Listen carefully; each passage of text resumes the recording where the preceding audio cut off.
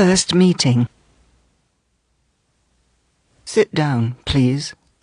Marie-Laurent settled into a deep leather armchair. While Professor Kern opened the envelope and read the recommendation letter, she quickly surveyed the study. What a gloomy room. But it would be nice for reading and working, as there was nothing to distract one's attention. A lamp with an opaque shade lit only the desk covered with books, manuscripts, and proof-runs. One's eye could barely distinguish the imposing furniture of black oak. The wallpaper was dark, as were the drapes. Only the gilded book bindings glinted in their heavy bookcases. A long pendulum of an antique wall clock moved slowly and regularly.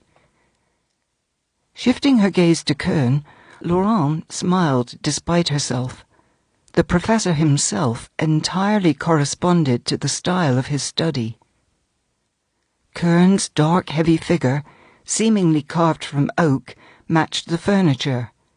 The large horn-rimmed glasses looked like two clock faces. His eyes, the colour of grey ash, moved like pendulums as he went from one line of the letter to the next. Angular nose, a straight linear cut of the eyes and mouth, and square protruding chin made his face look like a stylized decorative mask created by a cubist sculptor. A mask like that would look good above the mantel, Laurent thought. My colleague, Sabatier, spoke highly of you. Yes, I do need an assistant. You are a medical school graduate? Excellent. 40 francs per day. You get paid every week. You shall receive breakfast and lunch here, but I insist upon one condition. Drumming with his dry fingers on the desk, Professor Kern asked an unexpected question. Can you keep your mouth shut? All women are chatty. You are a woman. That is bad enough. You are beautiful. That is even worse. What does it have to do? Everything. A beautiful woman is twice the woman. This means she possesses twice the amount of all the feminine drawbacks. You might have a husband, a friend, a fiancé, and then all the secrets go to hell. But nothing. You must be as mute as a fish. You must say nothing about anything you see and hear here. Do you accept this condition? I must warn you. Insubordination will have extremely unpleasant consequences for you. Extremely unpleasant. Laurent was confused and curious. I agree, as long as there is nothing. Criminal, you mean to say? You may rest assured. And you are in no danger of any kind of responsibility.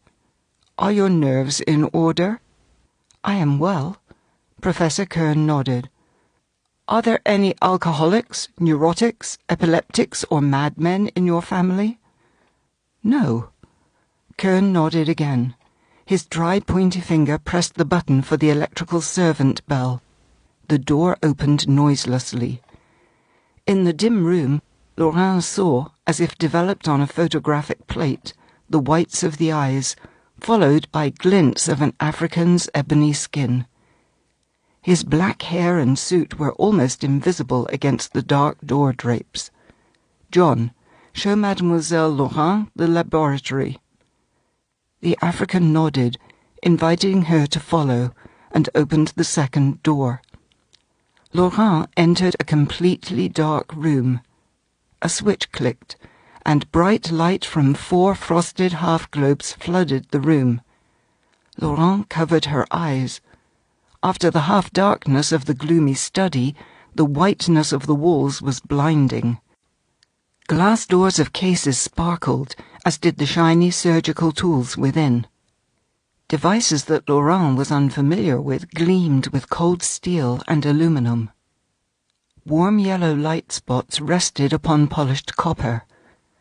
Pipes, spirals, beakers, glass cylinders, glass, rubber, and metal were everywhere.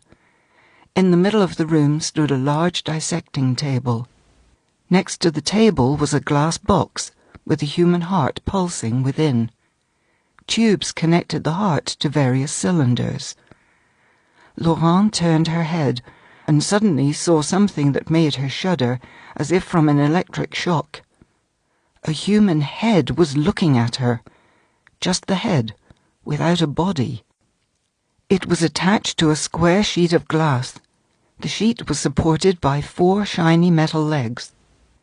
Tubes were inserted into the cut arteries and veins, went through openings in the glass, and connected, either in pairs or separately, to a series of cylinders. A large, thick tube came out of the throat and was connected to the largest container in the room. It and other cylinders had valves, pressure and temperature gauges, and other attachments Laurent could not identify. The head was looking at Laurent carefully and sadly, blinking slowly. There was no doubt. The head was alive, separated from the body, with its own independent and conscious life. Despite the striking impression, Laurent could not help but notice that the head looked remarkably like that of the recently deceased famous surgeon, Professor Dowell, who was well known for his experiments of reviving organs separated from a body. Laurent had been to his brilliant public lectures many times, and remembered well this high forehead, handsome profile, thick wavy hair shot with silver, blue eyes. Yes, it was the head of Professor Dowell. His lips and nose were thinner, his temples and cheeks drier. His eyes were set deeper, and his once white skin now had the dark yellow tinge of a mummy.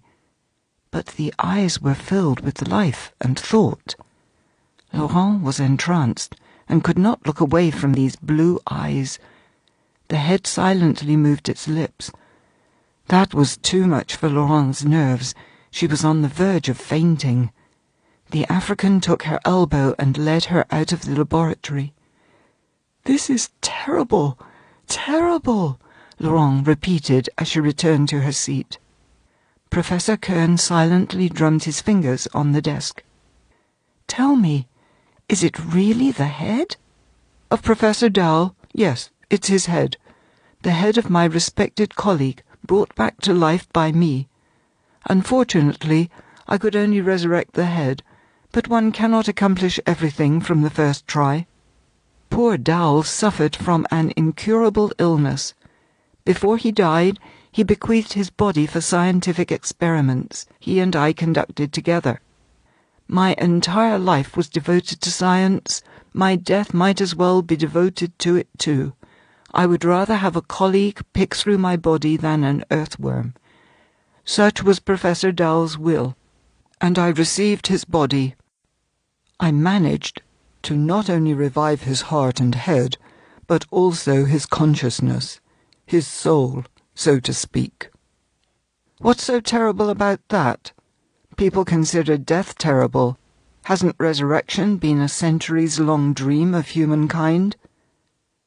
"I would prefer death to such resurrection." Professor Kern gestured with his hand. "Yes, it has certain inconveniences for the resurrected. Poor Dowell couldn't show up in public in such an incomplete state. That is why we are keeping this experiment secret. I am saying we, because such is the wish of Dowell himself. Besides, the experiment is not yet complete." "How did Professor Dowell, or rather his head, express this desire? Can the head talk?" Professor Kern seemed taken aback for a moment. "No, Professor Dowell's head cannot talk, but it can hear, understand, and reply by using his facial muscles." To change the subject, Professor Kern asked, "Well then, do you accept my offer?" "Excellent. I shall expect you tomorrow at 9 o'clock in the morning. But remember, silence, silence, and silence." The Mystery of the Forbidden Valve. Marie Laurent's life was never easy. She was 17 when her father died. Marie had to take care of her sick mother. The limited sum left by her father did not last very long, and she had to go to school and work to support the household. For several years she worked as a night issue editor for a newspaper. Having received her medical degree, she searched for a job in vain. She had offers to go to the deadly regions of New Guinea in the middle of a yellow fever epidemic. But Marie did not want to either go there with her sick mother or leave her mother behind. Professor Kern's offer was the only option for her. Despite the strange circumstances of the job, she agreed almost without hesitation. Laurent did not know that, prior to interviewing her, Professor Kern made thorough inquiries about her. She had been working for Kern for 2 weeks. Her duties were not difficult. She had to watch the devices supporting the head's life. At night she was replaced by John. Professor Kern explained to her how to use the valves on the various cylinders. Pointing at the large reservoir with the thick pipe connected to the head's throat, Kern absolutely forbade her to open its valve. "If you turn the valve, the head will be instantly killed. At some point, I shall explain to you the feeding system for the head and the purpose of this cylinder. In the meantime, it's enough for you to know how to use the other equipment." Nevertheless, Kern was in no rush to provide these explanations. A small thermometer was inserted deep into one of the head's nostrils. At certain times, it had to be pulled out and the temperature recorded. The cylinders also had pressure and temperature gauges. Laurent had to monitor their liquid temperature and pressure. The well-tuned equipment gave her no trouble, working with all the precision of a Swiss watch. The particularly sensitive device set against the head's temple monitored its pulse and was attached to a drawing device, drawing a continuous graph. The ribbon was replaced every day. The contents of the cylinders were replenished in Laurent's absence. Marie gradually became used to the head and even grew fond of it. When Laurent entered the laboratory every morning, with her cheeks flushed from a brisk walk in the fresh air, the head smiled weakly, and its eyelids trembled as the sign of greeting. The head could not speak. However, Laurent had quickly learned its sign language, albeit a very limited one. The lowering of the eyelids meant yes. The raising meant no. The noiselessly moving lips were also somewhat helpful. "How are you doing today?" Laurent asked. The head smiled with a shadow of a smile and lowered its eyelids. "Very well, thank you." "Did you sleep well?" The same response. As she asked questions, Laurent quickly performed her morning duties. She checked the devices, temperature, pulse, and made notes in the log. Then, with the greatest care, she washed the head's face with a sponge soaked in a solution of water and alcohol, and wiped the ears with sterile cotton. She plucked a bit of cotton stuck to the eyelashes and washed the eyes, nose, and mouth. There were special tubes for that. She brushed the hair. Her hands touched the head deftly and gently. The head's face bore an expression of pleasure. "It's wonderful out today," Laurent said. "The sky is so blue. The air is frosty and clear. You can't help but breathe as deeply as you can. Look at the sun. It shines as if it's already spring." The corners of Professor Dowell's lips drooped sadly. His eyes glanced sadly at the window, and then returned to Laurent. She blushed, annoyed with herself. Usually, with her instincts of a sensitive woman, Laurent avoided talking about anything that was unreachable for the head, and could remind it of the deficiencies of its existence. Marie felt a kind of motherly compassion toward the head, as if it was a helpless child, deprived by nature. "Well, let us get to work," Lauren said quickly, trying to cover her mistake. In the mornings before Professor Kern's arrival, the head read extensively. Laurent brought in a stack of all the latest medical journals and books, and showed them to the head. The head glanced at the titles. When it reached the right article, it moved its eyebrows. Laurent set the magazine onto a stand, and the head read. Laurent became used to following the head's eyes and guessing when to turn the page. When it wanted to make a mark in the margin, the head made a sign, and Laurent ran her finger over the lines, watching the head's eyes and marking the passage with a pencil. Laurent did not know why the head wanted her to make these marks, and she couldn't hope to receive an explanation through the head's limited sign language, so she never asked.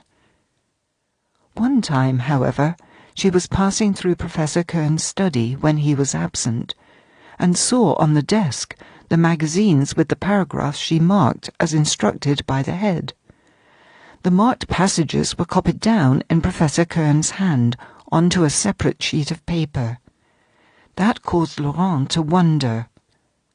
Once she got to thinking about it, Marie couldn't help but ask. Perhaps the head would find a way to explain. "Tell me, why do we mark certain passages in the scientific articles?" An expression of displeasure and impatience appeared on Professor Dowell's face. The head looked expressively at Laurent, then at the valve with the tube leading to the head's throat, and lifted its eyebrows twice. That meant a request. Laurent realized that the head wanted her to open that forbidden valve. It wasn't the first time the head appealed to her with the same request. But Laurent interpreted the head's request in her own way. Apparently the head wanted to finish its hopeless existence. And Laurent didn't dare open the valve. She didn't want to cause the head's death, nor did she want the responsibility or to lose her job. "No, no," Laurent replied fearfully to the head's request. "If I open that valve, you shall die. I don't want to. I cannot. And I do not dare kill you." The head's face twisted with impatience and a sense of helplessness. It quickly raised its eyelids and eyes 3 times. "No, no, no, I will not die," Laurent interpreted. She hesitated. The head started moving its lips silently, and Laurent realized that it tried saying, "Open, open, please." Laurent's curiosity was excited in the extreme. She felt that there was a mystery behind all this. The head's eyes were filled with boundless sadness. Its eyes asked, begged, demanded. It seemed that all power of human thought, all the strain of will were focused in its gaze. Laurent made a decision. Her heart beating fast, her hand shaking, she carefully opened the valve. Instantly, there was a hiss in the head's throat. Laurent heard a weak, dull, crackling voice, as shaky as a broken record player. "Thank you." The forbidden valve opened way to the compressed air. As it passed through the head's throat, the air moved the vocal cords and enabled the head to speak. The throat muscles and ligaments could no longer work properly, and the air passed through the throat with a hiss when the head was not speaking. The cuts in neck nerves violated the normal work of the vocal cords and gave the voice the dull, trembling quality. The head's face expressed satisfaction. At that moment, there were footsteps in the study, and the sound of the door being unlocked. The laboratory was always locked from the study. Laurent barely managed to close the valve. The hissing in the head's throat stopped. Professor Kern came in. The head speaks. A week passed since Laurent discovered the secret of the big valve. During that time, the friendship between Laurent and the head became even stronger. During those times, when Professor Kern left for the university or the clinic, Laurent opened the valve, letting a weak stream of air into the head's throat and enabling it to talk in a whisper. Laurent spoke quietly too. They were afraid of being overheard by John. Their conversations clearly had a positive effect upon Professor Dowell. His eyes became livelier, and the careworn creases between his eyebrows smoothed out. The head spoke much and willingly, as if rewarding itself for the time of forced silence. The night before, Laurent dreamed of Professor Dowell's head in her sleep, and when she woke up she thought, "Does the head itself dream?" "Dreams," the head whispered quietly. "Yes, I can dream, and I don't know whether I get more grief or joy from them. In my dreams, I see myself healthy and full of energy. So when I wake up, I feel doubly robbed physically and emotionally. After all, I am deprived of everything that other people have. All I have left is the ability to think. I think, therefore I am." The head quoted Descartes with a bitter smile. "I am. What do you dream about?" "I have never dreamed of myself as I am now. I see myself the way I used to be. I see my family and friends. I recently dreamed about my late wife, and relived the spring of our romance. Betty came to me as a patient. She hurt her leg when getting out of a car. Our first meeting was in my exam room. Somehow we became very close almost right away. After her fourth visit, I asked her to look at the portrait of my fiancé on the desk. I shall marry her if she says yes, I said. She came to the desk and saw a small mirror. She picked it up and looked at it, then laughed and said, "I think she will." In a week we were married. This scene passed before me in my dreams just recently. Betty died here in Paris. You know, I came here from America as a war surgeon.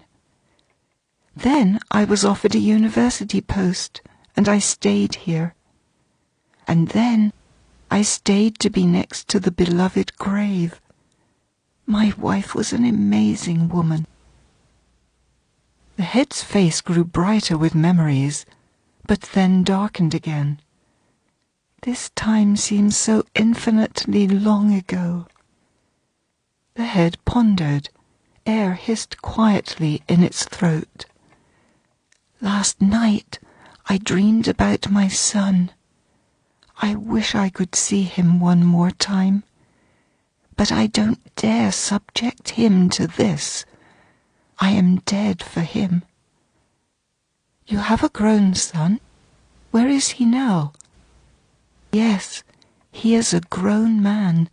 He is the same age as you, or a bit older. He graduated from university. Presently, he is in England with his mother's sister. I wish I didn't dream. But it's not just the dreams, the head continued after a pause, that torture me. When I am awake, I am tricked by phantom sensations. As strange as it may seem, sometimes I imagine I can feel my body. I suddenly want to take a deep breath, stretch, open my arms, like a person who's been sitting for too long. And sometimes I feel arthritis pain in my left leg. Isn't it funny? Although you are a doctor, so you probably understand how it works. The pain is so real that I look down despite myself, And of course, see the empty space under the glass and the stone tiles of the floor. At times, I feel as if I am about to have an asthma attack, and then I am almost happy about my life after death, which at least eliminates that problem. It's all in the purely reflexive activity of brain cells, once connected to the workings of the body. It's terrible, Laurent said. Yes, it is. It's strange. When I was alive, I thought I lived solely by the power of thought. Somehow, I didn't notice my body. I was always neck-deep in my scientific research, and only after I had lost my body, I understood how much I lost with it. Now, more than ever, I think about the smell of flowers, fragrant hay, the woods, long walks, the noise of sea waves. I haven't lost my sense of smell, touch, and the rest, but I am cut off from the entire world teeming with sensations. The smell of hay is only good in the field, when it is associated with 1,000 other things. The scent of the woods, the beauty of sunset, the bird song. Artificial smells could never replace the real ones. The smell of perfume rose without the flower? It's just as bad as the smell of pâté for a hungry person, without the pâté itself. Having lost my body, I have lost the world, the entire, boundless, beautiful world filled with things I never noticed, things I could pick up and touch, and at the same time feel my own body, the sense of myself. Oh, I would have gladly given up this fantastic existence for the joy of sensing the weight of a simple stone in my hand. If you only knew how much pleasure I derive from the touch of the sponge when you wash my face in the morning. Touch is the only thing that still connects me to the world of real things. All I can do on my own is touch the tip of my tongue to my lips when they feel dry. That evening, Laurent came home absent-minded and agitated. Her elderly mother prepared tea and some cold snacks for her, as usual. But Marie didn't touch the sandwiches, downed a glass of tea with lemon, and rose to go to her room. Her mother looked at her carefully. "Is something wrong, Marie?" the old woman said. "Perhaps some problems at work?" "No, it's nothing, Mom. I am just tired and have a headache. I'll go to bed early and all will be well." Her mother didn't stop her, but sighed and fell deep into thought. Ever since Marie accepted the job with Professor Kern, she was changed. She became nervous and secretive. Mother and daughter were always very close. They had no secrets from each other, but now there was one. Madame Laurin felt that her daughter was hiding something from her. To her mother's questions about the job, Marie gave very brief and vague answers. "Professor Kern has a clinic at home for particularly interesting patients. I take care of them." "What sort of patients?" "All sorts. Some of them are very difficult cases." Marie frowned and changed the subject. The old woman was not satisfied by these answers. She even started making careful inquiries, but was unable to find out anything that she didn't already know from her daughter. "Is she in love with Kern and he doesn't return her feelings?" the woman thought, but she instantly disagreed with herself. Her daughter would never have concealed anything like that from her. And besides, wasn't Marie the prettiest girl? And Kern was a bachelor. If Marie fell in love with him, surely Kern couldn't resist. There wasn't another Marie in the whole world. No, there was something else. And the old lady couldn't sleep for a long time, tossing and turning between her perfectly fluffed pillows. Marie couldn't sleep either. Having turned off the light to make her mother think that she was asleep, Marie sat on her bed with her eyes wide open. She remembered everything the head told her and tried to imagine herself in its place. She touched her tongue to her lips, her palate, and her teeth, and thought, "This is all the head can do. It can bite its lips and the tip of its tongue. It can move its eyebrows. It can roll its eyes, open and close them, its mouth and its eyes. That's all it can move.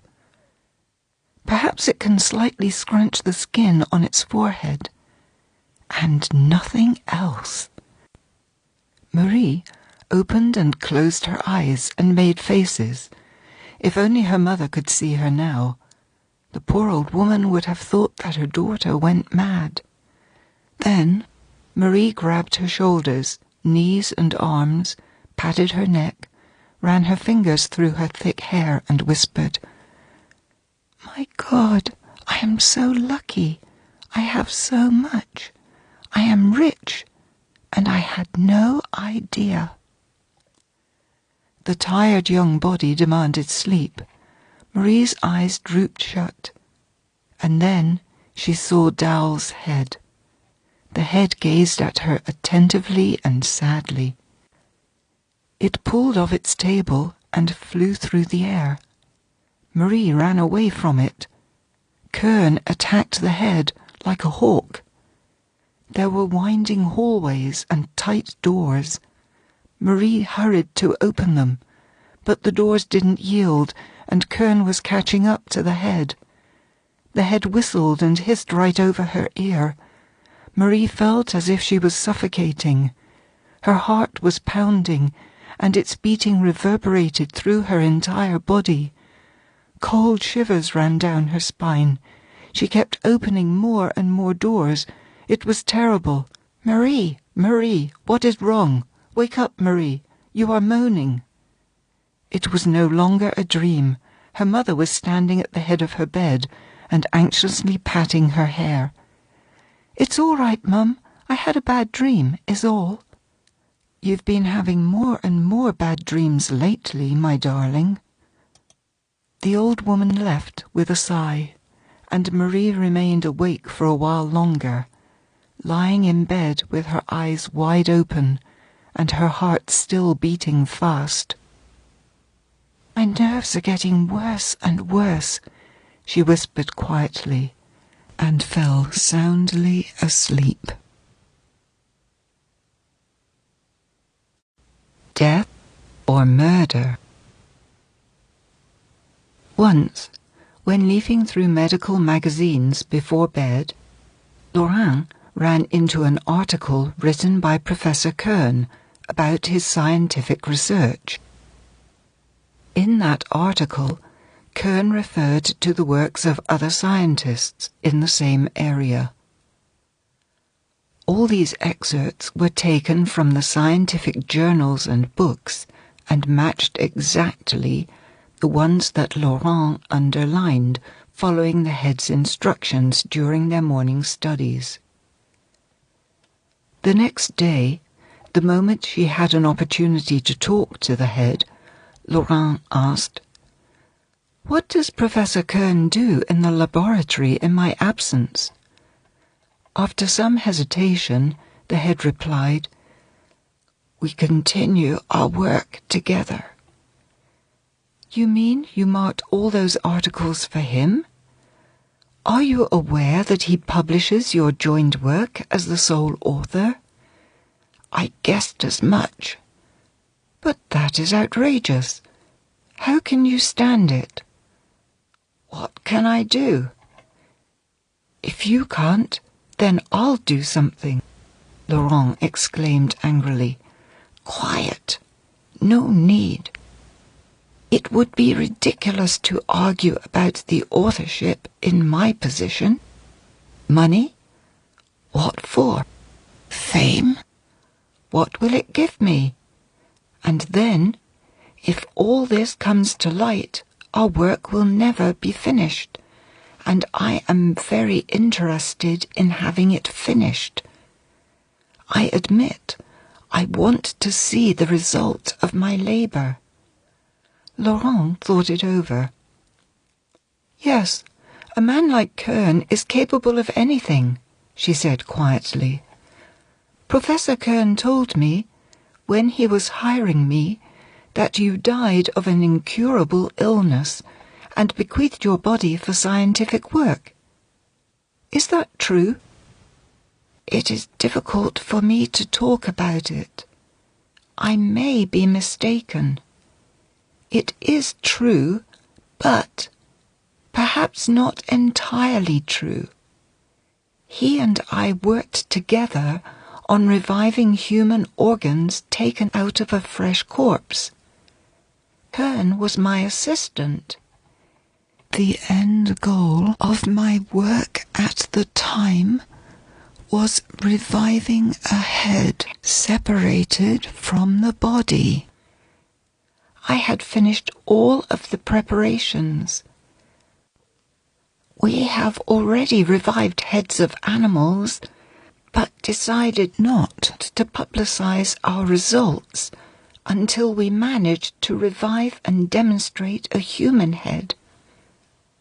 Shortly before that last experiment, which I had no doubt would have been successful, I handed to Kern the manuscript with all of my work to prepare for publication.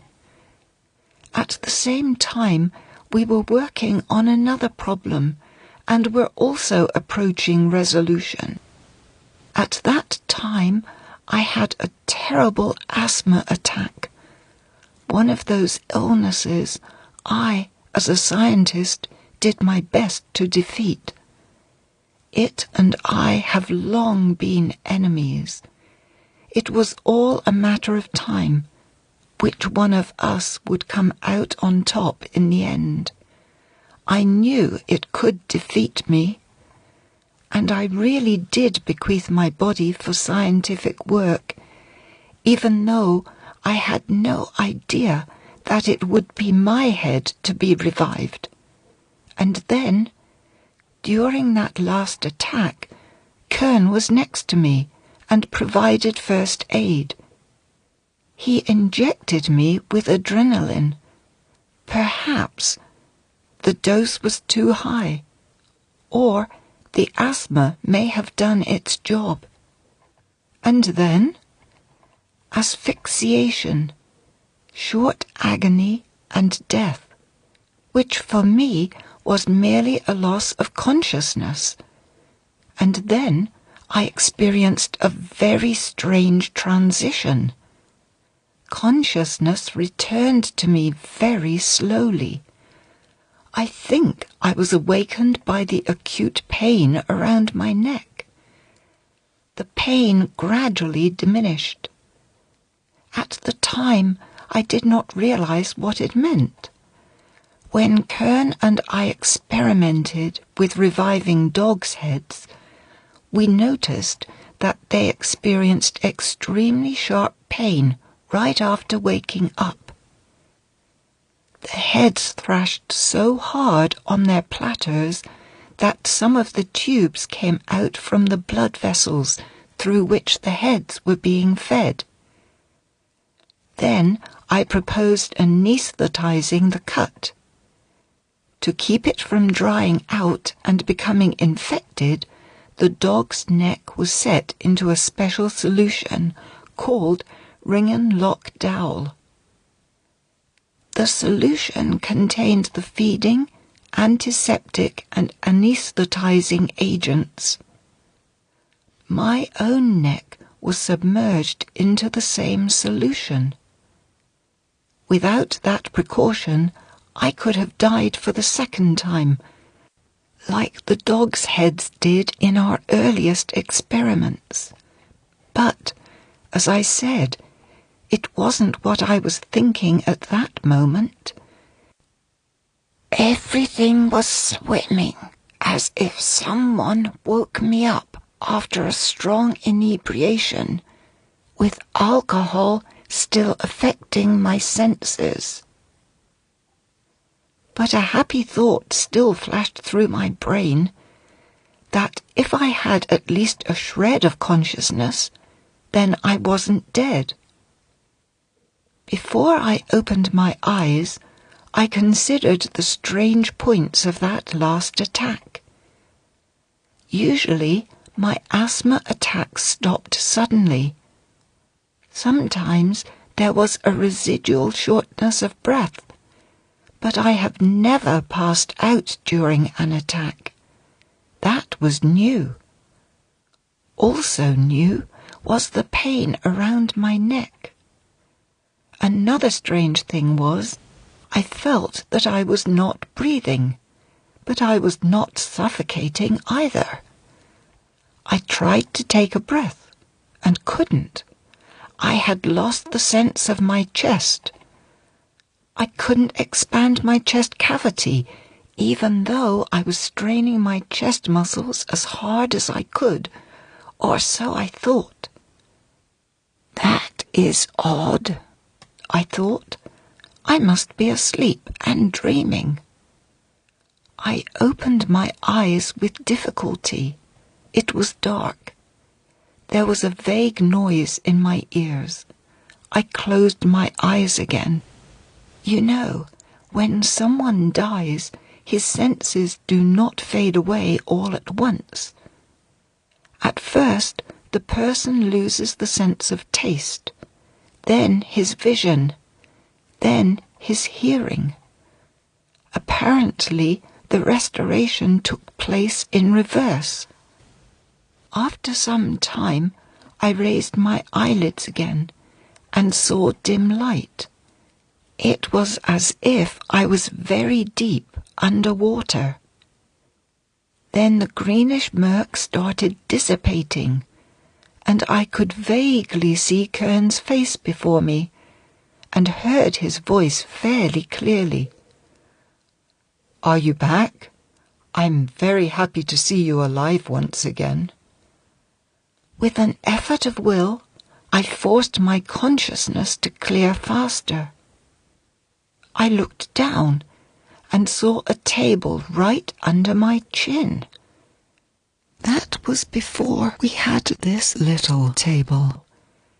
And there was a regular table, similar to a kitchen table, that Kern adapted for the experiment. I wanted to look behind me, but couldn't turn my head.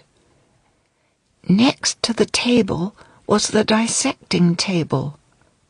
On it was someone's headless body. I looked at it, and the body looked familiar, even though it did not have a head, and its chest cavity was open. Someone's heart was beating in a glass box nearby. I looked at Kern in confusion. I still couldn't understand why my head was on a table and why I couldn't see my body. I wanted to reach out with my hand and couldn't. What happened? I wanted to ask Kern, but only moved my lips. He looked at me and smiled. "Don't you recognize it?" he asked, nodding at the dissecting table. "It's your own body. You are now rid of asthma for good." He could still joke. And then I knew. I admit, at the first moment I wanted to scream, pull from the table, kill myself and Kern. Or rather, I knew in my mind that I should have been enraged, screaming and protesting, but I was struck by the icy calm that came over me. Perhaps I was outraged, but it was as if I was looking at myself from the outside. Something had shifted in my psyche. I frowned and remained silent. Could I really become as agitated as before, when my old heart was beating in a glass container, and my new heart was nothing but a motor? Laurent gazed at the head in horror. And after that, you still continue working with him? Had it not been for him, you would have conquered the asthma and would have remained a complete person. He is a thief and a murderer, and you are helping him rise to the heights of glory. You are working for him. He feeds upon your mind like a parasite. He made you into some sort of a generator of creative thought, and is now making money and fame with it. And you? What does he give you? What kind of life is this? You have been deprived of everything. You are a poor remain, in which desires can still live to your own detriment. Kern had stolen the entire world from you. Forgive me, but I do not understand you. How can you work for him so obligingly and without complaint? The head smiled sadly. A head's revolt? That would have been sensational. But what could I do? After all, I am deprived even of the last human choice of committing suicide. But you could refuse to work with him. I have been through that, if you must know. But my revolt was not caused by the fact that Kern takes advantage of my thinking ability. After all, who cares what the author's name is? The important thing is for the idea to enter the world and do its job. I revolted because it was difficult for me to get used to my new existence. I wished for death instead of life. Let me tell you what happened to me around that time. I was alone in the laboratory once. Suddenly, a big black beetle flew in through the window. Where did it come from in the middle of a huge city? I have no idea. Perhaps it was brought in by a car coming back from a suburban picnic. The beetle circled above me and landed onto the glass top of my table, right next to me. I moved my eyes to watch the disgusting insect, unable to get rid of it. The beetle's legs slipped on the glass as it slowly approached me. I don't know if you can fully understand me. I have always had a particular dislike for this sort of insect. I would have never touched it. And I was helpless even before such an insignificant enemy. All my head was for was a convenient platform for takeoff, and it continued crawling toward me, its legs rustling. With some effort, it managed to grab the hairs of my beard. It thrashed around, tangled in the hair, but stubbornly climbed higher. It crawled over my lips, up the left side of my nose, over my shut left eye, until it finally made it to my forehead, then fell back onto the glass and then on the floor. It was a trifling incident, but it struck me deeply, and when Professor Kern returned, I absolutely refused to continue working with him. I knew he wouldn't dare demonstrate my head in public, and he wouldn't keep me without any benefit to himself, for I was a piece of evidence against him, and he would kill me. Such was my plan. We struggled. He used some pretty cruel measures. Once, late in the evening, he came in with an electrical device, attached electrodes to my temples, and addressed me. He stood before me with his arms crossed on his chest and spoke in a very gentle, soothing tone, like a real inquisitor. "My dear colleague," he began, "we are alone here, eye to eye, behind heavy stone walls.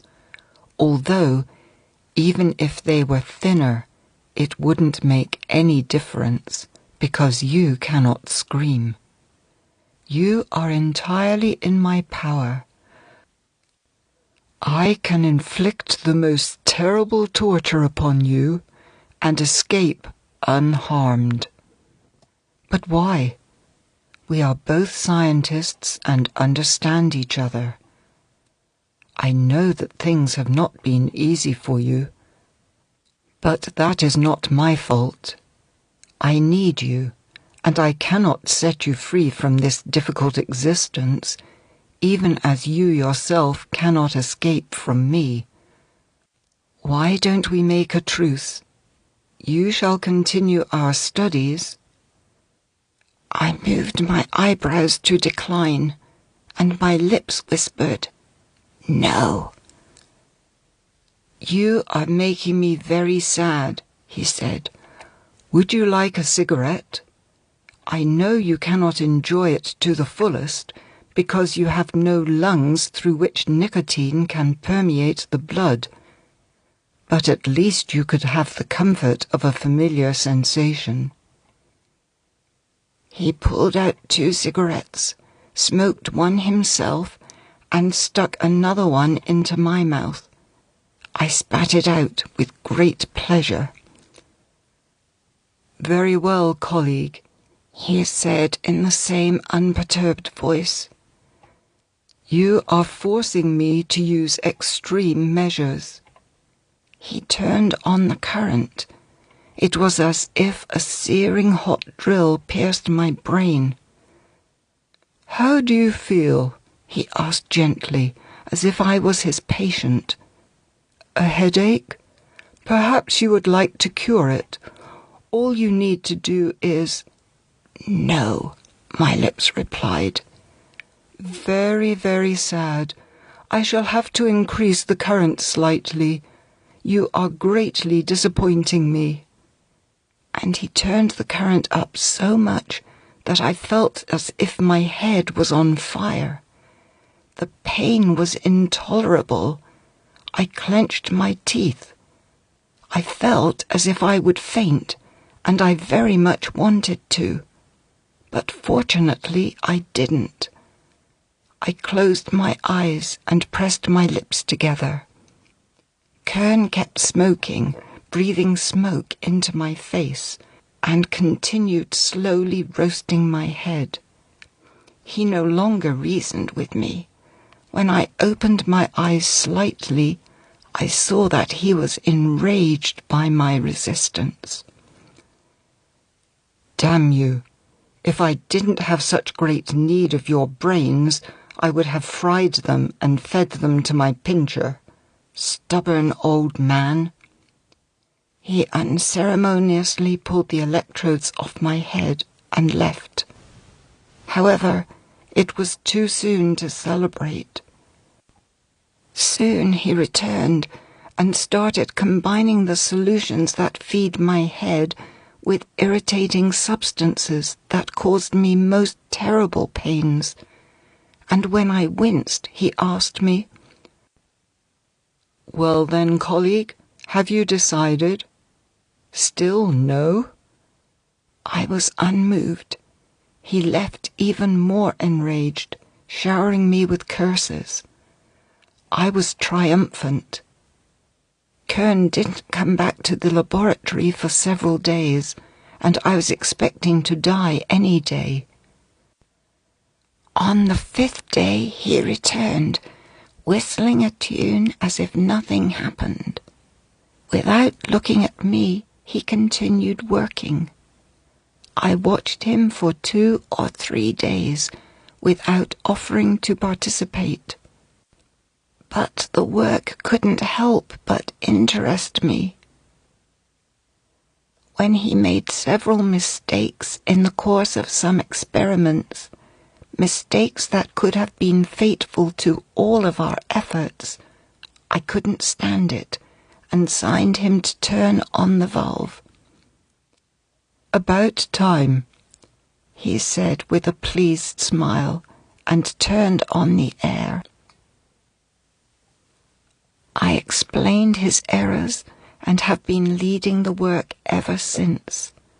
I guess he turned out to be cleverer than I. Victims of the City.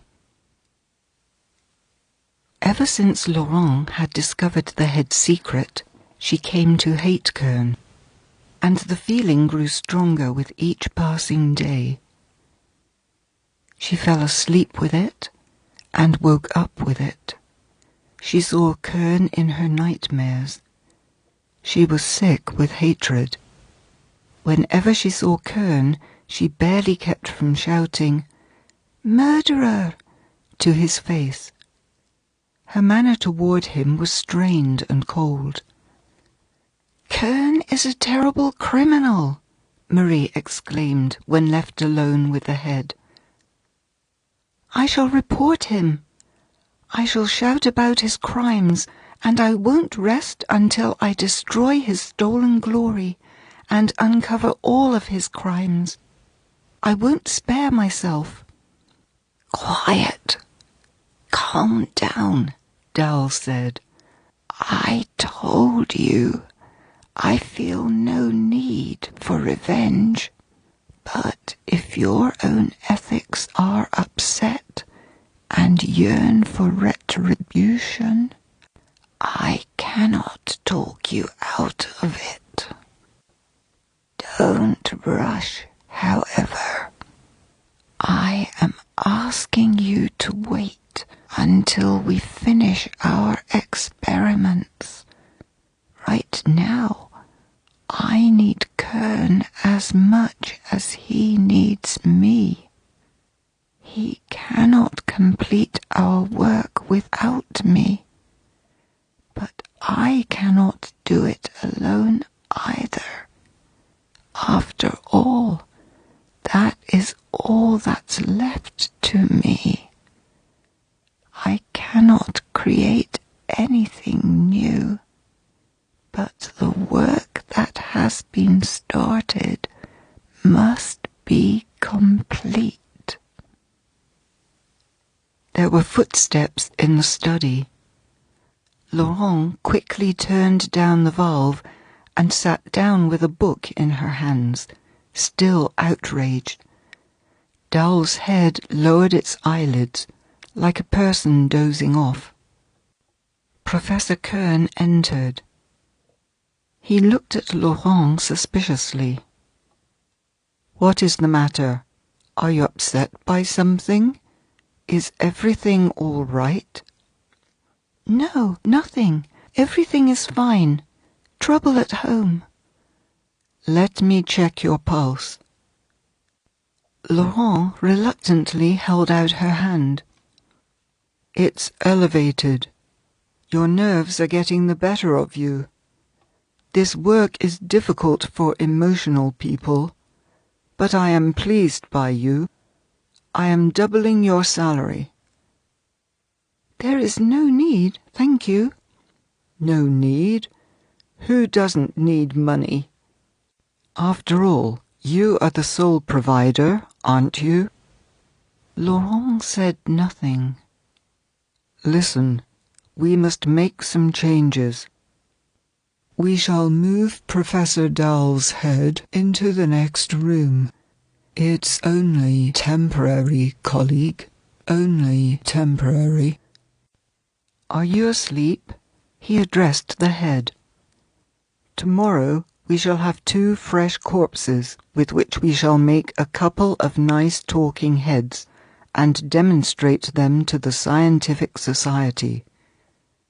It is time to publicize our discovery. Kern once again gave Laurent a searching look. To avoid showing her disdain too soon, Laurent forced herself to assume the look of indifference, and asked the first question that occurred to her. Whose corpses? I do not know, and no one does, because right now they are not corpses, but normal, healthy people. I can tell you that with utmost certainty. I need heads from completely healthy people, but tomorrow they shall die, and an hour after that they shall be right here on the dissecting table. I shall make certain of that. Laurent, despite the fact that she expected anything from Professor Kern, gave him such a terrified look that he became confused for a moment, and then burst out laughing. It's quite simple. I have ordered a couple of fresh corpses at the morgue. You see, the city is nothing but a modern hell that demands daily human sacrifices. Every day, with all the immutability of the laws of nature, people die in traffic accidents as well as in industrial and construction accidents. These ill-fated people, happy, full of energy and health, will go to bed and sleep soundly tonight, not knowing what awaits them tomorrow. Tomorrow morning they will get up and get dressed, humming a merry tune before leaving, as they think, to go to work, but in reality to meet their end. At the same time, at the other end of the city, their unwilling executioner will be getting ready, just as happily, a truck or tram driver perhaps. Then the victim will leave his apartment, and the executioner will set out from his garage or depot.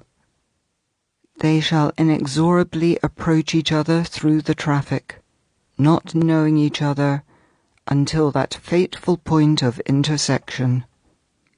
Then one of them will become distracted for a second, and voila! The statistical graphs tracking the number of traffic casualties shall get another data point. Thousands of small circumstances lead them to that one fatal point, and nevertheless, it will happen inevitably, with the precision of a clock mechanism that brings together 2 clock hands travelling at different speeds.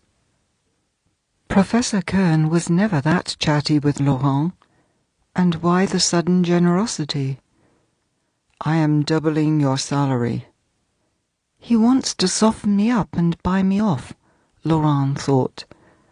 I think he suspects that I have either guessed or already know a lot, but I don't come with a price tag. New arrivals. The next morning there were indeed 2 fresh corpses on Professor Kern's dissecting table. The 2 new heads, designated for public demonstration, were not supposed to know about the existence of Professor Dowell's head. That was why Professor Kern had it moved to the next room. The male body belonged to a worker of about 30 years old, who died in traffic. His powerful body was crushed. His half-open glassy eyes were filled with terror. Professor Kern, Laurent and John dressed in white coats and were working on the bodies. There were several others, Professor Kern said. One construction worker fell from the scaffolding. I rejected him. He could have had a concussion. I also rejected a few suicides who used poison. This guy seemed suitable. And this one, the night butterfly. He nodded at the body of a woman with an attractive but faded face. It still bore the traces of rouge and eye pencil. The face was calm. Only the slightly raised eyebrows and half-open mouth expressed a kind of childish surprise. She's a nightclub singer. Was killed by a stray bullet during a fight between some drunk scoundrels. Straight through the heart, see? You couldn't make that shot on purpose, even if you wanted to. Professor Kern worked quickly and confidently. The heads were separated from the bodies, and the bodies taken away. In a few more minutes, the heads were set atop tall glass tables. Tubes were inserted into their throats, veins and arteries. Professor Kern was in a state of pleasant excitement. The time of his triumph approached. He had no doubt in his success. All the greatest scientific minds were invited to Professor Kern's upcoming demonstration and lecture. The press, guided by a skilled hand, published preliminary articles in which Kern's scientific genius was being celebrated. Magazines posted his portraits. Kern's approaching performance was being treated as one of the triumphs of national science. Whistling merrily, Professor Kern washed his hands, lit a cigar, and watched the heads in front of him. Not only was it John's head that ended up on a platter, but Salome's as well. That would have been some meeting, no? All we need to do is open the valve, and the dead shall come back to life. Well, mademoiselle, go ahead, revive them. Open all 3 valves. This big reservoir contains pressurized air, not poison. Of course, that was no longer news to Laurent, but she habitually pretended to be surprised. Kern frowned, suddenly serious. He came up to Laurent and said with utmost clarity, I would like to ask you to not use Professor Dowell's air valve. His vocal cords are damaged, and, catching Laurent's doubtful gaze, he added in irritation, regardless of the reason, I forbid you to open it. Please do as you are told, unless you want to get into serious trouble. Returning to his happy mood, he sang the first line from the opera Pagliacci. And so we begin. Laurent opened the valves. The worker's head was the first to show signs of life. His eyelids twitched slightly. His pupils became transparent. We have circulation.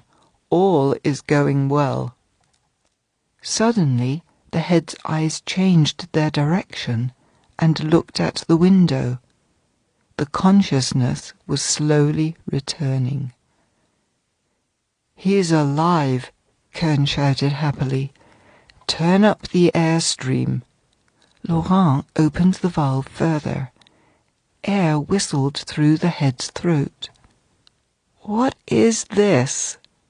Where am I?" the head mumbled. "You are in a hospital, my friend," Kern said.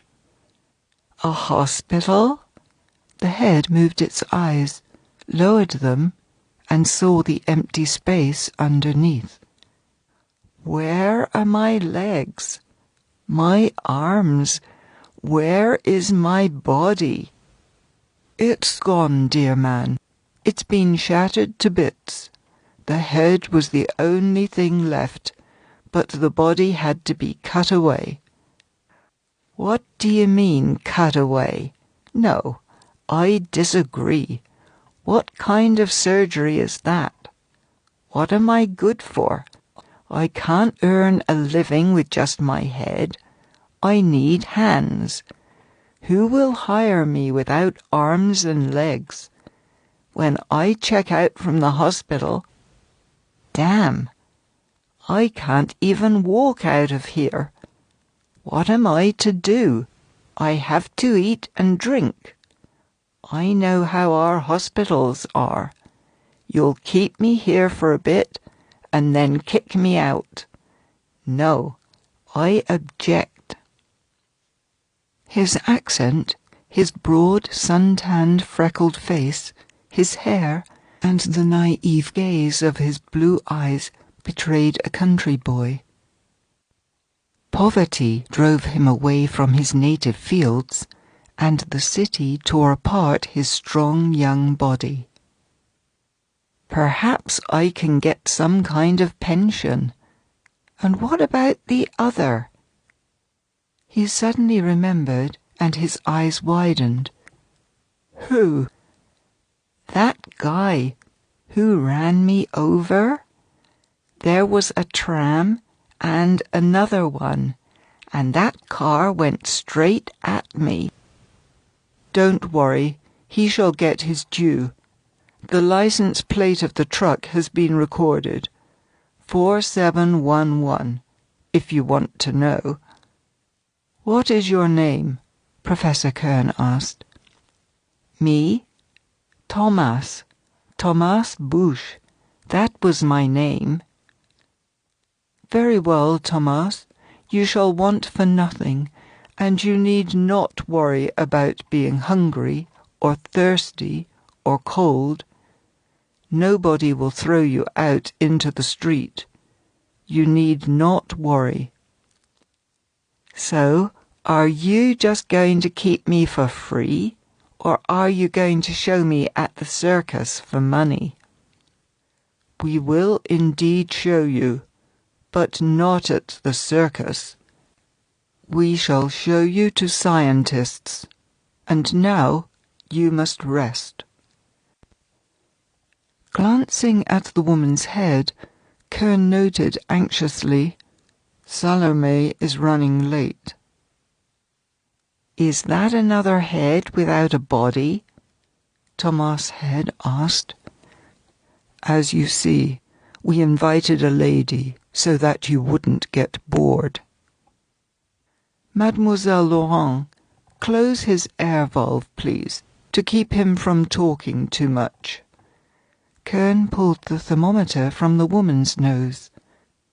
"The temperature is that above a corpse, but still low. The revitalization is going slowly." Time passed. The woman's head still did not come to life. Professor Kern became concerned. He walked around the laboratory, checked the clock, and his every step reverberated through the large room. Thomas' head watched him in confusion and silently moved its lips. Finally, Kern approached the woman's head and carefully examined the glass tubes that topped the rubber pipes inserted into the arteries.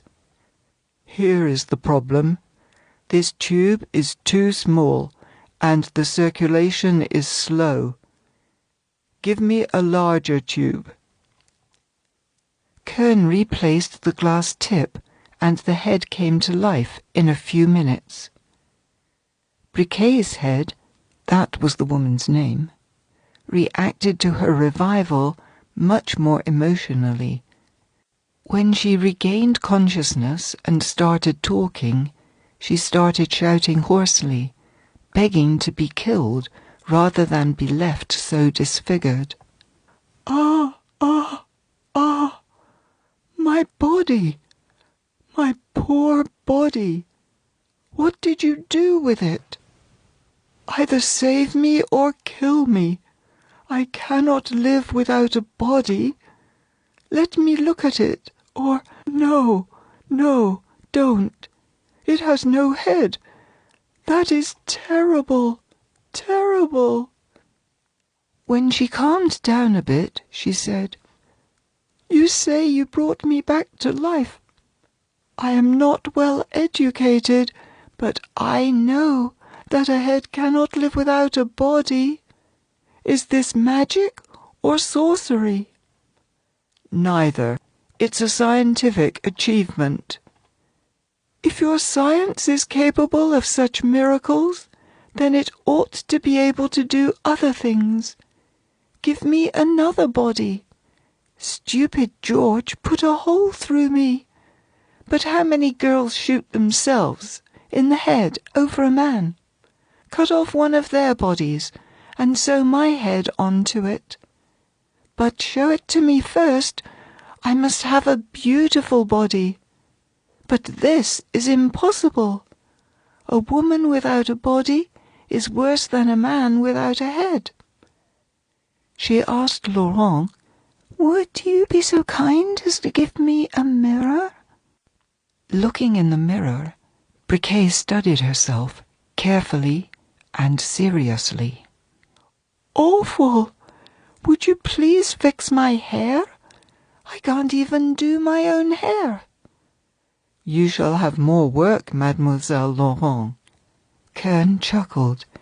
"Your compensation shall increase accordingly. I must go." He glanced at the watch and whispered to Laurent, "In their presence," and he pointed at the heads with his eyes. "Not a word must be spoken about Professor Dowell's head." When Kern left the laboratory, Laurent went to visit Professor Dowell. Dowell's eyes gazed at her sadly. A sarcastic smile twisted his lips. "My poor, poor Professor," Laurent whispered. "Soon you shall be avenged." The head signed to her. Laurent opened the air valve. "I'd rather have you tell me about today's experiment," the head hissed, with a weak grin. Entertaining the heads. The heads of Thomas and Briquet had an even harder time adjusting to their new existence than Dowell's head. The professor's brain could still work on the same scientific problems that had interested him in the past. But Thomas and Briquet were simple people, and their life had no meaning without a body. It was no wonder that they soon became depressed. "Is this life?" Thomas complained.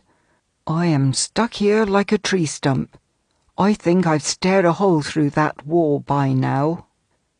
Kern was very concerned by the low spirits of the prisoners of science, as he jokingly called them. The heads might waste away from melancholy before their demonstration, and Professor Kern attempted to entertain them. He bought a projector, and Laurent worked with John to arrange movie nights, using the white wall of the laboratory as their screen. Thomas' head particularly enjoyed comedies with Charlie Chaplin and Monty Banks. When he watched their antics, Thomas forgot about his miserable existence for a time. Something like laughter burst forth from his throat, and there were tears in his eyes. But one time, after Banks had completed his performance, a farm appeared on the white wall of the room. A little girl was feeding chickens, A hen was attending to its babies. Next to a barn, a young, healthy woman was milking a cow, pushing aside a calf who kept trying to stick its face under the udder. A furry dog ran up, happily wagging its tail, followed by a farmer. He was leading a horse by the reins. Thomas wheezed in an uncommonly high, unnatural voice and suddenly screamed, "No, don't!" John, who was working with the projector, did not understand right away what was wrong. "Stop the film!" Laurent shouted and quickly turned on the lights. Pale images flickered for a few more seconds and finally vanished when John stopped the projector. Laurent looked at Thomas. There were tears in his eyes, but they were not from laughter. His entire plump face was twisted in a grimace, like that of an upset child, and his mouth was crooked. "Just like our village," he said, crying. "A cow, a hen. It's gone. It's all gone now." Laurent went back to the projector. Soon the lights were off again, and shadows flickered on the white wall. Harold Lloyd was running away from the police. But Thomas' mood was ruined. The sight of moving people made him even more depressed. "Look at him, running around back and forth," Thomas had grumbled. "If he was stuck here, he wouldn't be running all over the place." Laurent tried changing the program once again. The sight of a society ball had completely upset Briquet. Beautiful women in their gorgeous gowns irritated her. "Don't! I don't want to see how other people live," she said. The projector had to be put away. The radio kept them entertained somewhat longer. They were both moved by the music, especially the dance tunes. "My God, how I used to dance to this piece!" Briquet exclaimed once, bursting into tears. They had to find other ways to entertain the heads. Briquet was fussy, demanded a mirror every minute, invented new hairdos, asked to line her eyes with the eye pencil, powder and rouge her face. She was irritated by Laurent's lack of skill and her inability to comprehend the mysteries of makeup. "Can't you see?" Briquet's head said in frustration. "That the right eye is lined darker than the left? Raise the mirror higher." She wanted to have fashion magazines and bolts of cloth to drape over her table. She went so far as to state, with belated modesty, that she could not sleep in the same room with a man. "Please shield me during the night with a screen, or at least with a book." Laurent made a screen out of a large open book and started putting it on Briquet's table every night. Thomas was also a handful. One time he demanded wine. Professor Kern was forced to deliver the pleasure of inebriation by adding small doses of intoxicating substances into his feeding solution. Sometimes Thomas and Briquet sang together. Their weakened vocal cords were difficult to control, which made for a terrible duet. "My poor voice! If only you could have heard me sing before," Briquet said, and her eyebrows rose sadly. In the evenings they tended to be pensive. The strange nature of their existence forced even these simple characters to think about the questions of life and death. Briquet believed in life after death. Thomas was a materialist. "Of course we are immortal," Briquet's head said. "If our soul died with the body, it could never have come back into the head." "But where was your soul? In your head or in your body?" Thomas asked mockingly. "Of course, it was in the body, everywhere," Briquet's head replied, hesitantly, suspecting a trap. "Does that mean your soul is wandering headless around heaven?" "You are the one that's headless." Briquet was offended.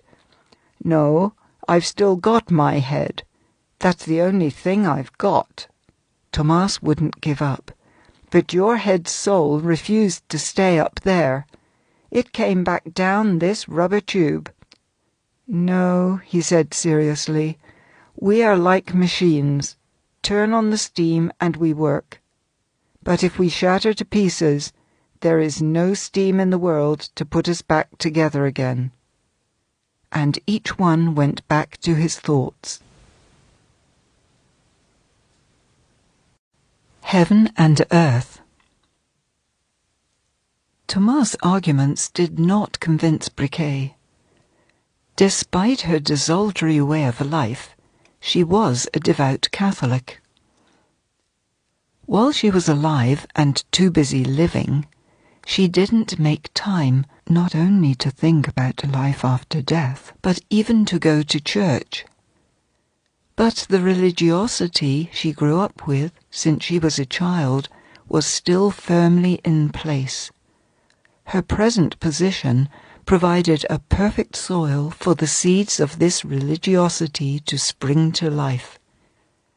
Her life as it was at the moment was terrible, but death, the possibility of second death, frightened her even more. At night she was tortured by the nightmares of the underworld. She imagined the hellish flames. She saw her body being fried on an enormous pan. Briquet woke up in terror, with her teeth chattering and her breath short.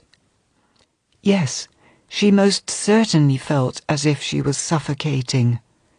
Her excited brain demanded additional oxygen, but she was deprived of a heart, that living engine that controlled so perfectly the blood supply to all of the organs.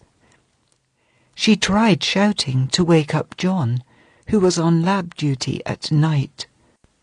But John became tired of frequent disruptions, and, in order to get some sleep, he turned off the head's air valves, despite Professor Kern's demands.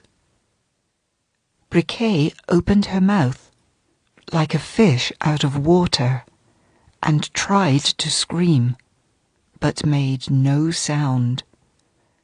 The room seemed to be filled with black chimera shadows, hellfire lighting their terrible faces.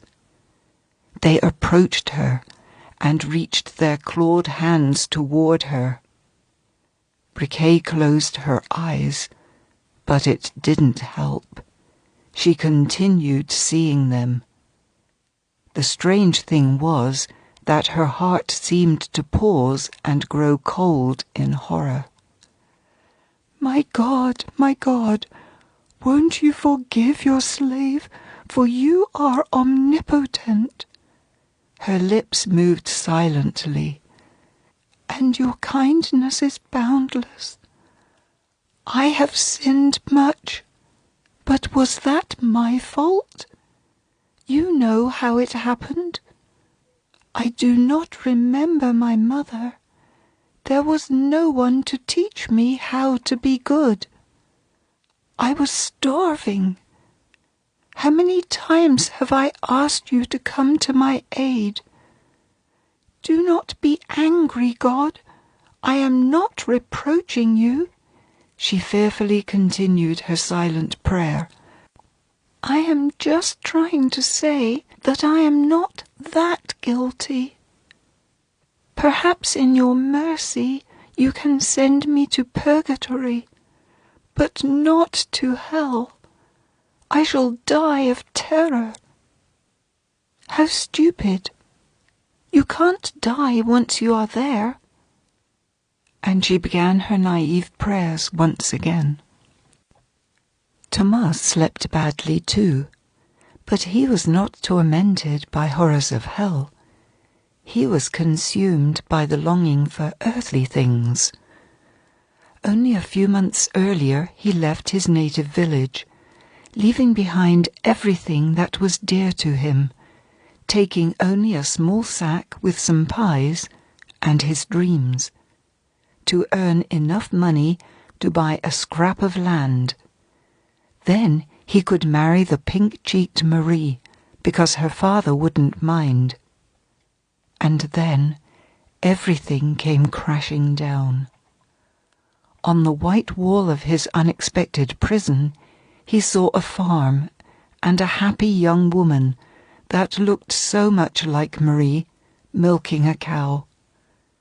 But instead of him, Thomas, some other man led a horse across the yard past the hen and chicks, and he, Thomas, was killed and demolished, and his head had been stuck on a stick, like a scarecrow. Where were his strong hands and his healthy body? Thomas gnashed his teeth in desperation. Then he cried quietly, and tears fell onto the glass table. "What is this?" Laurent asked in surprise during the morning clean-up. "Where did this water come from?" While the air valves had been turned back on by John, Thomas said nothing. He gazed at Laurent glumly and unkindly, and when she stepped over to attend to Briquet's head, he quietly wheezed, "Murderer!" He had forgotten about the driver who ran him over and transferred all his anger upon people around him. "What did you say, Thomas?" Laurent turned to him, but Thomas' lips were firmly pressed together once again, and his eyes stared at her with unbidden fury. Laurent was surprised, and wanted to ask John about the reasons for Thomas' bad mood, but Briquet had already taken over. "Be so kind as to scratch the right side of my nose. This helplessness is terrible. Is there a pimple there? But then, why is it so itchy? Bring me the mirror, please." Laurent put the mirror near Briquet's head. "Turn it to the right. I can't see. More. Yes, there is some redness there. Perhaps we should try cold cream." Laurent patiently applied the cream. "Very nice. Some powder." "Thank you." "Mademoiselle Laurent, I wanted to ask you something." "Of course." "Tell me, if a great sinner confesses to a priest and admits to all her sins, can that person be absolved and go to heaven?" "Of course she can," Laurent replied seriously. "I am so afraid of torture in hell," Briquet admitted. "Please, may I see a priest? I wish to die a true Christian." And Briquet rolled her eyes up like a dying martyr. Then she lowered them and exclaimed, "I love the cut of your dress. Is this the latest fashion? It's been a long time since you brought me fashion magazines." Briquet's thoughts quickly returned to more material subjects. "A short hem. Good legs look great in short skirts. My legs, my poor legs. Have you seen them? Oh, when I danced, these legs drove men mad."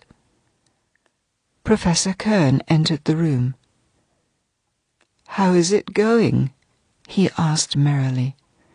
"Listen, Monsieur Professor," Briquet addressed him. "I cannot live like this. You must give me someone's body. I have already asked you, and I am asking you again. Please, I am certain that you could do that if you really wanted to." "Damn it, why not?" Professor Kern thought. While he entirely appropriated all of the credit of reviving a human head separated from the body, he knew that its success was entirely due to Professor Dowell. But why not go beyond Dowell? Make one living person out of 2 dead ones. It would be tremendous. And if the experiment was successful, all the credit would belong to Kern alone. Although he would still have to use some advice from Dowell's head. Yes, it was definitely worth considering. "Do you want to dance some more?"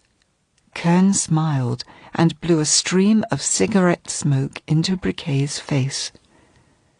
"Do I ever? I shall dance day and night. I shall swing my arms like a windmill and flutter about like a butterfly. Just give me a body, a young, beautiful female body."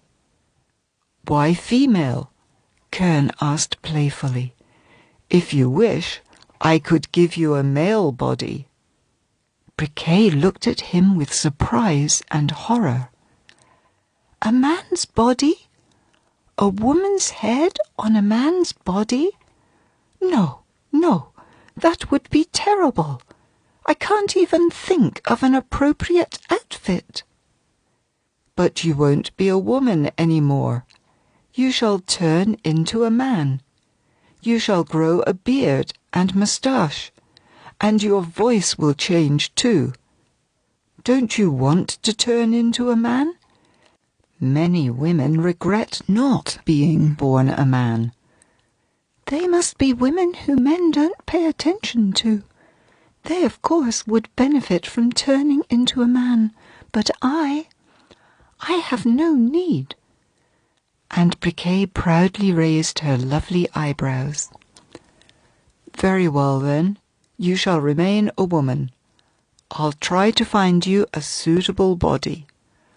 "Oh, Professor, I shall be eternally grateful to you. Can we do it today? I can imagine the effect I shall have when I return to Chat Noir." "That is not something that can be done quickly." Briquet continued chattering away, but Kern had already stepped away and was talking to Thomas.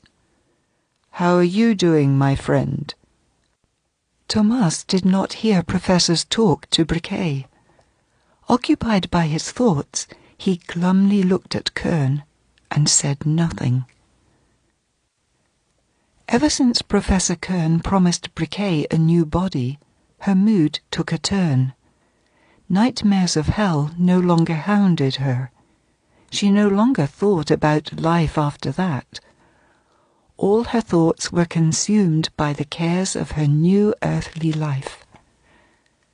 When she looked in the mirror, she worried that her face became thinner and her skin had a yellowish tinge. She has been wearing out Laurent, demanding to have her hair curled and her makeup applied. "Professor, will I really remain so thin and yellow?" she asked Kern anxiously. "You'll be prettier than ever," he assured her. "I see that makeup is not sufficient. It's nothing but self-deception," she said when the professor left. "Mademoiselle Laurent, we shall do cold baths and massage. I have new wrinkles at my eyes, and from my nose to my lips. I think they would go away if we massage them. A friend of mine— Ah, yes, I forgot to ask you. Did you find some grey silk for my dress? Grey has always been my best colour. Have you brought fashion magazines? Excellent. It's a pity that I do not know my size. I don't know what my body will be like. It would be nice if he could find something tall, with narrow hips. Open the magazine, please." And she became immersed into the mysteries of women's outfits. Laurent did not forget about Professor Dowell's head. She still took care of it and worked with it during morning hours, but there was no time to talk. Laurent still had much to discuss with Dowell. She was still tired and nervous. Briquet's head gave her not a moment of peace. Sometimes Laurent had to set aside her reading and run to Briquet's call, only to fix a strand of hair or tell her about the underwear shop.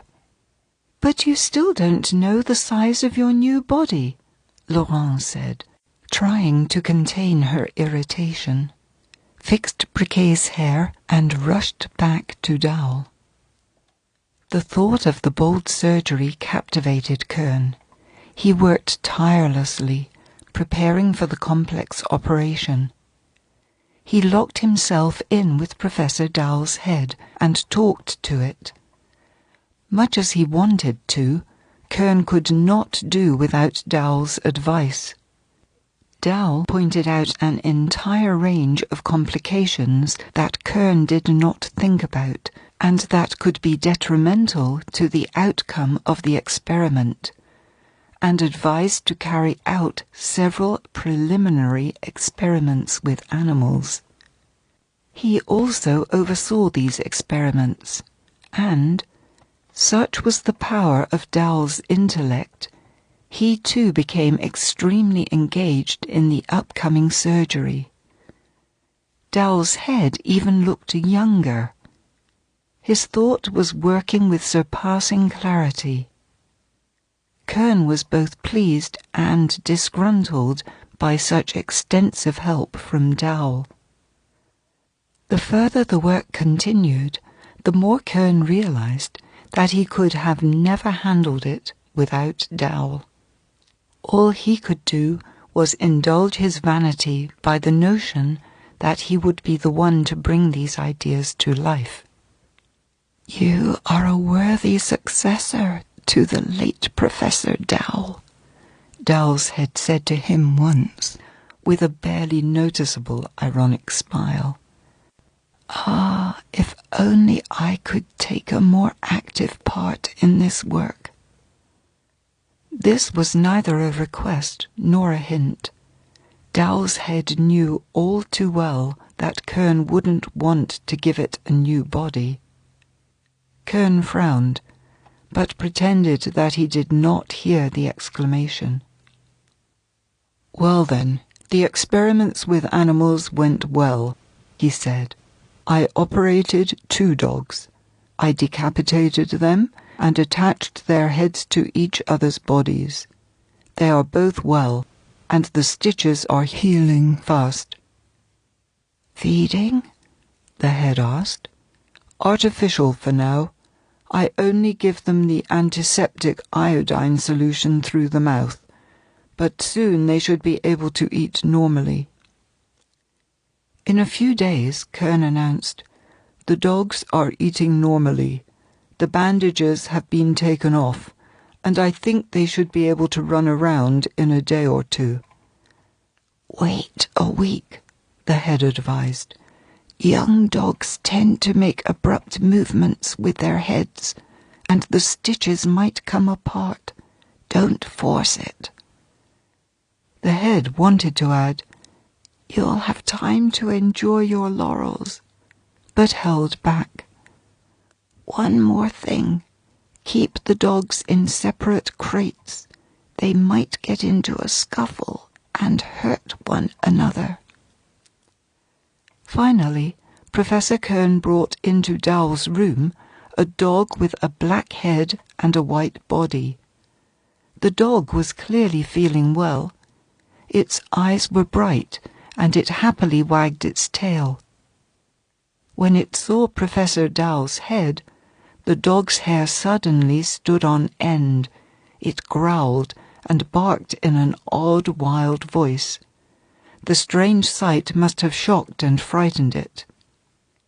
"Take the dog around the room," the head said. Kern walked around the room with the dog on a leash. Nothing slipped from Dowell's trained eye. "What is that?" Dowell asked. "The dog is limping slightly on its hind left leg, and the voice seems to be off." Kern looked taken aback. "The dog limped prior to the surgery," he said. "His leg was broken before." "I cannot see the defect, and alas, I cannot verify it by touch." "Could you not have found a pair of healthy dogs?" the head asked doubtfully. "I think you can be completely sincere with me, my dear colleague. You must have taken too long when reviving them, and prolonged the death pause in heartbeat and breathing. As you know very well from my own experiments, this often leads to the disruption of the nervous system functions. Don't worry, such things may eventually go away. Just make sure your briquet doesn't limp with both legs." Kern was enraged, but tried not to show it. The head had all the qualities of the former Professor Dowell: direct, demanding, and self-assured. "This is outrageous," Kern thought. "This head, hissing like a punctured tire, continues to lecture to me and make fun of my mistakes, and I have to listen to it like a schoolboy.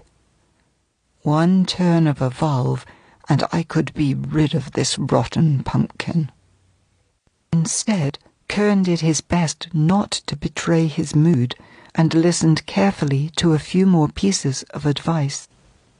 "Thank you for your instruction," Kern said, nodded and left. Once he was behind the door, he once again felt better. "No," Kern consoled himself. "It was excellent work. Dowell is hard to please. The dog's limping and odd voice are nothing compared to what's been done." When he passed through the room where Thomas and Briquet were situated, he stopped and said, pointing at the dog, "Mademoiselle Briquet, your wish will soon come true. See this dog? It used to be a head without a body, just like you, and look at it now. It lives and runs around as if nothing happened." "I am not a dog," Briquet's head replied defensively.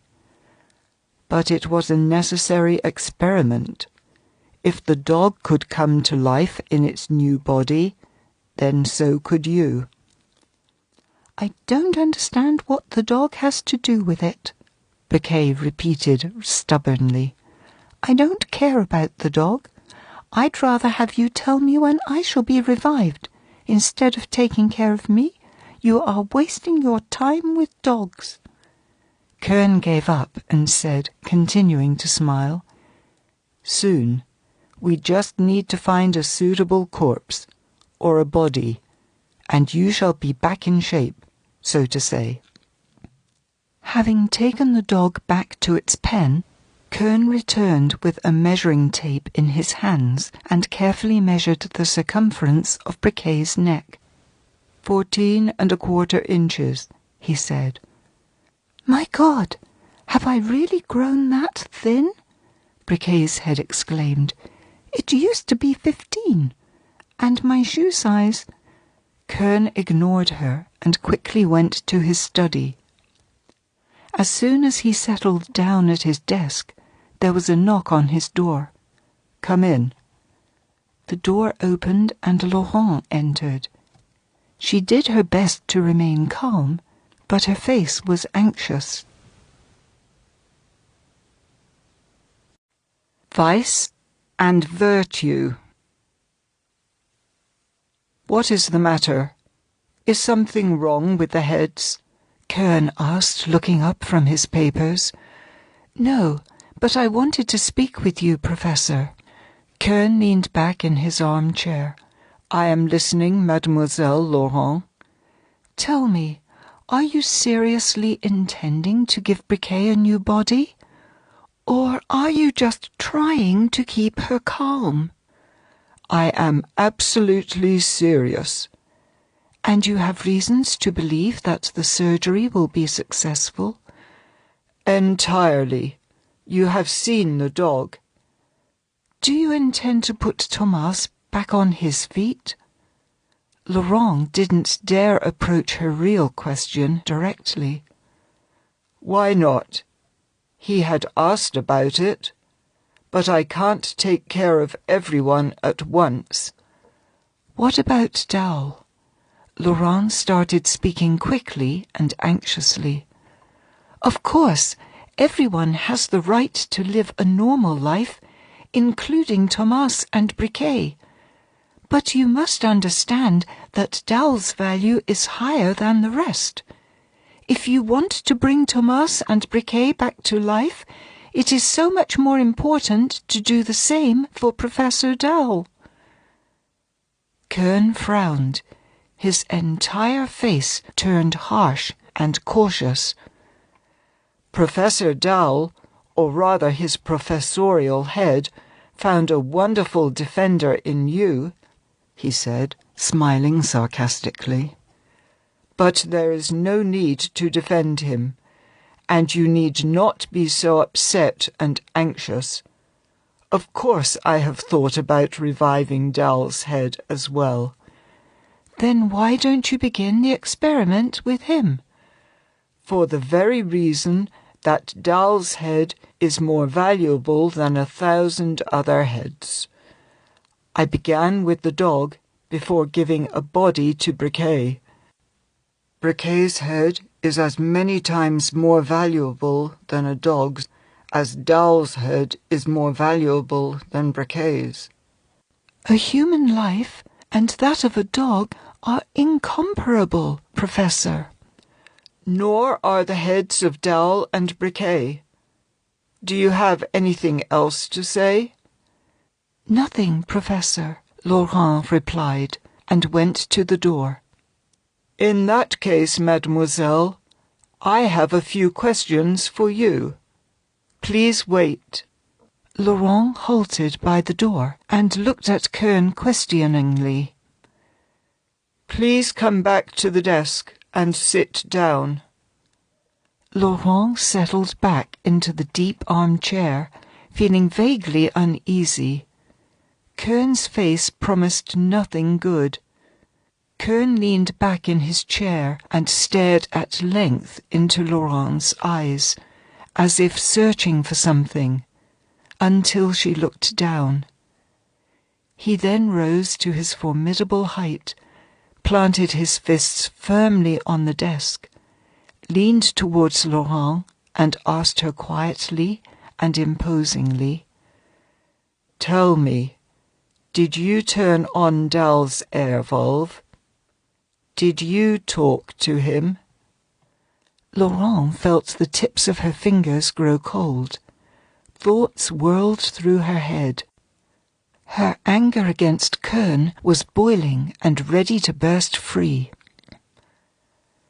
Should I or should I not tell the truth? Laurent hesitated. Oh, how much he would have enjoyed throwing the word murderer into this man's face. But such open attack could ruin everything. Laurent did not believe that Kern would give Dowell's head a new body. She knew enough not to trust such possibility. All she could dream of was to strip Kern of his crown acquired by taking credit for Dowell's work, to do so publicly and uncover his crimes. She knew that nothing would stop Kern, and declaring herself as his enemy, she subjected her life to danger. It wasn't the sense of self-preservation that stopped her. She did not want to perish before Kern's crimes were made public, and in order to do that, she had to lie. But her conscience and all of her upbringing revolted against lying. She had never had to lie in her life, and was now in a state of turmoil. Kern never took his eyes off her face. "Don't lie," he said mockingly. "Don't burden your conscience with that sin. You have been talking to the head. Don't deny it, because I already know.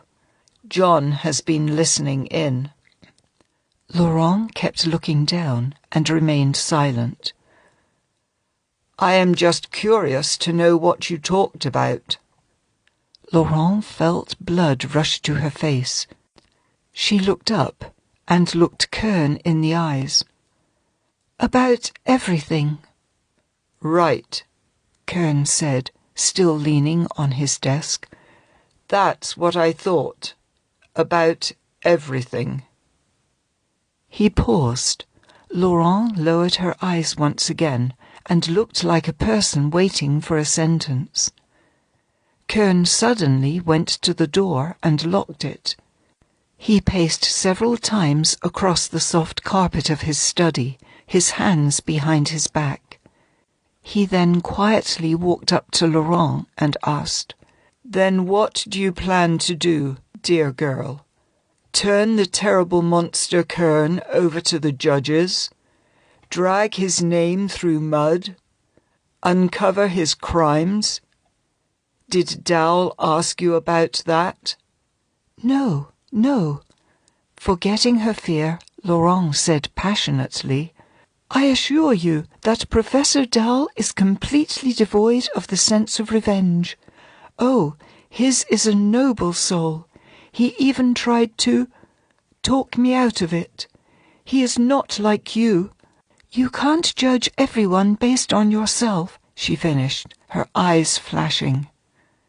Kern chuckled and once again paced around his study. "Very well. Excellent.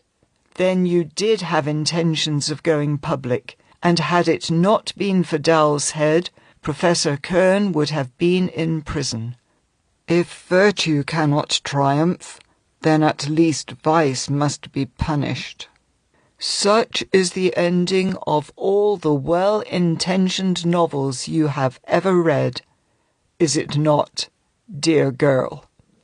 "And vice shall be punished," she exclaimed, nearly losing control of her emotions. "Oh, of course, up there in heaven." Kern looked up at the ceiling with its large squares of black oak. "But here on earth, as you might not know, you naive creature, vice is the one to triumph, and only vice. And virtue?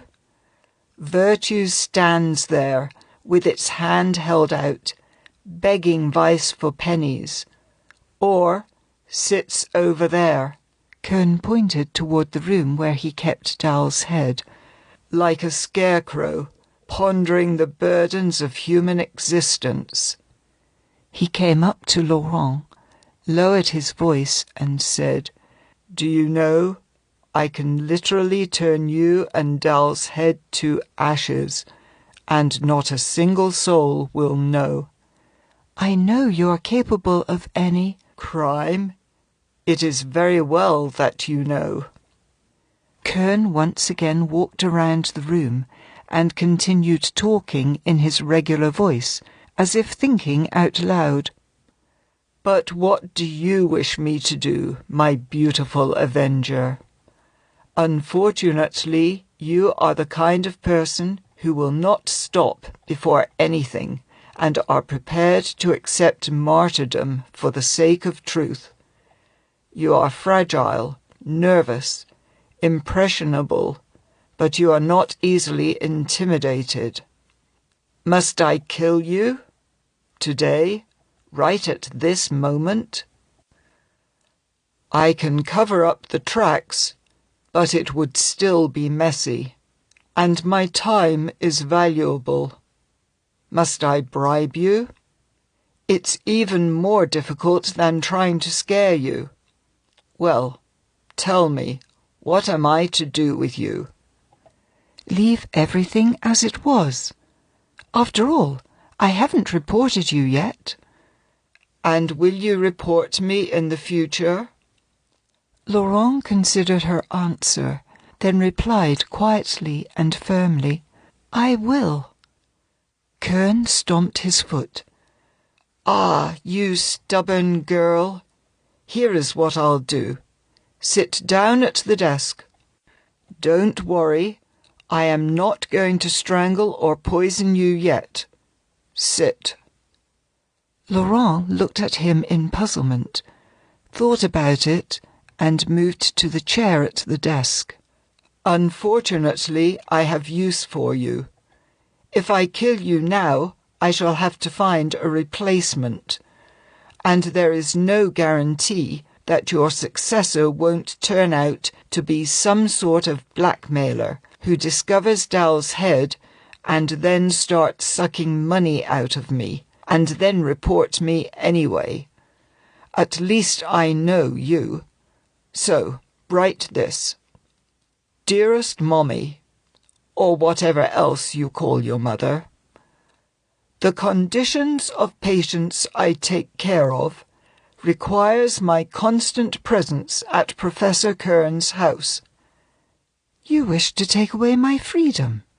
Imprison me in your house? Laurent asked indignantly. Exactly so, my virtuous assistant.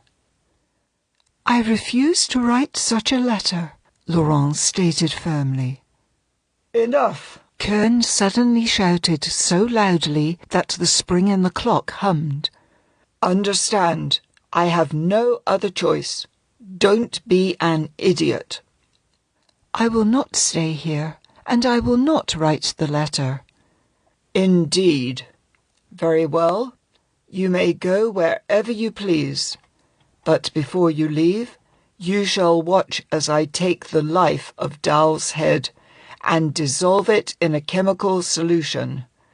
Then you may go and scream out loud to the entire world that you have seen Dowell's head. No one shall believe you. People will laugh at you. But beware, your accusations will not remain without revenge. Come. Kern grabbed Laurent's hand and pulled her to the door.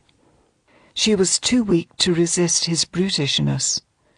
Kern unlocked the door, quickly passed through Thomas and Briquet's room, and entered the room where Professor Dowell's head was being kept.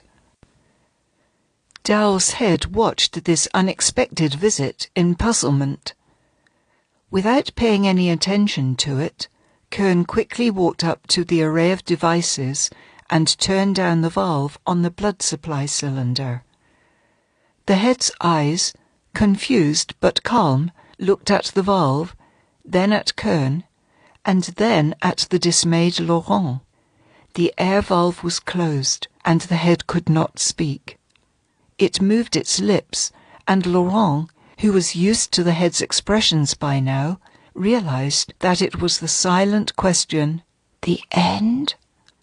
Then the head's eyes started fading. The eyelids opened wide, the eyeballs bulged, and the face started twitching.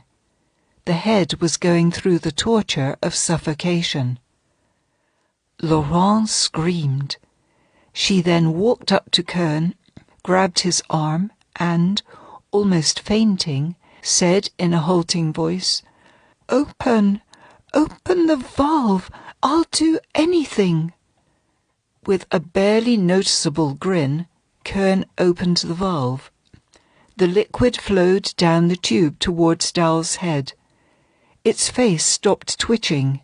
Its eyes assumed a normal expression, and its gaze cleared. Life returned to Dowell's head, having been nearly snuffed out. His consciousness remained as well, because Dowell once again looked at Laurent with the expression of confusion and partial disappointment. Laurent was unsteady on her feet. "May I offer you my arm?" Kern said gallantly, and the odd couple walked out. Once Laurent was settled at the desk, Kern said, as if nothing happened, "Where were we? Right. The condition of the patients requires my constant, or rather, my uninterrupted presence at Professor Kern's house. Professor Kern was so kind as to provide me with a beautiful room with the view of his garden. In addition, because my workday has become longer, Professor Kern has tripled my salary." Laurent looked at Kern reproachfully. "It's true," he said. "Necessity forces me to deprive you of your freedom, but I must compensate you somehow. I really am increasing your salary. Continue. Service here is wonderful, and while I have a lot of work, I feel great. Don't come to see me. The professor does not receive anyone.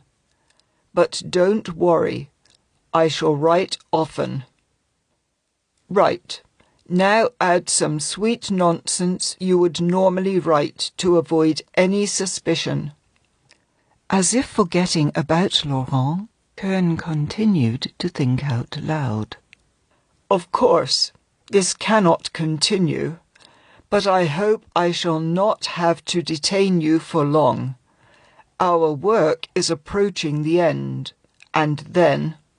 That is, I mean, the head hasn't got long. Soon it will be no more. Why do I bother? You know what I mean.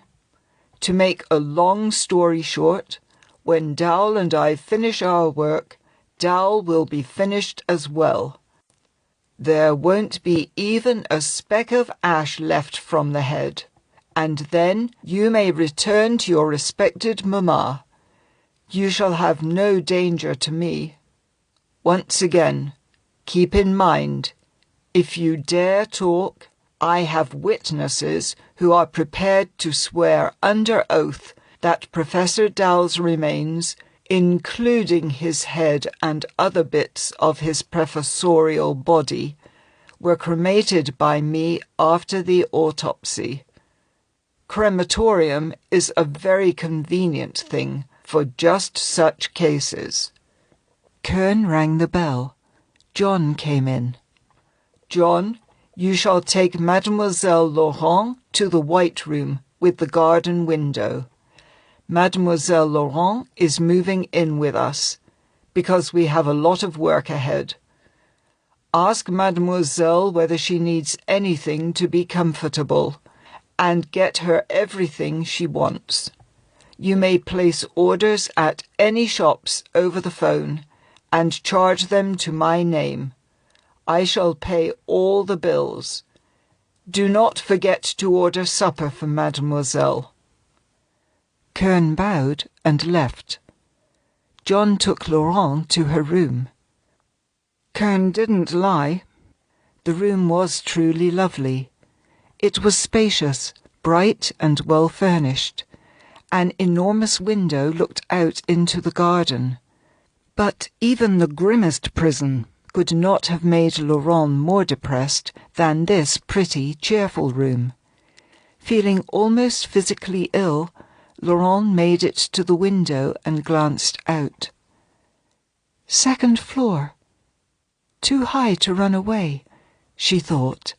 Even if she could run away, she would not have, because doing so would have been equivalent to a death sentence for Dowell's head. Laurent dropped onto the bed in exhaustion and went deep into thought. She could not tell how long she was in that state. "Supper is served." She heard John's voice as if in a dream and looked up tiredly. "Thank you, but I am not hungry. Please take it away." The well-trained servant did as he was told and left. She went back to her thoughts. When lights came on in the windows of the building across, she felt so lonely that she went to see the heads. She particularly wanted to see Dowell. Laurent's sudden visit made Briquet very happy. "Finally!" she exclaimed. "Already! Is it here?" "What is?" "My body," Briquet said, as if she was talking about a new dress. No, not yet, Laurent replied, smiling despite herself. But soon. You don't have long to wait. Ah, it couldn't be soon enough. Will I get another body too? Thomas asked. Yes, of course, Laurent reassured him. And you shall be as healthy and strong as before. You shall earn enough money, go back home and marry your Marie. Thomas smacked his lips. If only. Laurent rushed to Dowell's room. As soon as she turned on the air valve, the head asked her, "What was all that about?" Laurent told the head about her conversation with Kern and her imprisonment. "This is outrageous," the head said. "If only I could help you. I could, if you help me." The head's eyes were filled with anger and determination. "It's very simple. Shut off the feeding tubes and I shall die. Trust me. I was even disappointed when Kern opened the valve and revived me. I shall die, and Kern will let you go home." "I could never go home at such a price," Laurent exclaimed. "I wish I had all of Cicero's eloquence to convince you." Laurent shook her head. "Even Cicero couldn't convince me. I would never end a human life." "But am I really human?" the head said with a sad smile. "Remember, you yourself quoted Descartes. 'I think, therefore I am,'" Laurent replied. "I suppose so. Here is something else I could do. I could stop helping Kern. He won't be able to torture me into submission again, and then he'll kill me himself."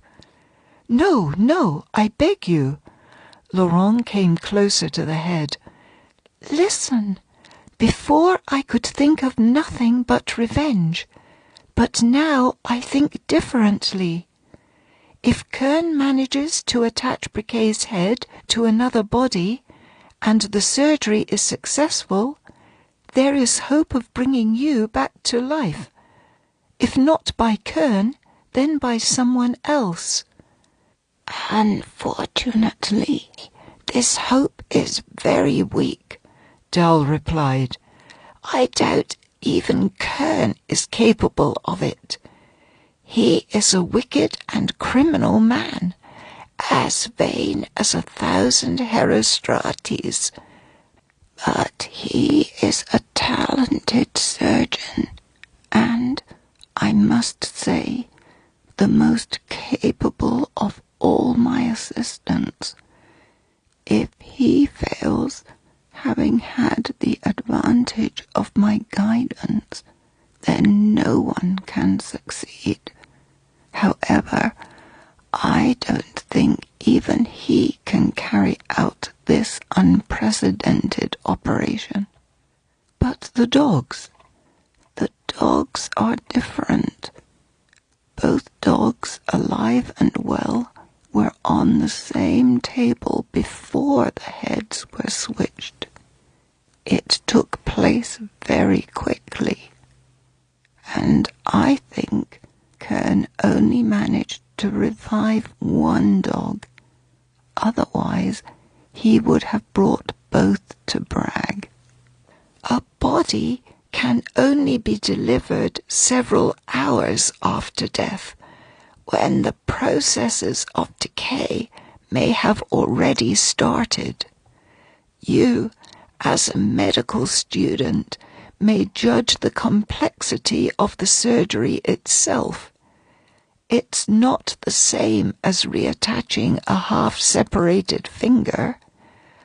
One must tie together, sew together all the arteries, veins, and, most importantly, the nerves and the spinal column. Otherwise you'll have a cripple. Then you must restart circulation. No, it is an endlessly complex task, unconquerable even to the modern surgeons. Are you saying even you wouldn't have dared? I have thought about everything, and I have done experiments with dogs, so I think I may have pulled it off. Suddenly the door opened. It was Kern. A council of conspirators? I won't stop you. And he slammed the door shut. The Dead Diana. Briquet's head seemed to think that to find and attach a new body to her head was as easy as to fit and sew a new dress. The neck circumference had been measured, and all that remained was to find a corpse with the same neck size. However, she soon discovered that it wasn't that simple. Professor Kern, Laurent, and John came to see her in the morning, dressed in white coats. Kern directed his assistants to carefully take Briquet's head off the glass table and place it facing up to be able to see the entire section of the neck. The head continued to be fed with oxygen-saturated blood. Kern focused on studying its anatomy and making critical measurements. While human anatomy is generally very uniform, Kern said, every human body has its own peculiarities. sometimes it is difficult to tell, for example, the exact position of the carotid artery.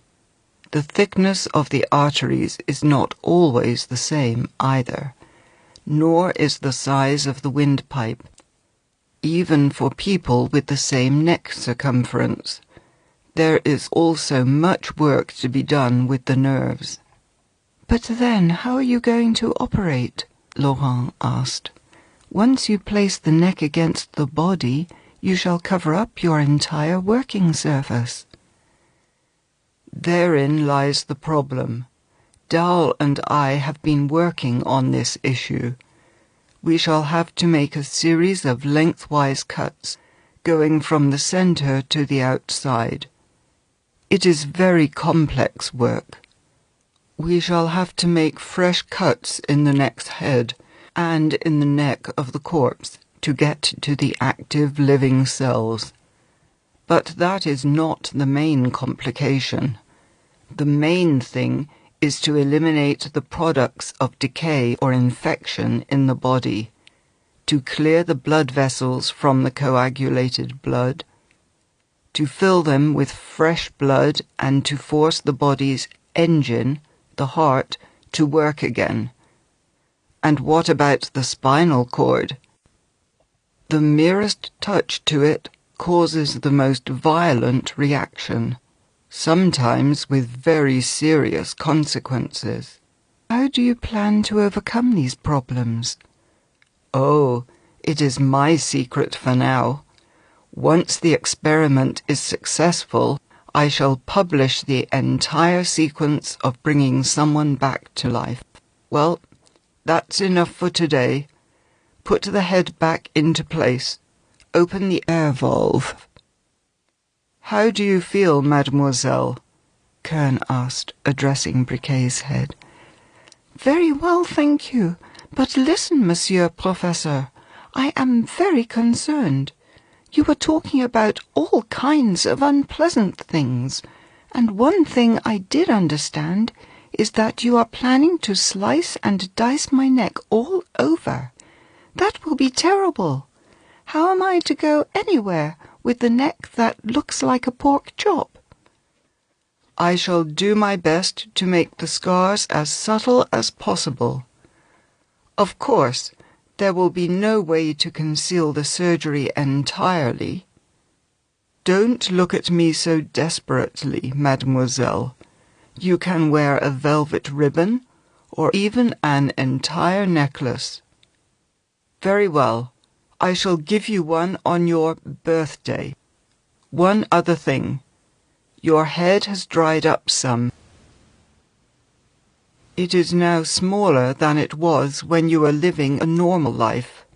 So, in order to find out your normal neck size, we shall have to fatten you up a bit. Otherwise, there might be problems. But I can't eat, the head replied pitifully. We shall feed you through the tube. I prepared a special solution. He turned to Laurent. We shall also have to increase the blood flow. Are you adding fats to the feeding solution? Kern made an indefinite gesture with his hand.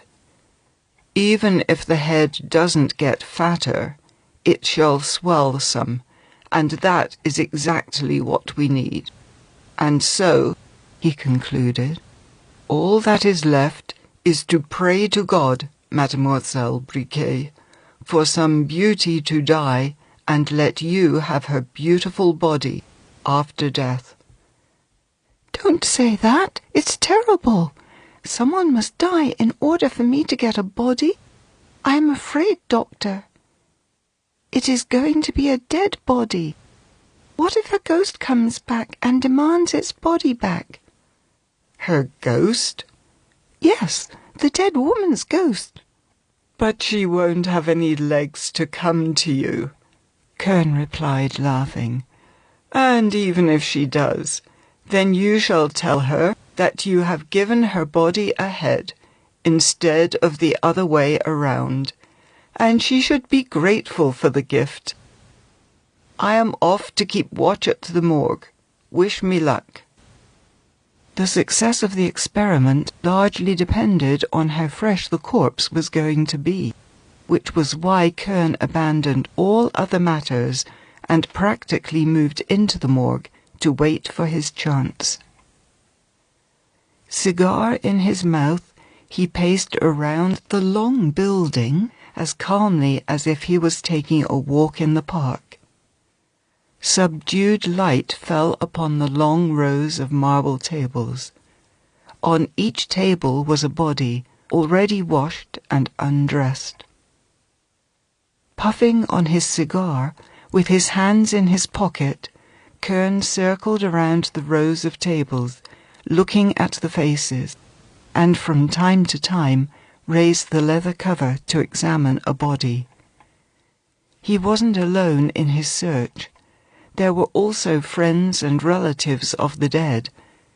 Kern was not too happy about them, afraid that they might snatch a suitable body away from him.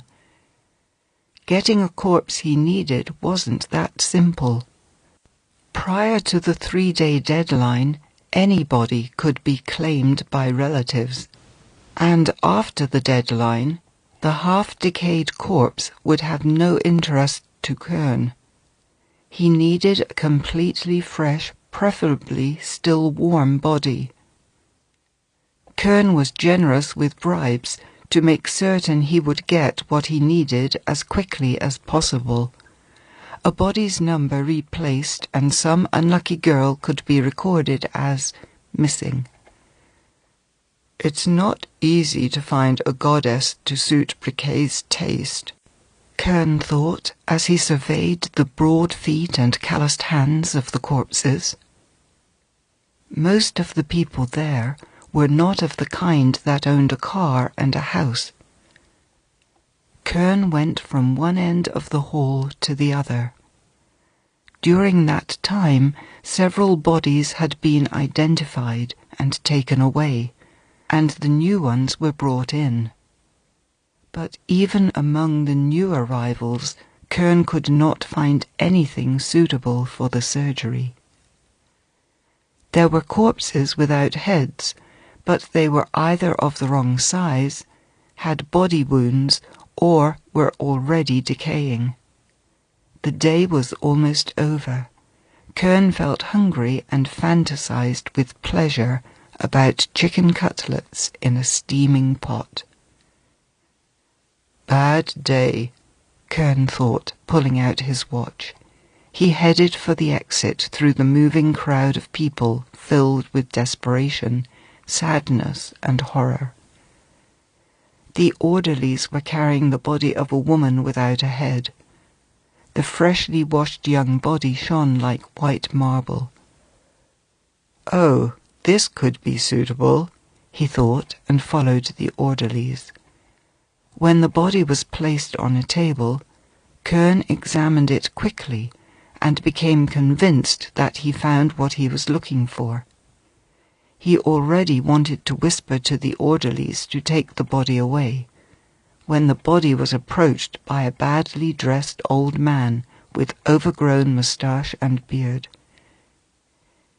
"Here she is, Marta," he exclaimed, and wiped his forehead. Damn him!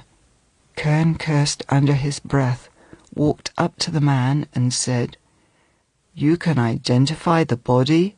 It has no head." The old man pointed at a large mole on the left shoulder. "This is how," he replied. Kern was surprised by the old man's calm demeanour. "Who was she? Your wife or daughter?" "Neither, thank God," the talkative old man replied. "She was my cousin, once removed. My cousin died and left 3 of them for me to care for. I already had 4 of my own, and we aren't rich. But what was I to do, sir? They weren't kittens. I couldn't throw them in the dumpster. So we got by. And then this happened. We live in an old house, and were told to move. But where were we to go? The roof collapsed. The other children only had bumps and bruises, but this one's head was cut clean off. My old lady and I were not home. We sell fried chestnuts. I came home, but Marta was already taken to the morgue. Why? They said people in other apartments were crushed too, and some of them had no family, so they were all brought here. I came home and couldn't get in. It was like an earthquake. This could work, Kern thought, and, pulling the old man aside, said to him, "You can't fix what happened. You see, I am a doctor, and I need a body. I shall be honest. Would you like to go home with 100 francs?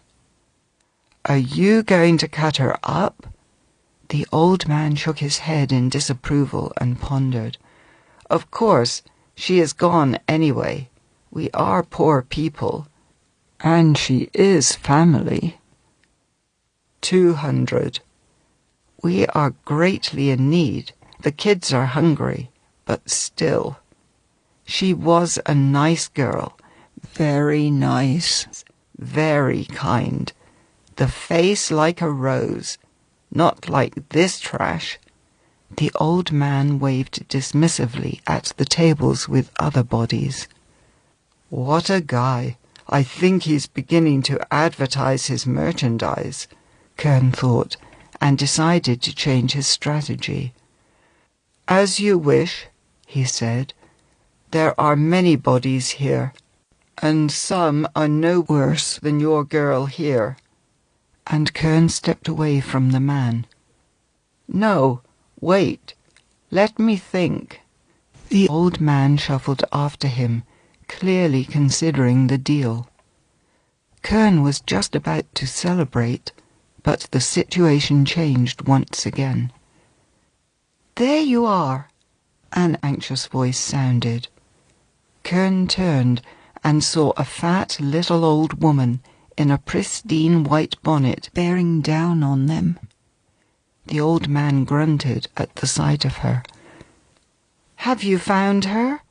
the old woman asked, glancing around wildly and whispering prayers.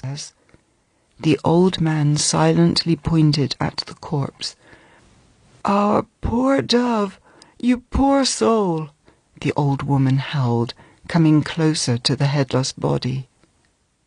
Kern saw that the lady would be more difficult to manage than her husband. "Listen, madam," he said kindly, addressing the old woman. "I was talking to your husband here, and found out that you are in great need." "Whatever our need is, we don't take help from strangers," the woman said, not without pride. "Yes, but, you see, I am a member of a charitable funeral organization. I can organize your cousin's funeral and have all the expenses taken care of. If you wish, you can entrust me with the entire matter and go home to your children and the orphans." "What have you told him?" The old woman attacked her husband. She turned back to Kern and said, "Thank you, sir, but I must do everything properly. We shall manage somehow without your charitable organization." "What are you rolling your eyes for?" she said to her husband. "Get going. I brought the cart." It was said in such a decisive tone that Kern bowed and left. Damn. No, this is definitely not a good day. He went to the exit and, pulling one of the orderlies off to the side, said quietly, "Keep an eye out. If there is anything suitable, call me immediately." "Oh, absolutely, sir." The orderly nodded, having received a sizable bribe from Kern. Kern had a good dinner at a restaurant and went home. When he entered Briquet's room, she met him with the only question she had been asking him lately. "Have you found it?" "I have, but not quite, damn it," he replied. "Be patient." "Could you really not find anything suitable?" Briquet refused to give up. "There were a few bandy-legged cuttlefish. If you wish, I could—" "Oh, no, I'd rather wait. I don't want to be bandy-legged." Kern decided to go to bed earlier, to get an early start the next morning to go to the morgue. But as soon as he fell asleep, his bedside phone rang. Kern cursed and picked up. "Hello? Yes, this is Professor Kern. What? A train crash? Are there many bodies? Indeed. Of course, I shall be there immediately. Thank you." Kern started dressing quickly, called John, and shouted, "Get the car!" In 15 minutes he was already rushing through the night streets as if to a fire. The orderly did not deceive him. Death had collected a large harvest that night. Bodies were being carried back and forth all over the place. All tables were occupied. Soon bodies had to be left on the floor. Kern was delighted. He thanked the fates that the catastrophe did not take place during the day. The news had not yet spread through the city. There were no other visitors at the morgue. Kern examined the corpses that weren't washed or undressed yet. They were all completely fresh. It was an exceptional chance. The only bad thing was that even this stroke of luck had no regard for Kern's special requirements. Most of the bodies were crushed or damaged all over. But Kern did not lose hope, because more bodies kept coming in. "Show me this one," he addressed an orderly carrying a corpse of a young woman in a grey suit. Her skull was broken from the back. Her hair was covered in blood, as were her clothes. But her suit was undamaged and unwrinkled. Apparently the damage to the body wasn't great. "This will do. Her figure is somewhat plebeian. She must have been a maid or some such. But this body is better than none, Kern thought. What about this? Kern exclaimed and pointed at another stretcher. What a find! A treasure! Damn it! It is sad that a woman like that had to die. The woman, whose body was lowered onto the floor, had an uncommonly beautiful aristocratic face, bearing an expression of deep surprise. Her skull was broken above the right ear. Apparently she died instantaneously. There was a pearl necklace around her white neck. Her elegant black silk dress was only slightly torn at the bottom and from the neckline to the shoulder. There was a large mole on her shoulder. Like the other one, Kern thought, but this is so beautiful. Kern quickly measured the neck. Perfect.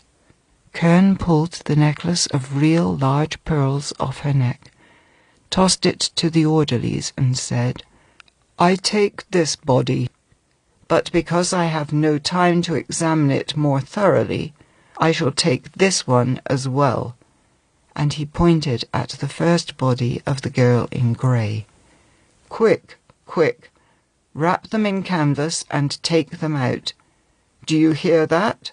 A crowd is gathering. You will have to open the morgue, and in a few minutes the whole place will be in chaos.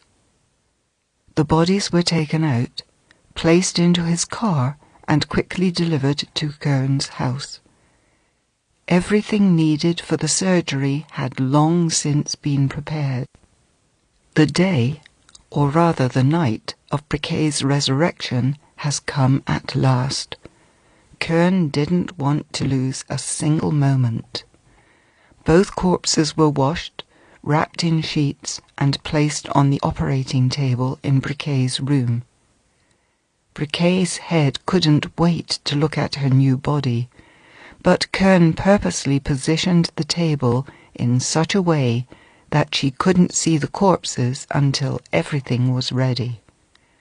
Kern quickly cut off the heads. They were wrapped in canvas and taken out by John. The sections and the table were cleaned, and the bodies prepared. Having thoroughly examined the bodies, Kern shook his head with concern. The body with the mole on the shoulder was flawlessly beautiful in its form, and clearly superior compared to the body of the maid. Big-boned, angular, imperfectly but strongly built. Of course, Briquet would choose the body of the aristocratic Diana. However, during his careful examination, Kern noticed a small defect in Diana's body, as he called her. There was a small scratch on the sole of the right foot, probably caused by a piece of metal. It did not present too much danger. Kern treated the scratch and disinfected it. There was no reason to worry about blood poisoning yet. Still, he would have felt more confident about the success of the surgery with the body of the maid. Turn Briquet's head, Kern said to Laurent. To keep Briquet from chattering during the preparation, her mouth was kept shut. That is, her air valve was off. You may turn the air on now. When Briquet saw the corpses, she shrieked so loudly as if she was on fire. Her eyes widened in terror. One of these bodies was to become her own. For the first time, she perceived the unusual nature of the surgery and hesitated. Well, how do you like these bodies? I am afraid, the head wheezed. No, I never thought it would be so terrible. I don't want to. No? I could attach one of them to Thomas' head. Thomas shall become a woman. Thomas, Would you like to get a new body right away? No, wait, Briquet's head exclaimed. I agree. I want to have that one, the one with the mole on its shoulder. I would advise you to pick this one. It is not as handsome, but it hasn't got a single scratch. I am not a laundress. I am a performer, Briquet stated proudly. I want to have a beautiful body, and the mole on the shoulder. Men really like that. Have it your way, Kern replied. Mademoiselle Laurent, please transfer Madame Briquet's head onto the operating table. Do be careful. The artificial circulation must continue until the last moment. Laurent worked on the last few things to prepare Briquet's head. Briquet's face was filled with strain and anxiety. When the head was transferred onto the table, Briquet couldn't stand it and suddenly screamed as she had never screamed before. No, no, don't. Kill me instead. I am scared. Ah! Without interrupting his work, Kern shouted at Laurent abruptly. Shut down her air valve. Add the sedative to her feeding solution, and she shall fall asleep. No, no, no. The valve was turned down. The head went mum, but continued moving its lips with a pleading and terrified look.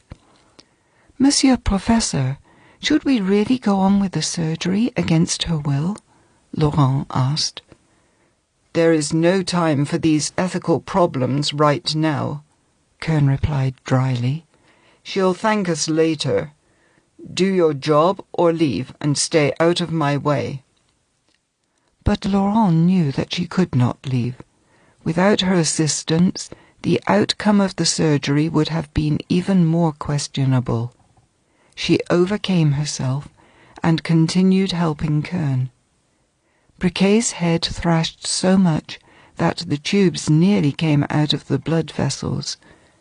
John joined them and held the head in his hands. Gradually, the head stopped twitching. Its eyes closed. The sedative was working. Professor Kern continued with the surgery. The silence was broken only by Kern's quick orders, asking for this or that surgical instrument. The strain was causing the veins on Kern's forehead to bulge. He used the full range of his spectacular surgical skills, combining speed with superior thoroughness and caution. Despite her hatred of Kern, Laurent could not help but admire him at that moment. He worked like an artist consumed by inspiration. His deft, sensitive fingers were doing the impossible. The surgery continued 1 hour and 55 minutes. It's over, Kern finally said, straightening. Briquet is no longer a head without a body. All that is left is to breathe life into her, set her heart beating, restart her circulation. But that I can manage on my own. You may go rest, Mademoiselle Laurent. I can keep going, she replied. Despite being tired, she very much wanted to see the last part of this unusual surgery. But Kern clearly didn't want to share the mystery of revival with her. He once again insisted that she must go rest, and Laurent obeyed. Kern called her back in an hour. He looked even more tired, but his face reflected deep satisfaction. Try the pulse, he offered Laurent. Not without a shudder, the girl took Briquet's hand, the very hand that belonged to a cold corpse only 3 hours prior. The hand was warm, and there was the beating of the pulse. Kern held a mirror to Briquet's face. The surface became fogged. "She is breathing. We must now wrap our newborn well. She must remain completely motionless for a few days." In addition to the bandages, Kern put a cast around Briquet's neck. Her entire body was wrapped and her mouth covered. "We can't have her talking," Kern explained. "During the first day we shall keep her sedated, as long as the heart allows." Briquet was transferred to a room adjacent to Laurent's, carefully placed into bed and subject to electrical sedation. "We shall feed her artificially until the stitches heal. You shall have to take good care of her." Only on the third day Kern allowed Briquet to regain consciousness. It was 4 in the afternoon. A slanting sunbeam cut through the room and fell onto Briquet's face. She moved her eyebrows and opened her eyes. Still barely conscious, she looked at the sunlit window, then shifted her gaze at Laurent, then finally looked down. The space below was no longer empty. She saw the weakly moving chest and a body, her body, covered with a sheet. A weak smile lit her face. "Do not try to talk and stay still," Laurent said. "The surgery went very well, and now everything depends on how you behave yourself. The calmer you are, the sooner you shall be on your feet. In the meantime, we will communicate through signs. Lowering your eyelids means yes. Raising them means no. Does anything hurt? Here? Neck and foot? That shall pass. Are you thirsty? Hungry?" Briquet was not hungry, but wanted something to drink. Laurent called Kern. He immediately came over from his study. "How does the newborn feel?" He examined her and remained pleased. "All is well. Patience, mademoiselle, and you shall be dancing soon." He gave a few instructions and left. The days of recovery went on very slowly for Briquet. She was a model patient. She restrained her impatience, lay still and followed all directions. Finally, she was unwrapped, but was not yet allowed to talk. "Can you feel your body?" Kern asked somewhat anxiously. Briquet lowered her eyelids. "Please, try to move your toes, very carefully." Briquet was clearly trying, because her face reflected concentration and effort, but the toes didn't move. "Apparently the functions of the central nervous system are not yet fully restored," Kern said confidently. "But I hope they will be restored soon, and with them the ability to move." To himself he thought, "I really do hope Briquet doesn't go limping with both feet." Restored? This word sounds so strange, Laurent thought as she remembered the cold corpse on the operating table. Briquet made up a new task for herself. She spent hours trying to move her toes. Laurent watched her with great interest. One day, Laurent exclaimed happily, "It moves! The big left toe is moving." Things went faster after that.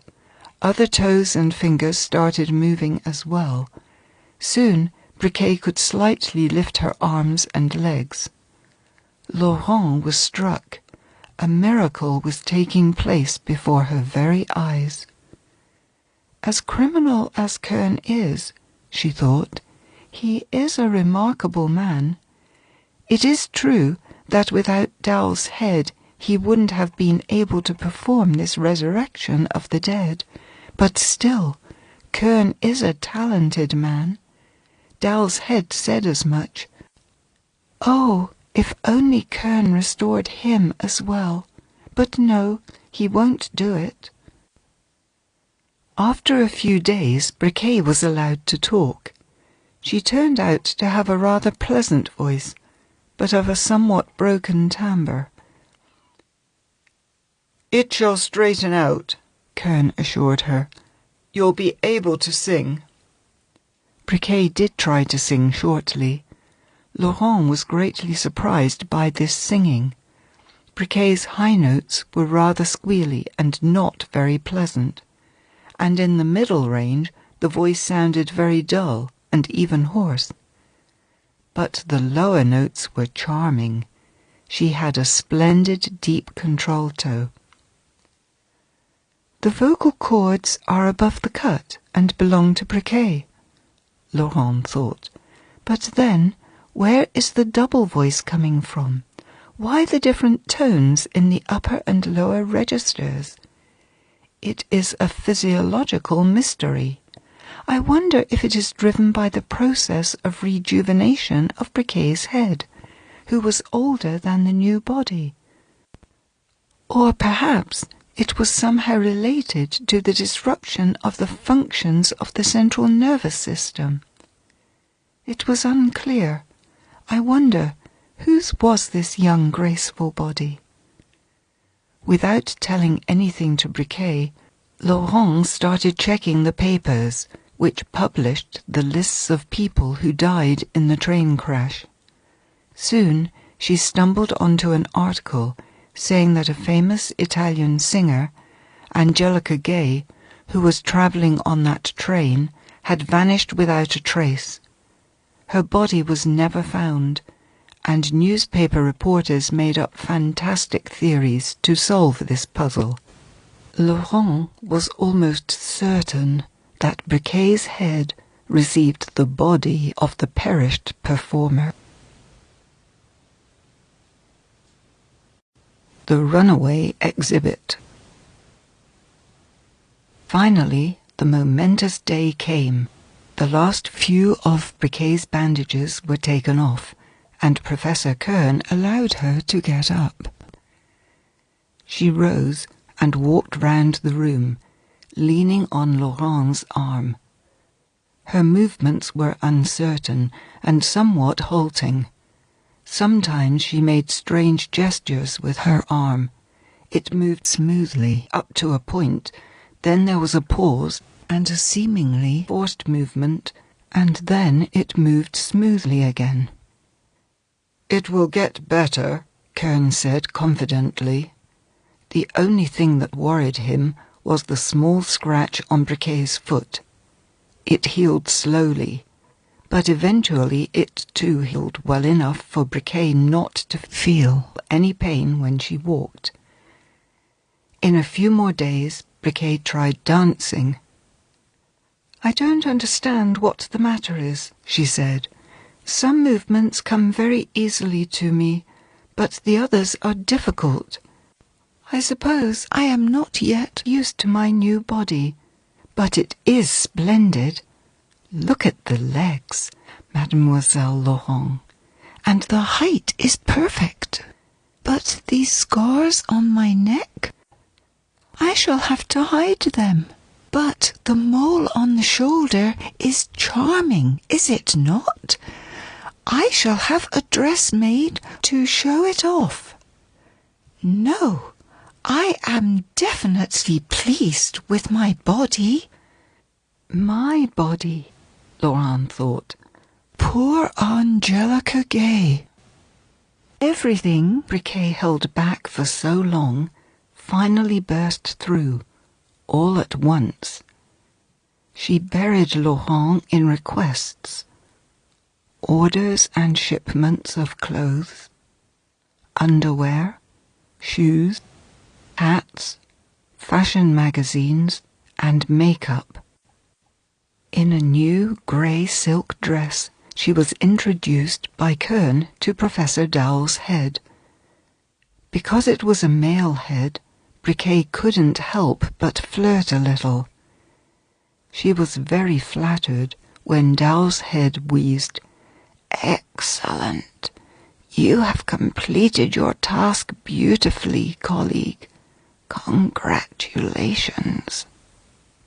Kern left the room arm in arm with Briquet, beaming like a newlywed.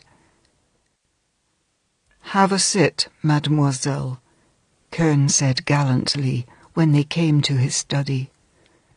"I don't know how to thank you, Professor," she said, slowly lowering her eyes, then giving Kern a coquettish gaze. "You have done so much for me, but there is nothing I can do to reward you." "There is no need.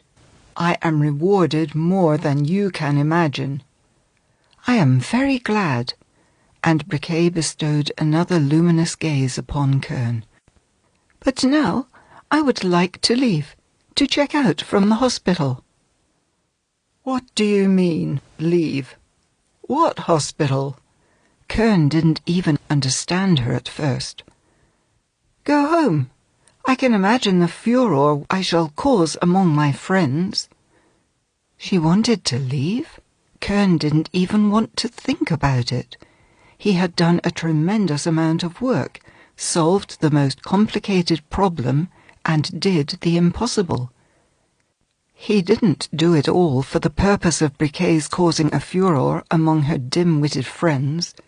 He himself wanted to cause a furor by showing Briquet to the scientific society. Subsequently, he might allow her greater freedom, but it would be impossible at the moment. "Unfortunately, I cannot let you go, Mademoiselle Briquet. You must remain at my house for a while longer, under my observation." "But why? I feel great," she objected, playing with her hand. "Yes, but you might take a turn for the worse." "Then I shall come back." "You must agree that I am better equipped to judge when you may leave here," Kern said sternly. "Do not forget, you would have been nothing without me." "I have already thanked you, but I am not a little girl, and not a slave, and can do as I please." "Oh ho, she has a temper," Kern realized with surprise. "We shall discuss this later," he said. "In the meantime, please go to your room. John has probably already served your broth." Briquet pouted, rose and left, not looking at Kern. Briquet usually dined with Laurent in her room.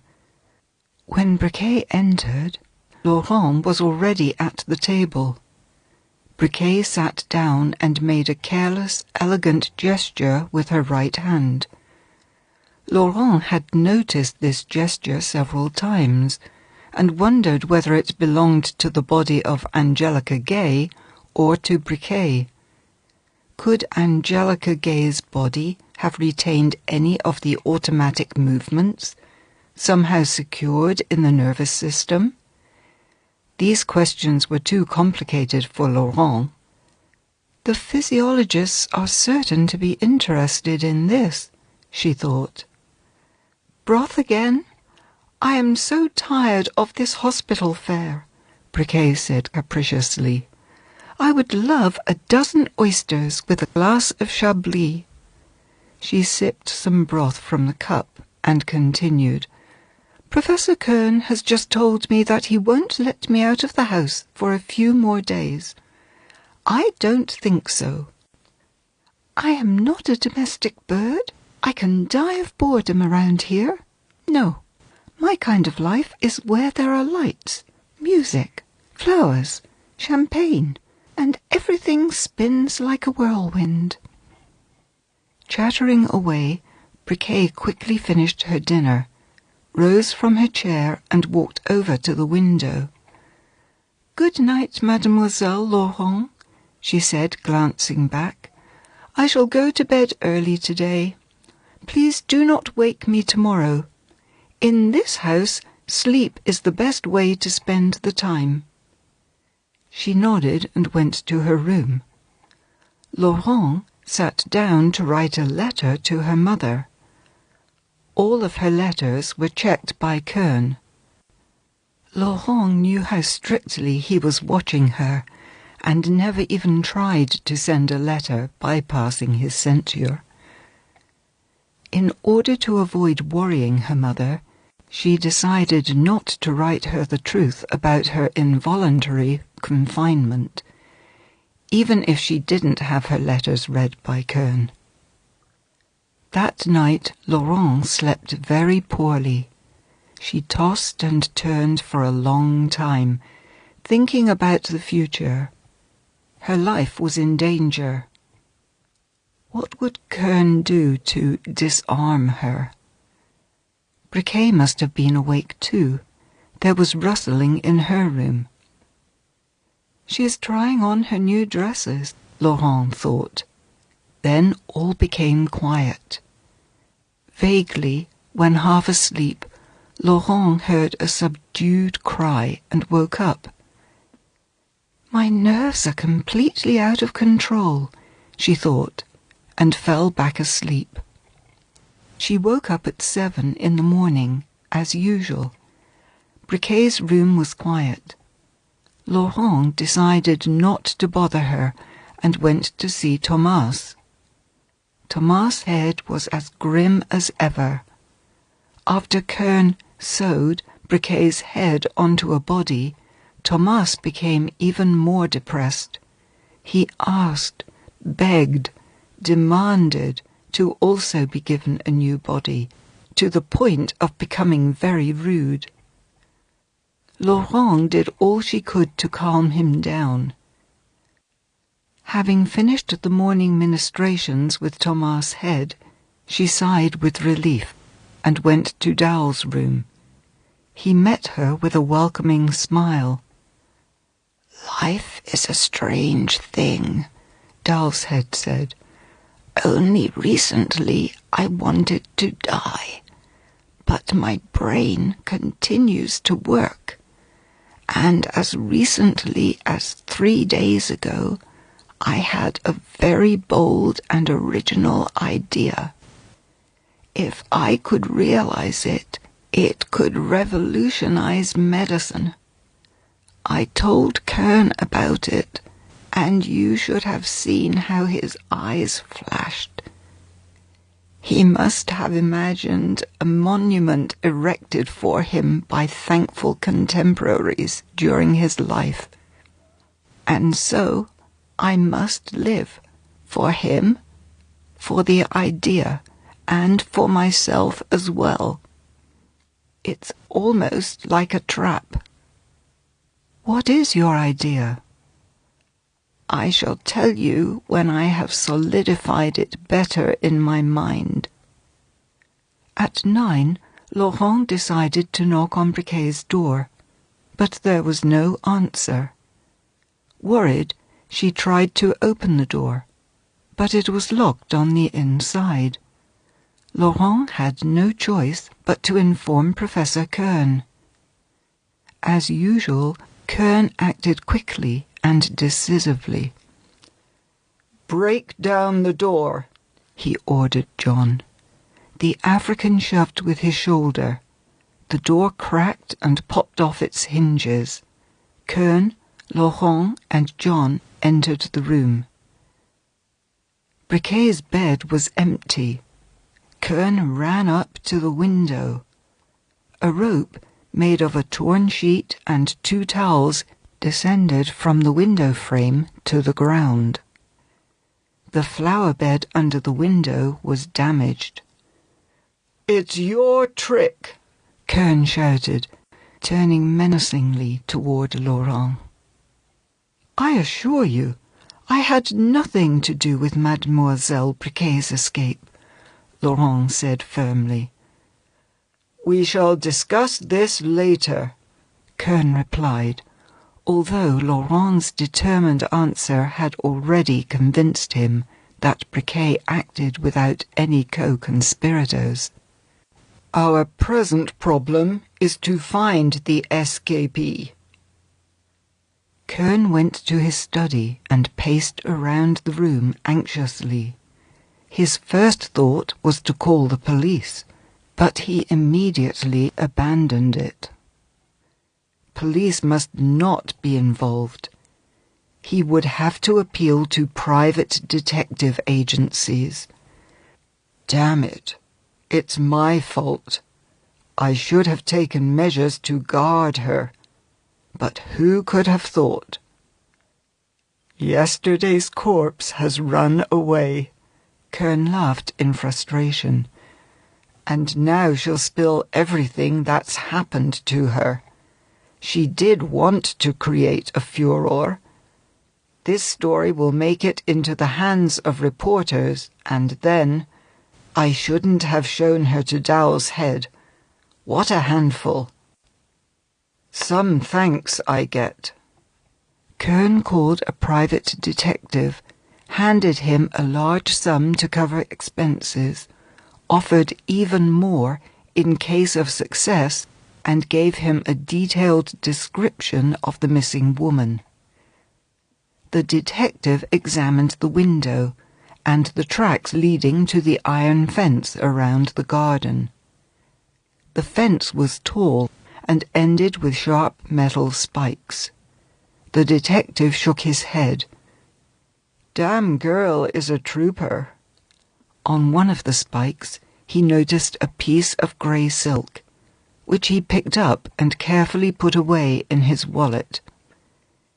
This was the dress she wore on the day of escape. We shall look for the woman in grey. Having assured Kern that the lady in grey would be found in no more than 24 hours, the detective left. He was an experienced man, one of the best in his profession. He found out Briquet's last address, and the addresses of several of her friends, met them all, found Briquet's photo at one of their apartments, and also found out where she used to perform. Several other agents were sent to all these clubs to look for the escapee.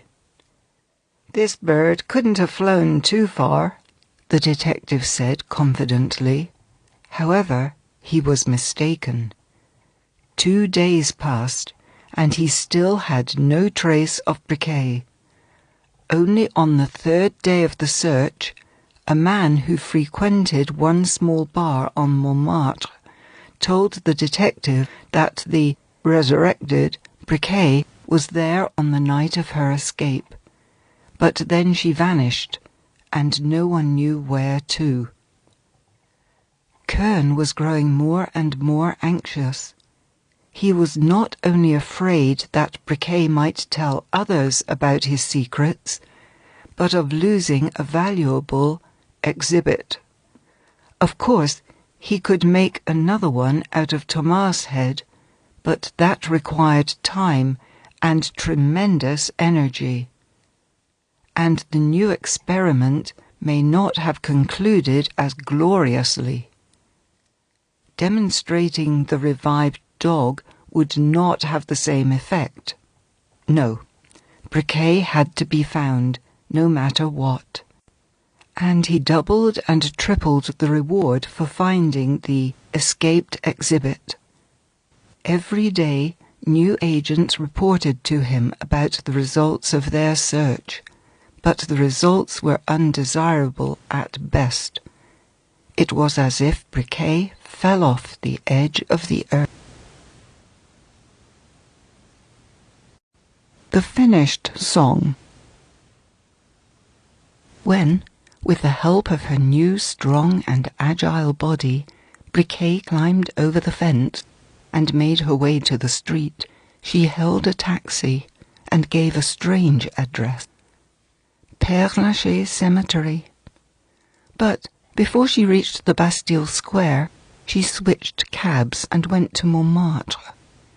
She borrowed Laurent's purse with a few dozen francs for her initial expense. Plus, one more sin is no big deal, and besides, It is necessary, she reasoned with herself. Confessing her sins has been postponed for a long time. She once again felt herself a whole living, healthy person, and younger than before. Prior to the surgery, according to her own feminine count, she was approaching 30, but her new body was barely over 20 years old. The glands of the body rejuvenated Briquet's head. Wrinkles vanished from her face, and her complexion improved. Life is good, Briquet thought, gazing dreamily into the small mirror she found in the purse. Stop here, she told the driver, and, having paid him, walked the rest of the way. It was almost 4 in the morning. She came to the familiar nightclub, Chat Noir, where she was performing that fateful night, when the stray bullet interrupted the merry tune she was singing. The club's windows were still brightly lit. Not without trepidation, Briquet entered the familiar vestibule.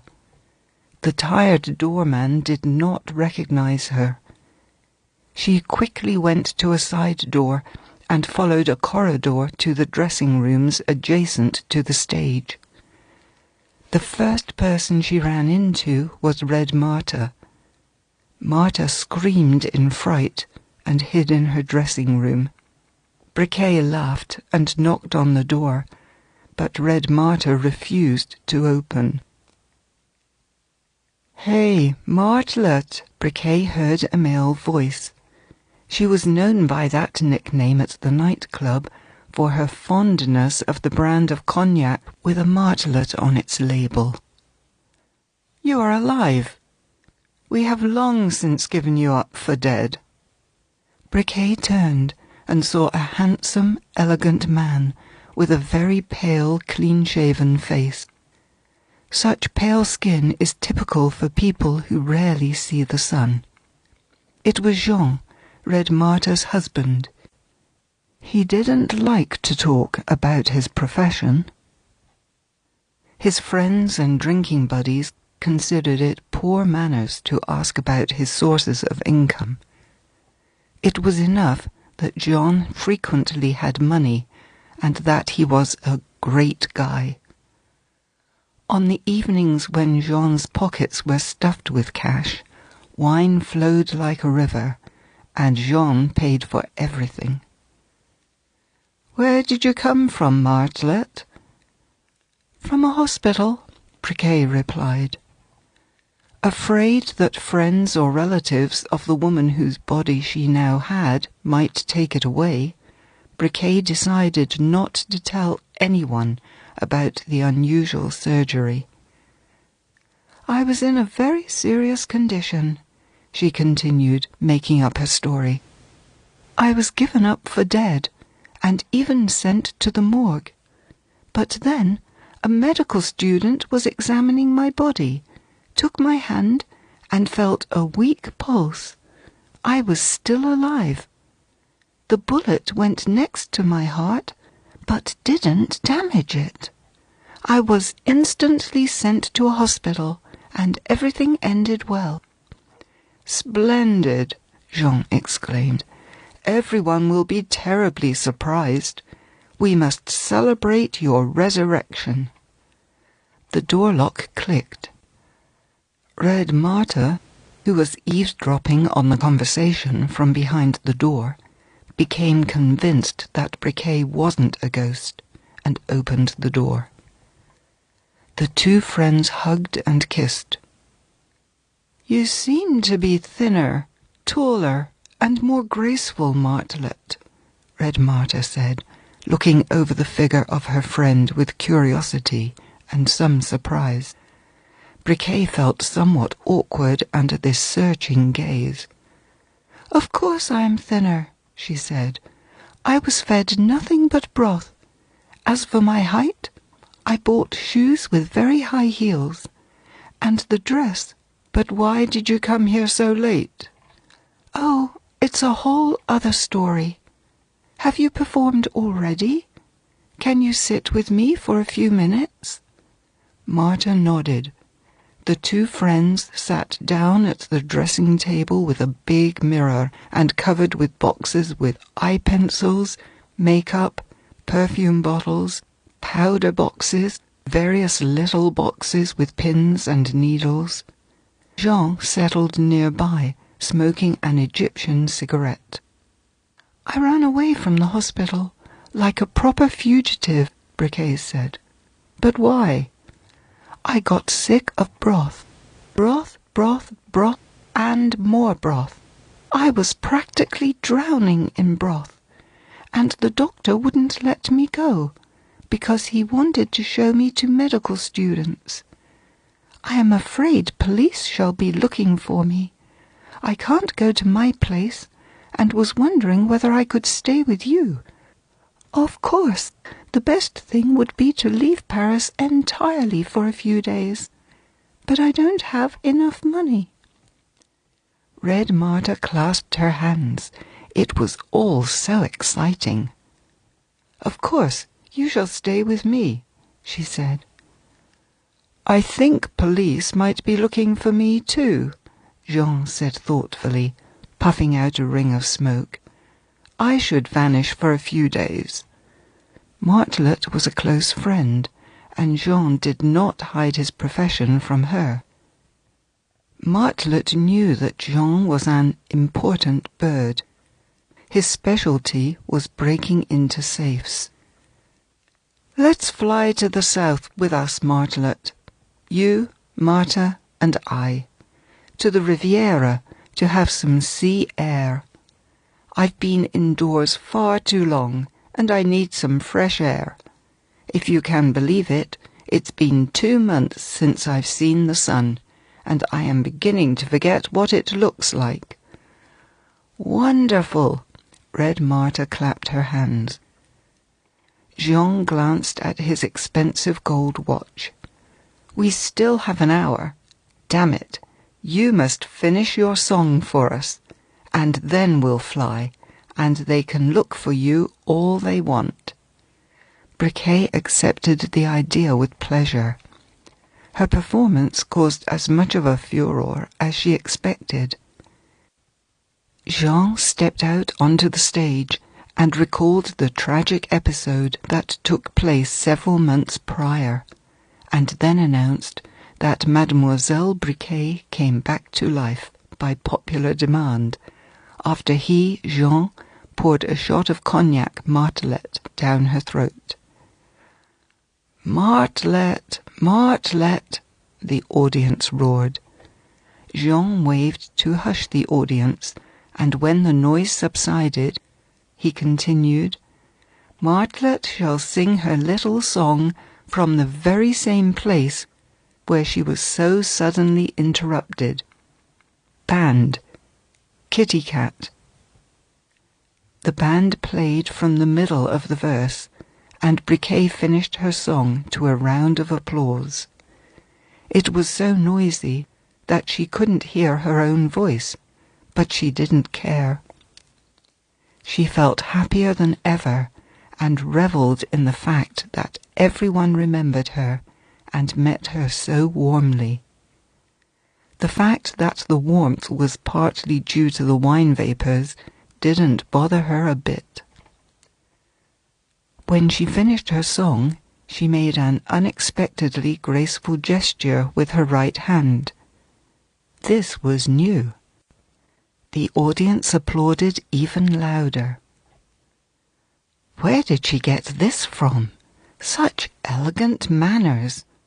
I must learn this gesture," Red Marta thought.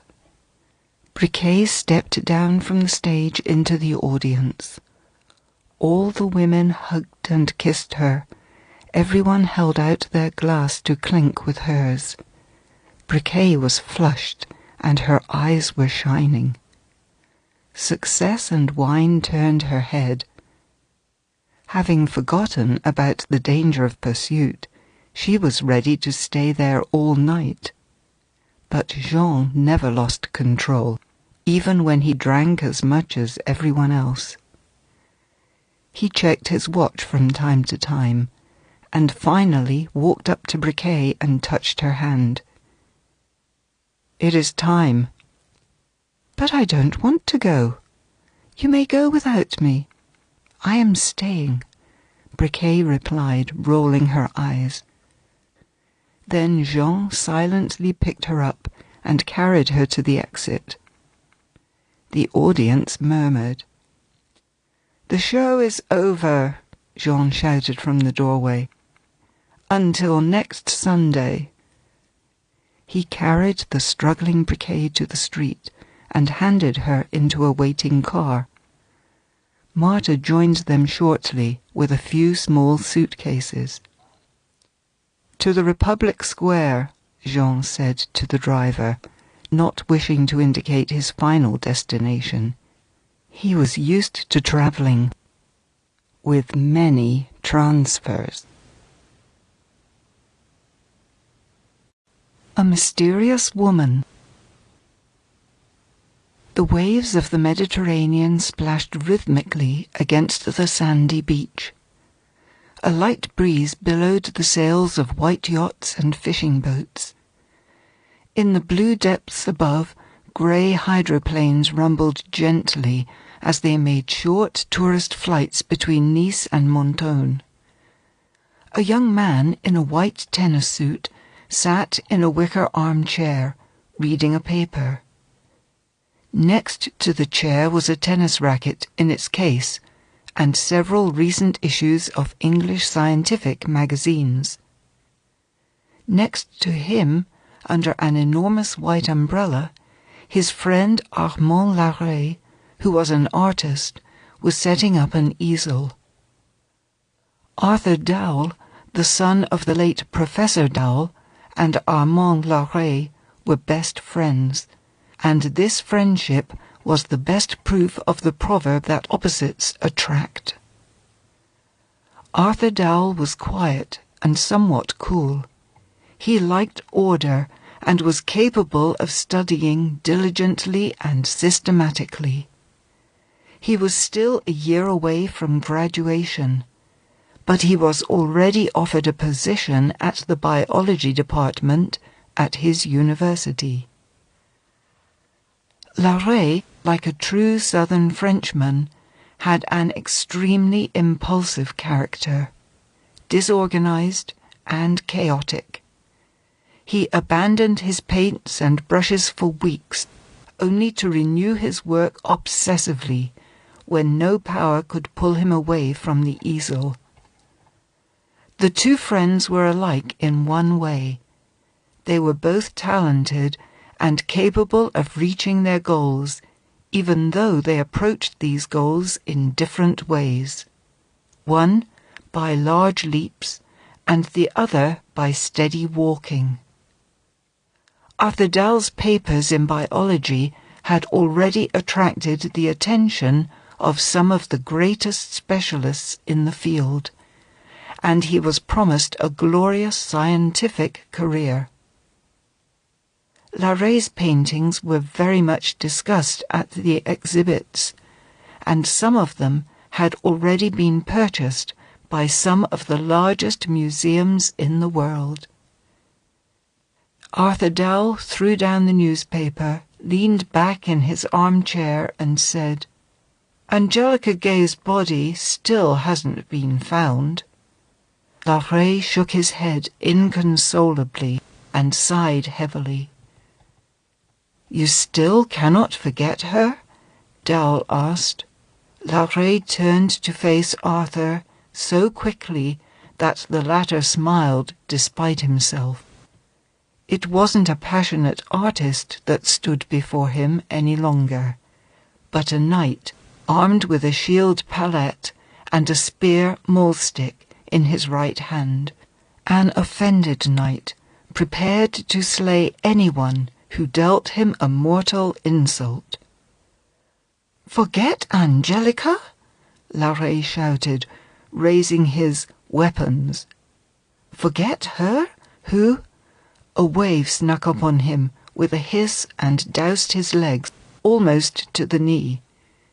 He finished sadly, How could anyone forget Angelica? The world has grown dull since her voice has been silenced. Larrey found out about the death, or rather, about the disappearance of Angelica Gay, when he was in London, where he went to paint a series of pieces called The London Fog Symphony. Larrey wasn't just a fan of her talent, but also her friend and her knight. He was born in southern Provence, among the ruins of medieval castles, and it showed in his romantic sensibilities. When he found out that Gay was in a train crash, he was so shocked that he interrupted one of his painting binges for the first time in his life.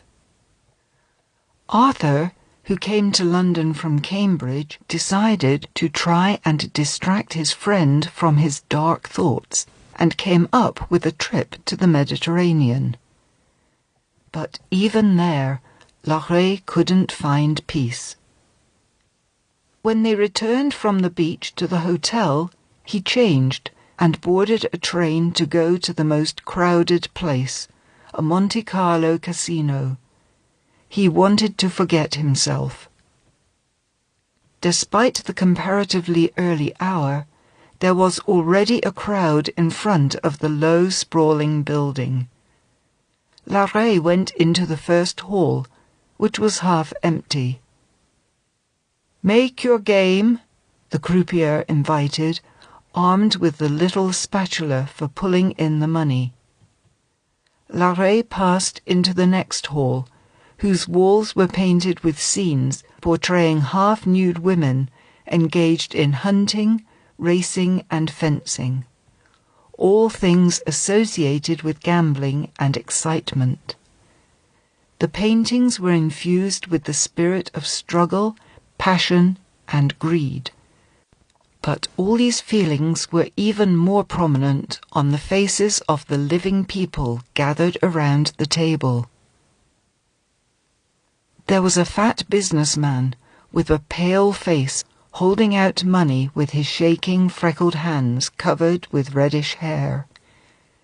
He was breathing heavily, as if he had asthma. His eyes were following the spinning ball. Larrey could see the unmistakable signs that the man had lost a great deal and was now betting his last money, hoping to win it back. And if not, perhaps this man would go to the suicide alley and pay his one last bill. Behind the fat man stood a badly dressed old man with tangled grey hair and maniacal eyes. In his hands were a notebook and a pencil. He kept writing down the winning and losing numbers and making calculations. He had long since lost his fortune and became a slave to the roulette. The casino administration paid him a small monthly pension to live on and gamble, a kind of advertisement. Presently, he was creating his own theory of probability, studying the fanciful nature of the fates. Whenever he made a mistake in his theories, he angrily struck his notebook with the pencil, mumbled something, and even hopped on one foot before going back to his calculations. But when his suppositions were proven correct, his face shone, and he turned to look at the people next to him, as if wishing to say, "See, I have finally established the laws of chance." Two valets led in an old lady in a black silk dress, with a diamond necklace around her wrinkled neck, and helped her settle into an armchair at the table. Her face was so thickly powdered that it could not grow pale. At the sight of the mysterious little ball deciding one's joy and misfortune, her deeply sunken eyes flashed with greed, and her thin, bejeweled fingers started shaking.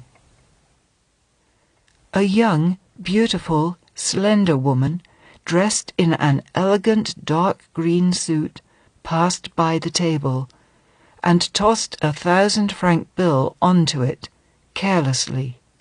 Lost, chuckled carelessly, and continued to the next hall. Larrey bet 100 francs on red, and won. I must win today, he thought, and bet 1,000, and lost. Nevertheless, he was convinced that he would win in the end. He had already succumbed to the gambling spirit.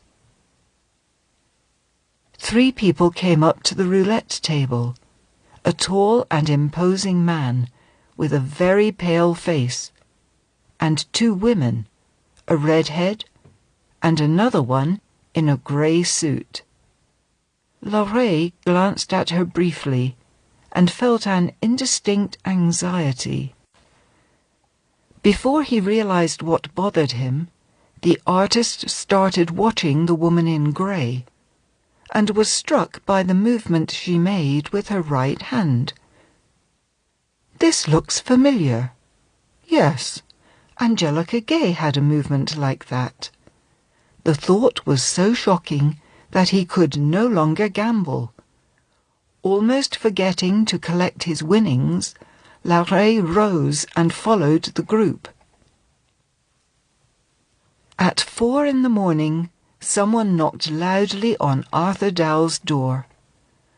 Dowell begrudgingly threw on a robe and opened it. Larrey entered the room, dead on his feet. He dropped into an armchair exhaustedly and said, "I think I am going mad." "What's the matter, old man?" Dowell exclaimed. "The thing is, I don't even know how to tell you this. I've been gambling since yesterday, until 2 in the morning. Losses followed wins. And suddenly I saw a woman, and was so struck by a gesture of hers that I gave up gambling and followed her to the restaurant. I sat down at a table and asked for a cup of strong black coffee. Coffee always helps me when my nerves are out of control. The stranger was at the table next to mine. She was with a young man, well dressed, but not the kind I would trust with my wallet, and a rather vulgar red-haired woman. My neighbours were drinking wine and chatting away merrily. The stranger in grey started humming a tune. She turned out to have a squealing voice that was rather unpleasant. But suddenly she took several lower notes. Larrey squeezed his head. Dowell, it was the voice of Angelica Gay. I would have recognized it out of 1,000. Poor man, this is what it's come to, Dowell thought.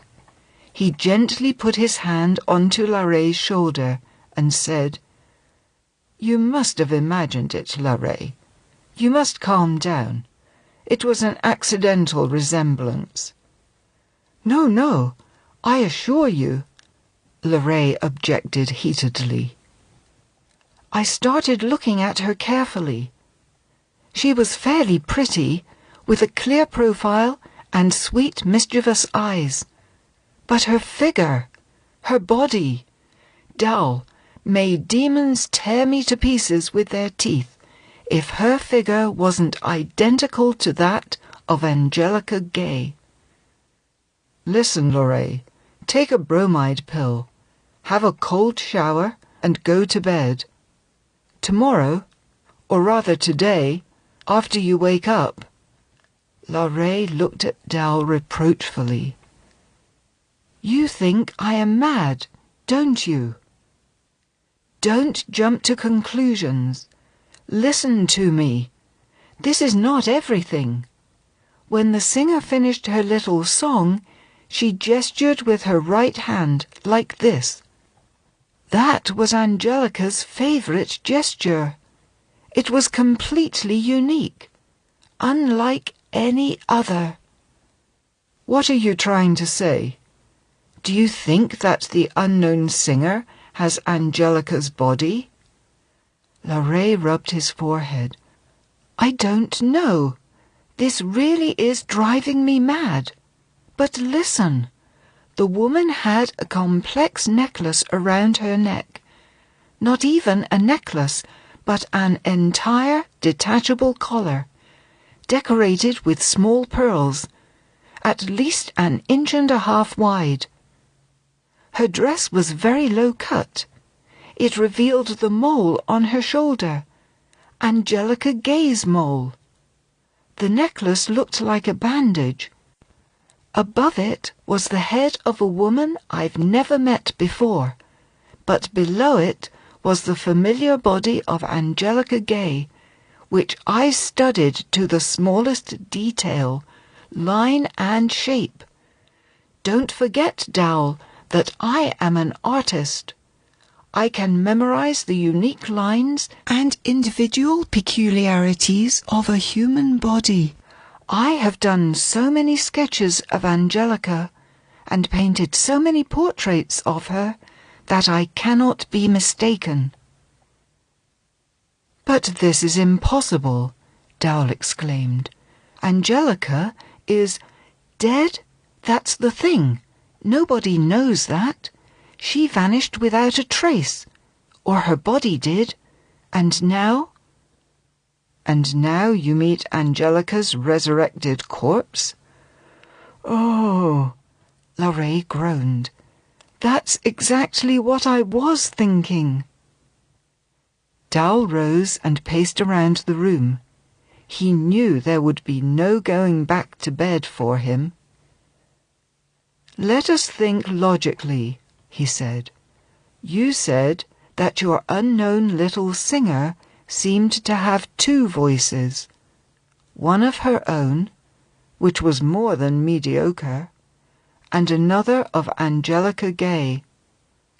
The lower register, her incomparable contralto, Larrey replied, nodding. But this is physiologically impossible. You don't suppose that a person can produce high notes with the upper ends of her vocal cords, and the lower ones with the lower ends, do you?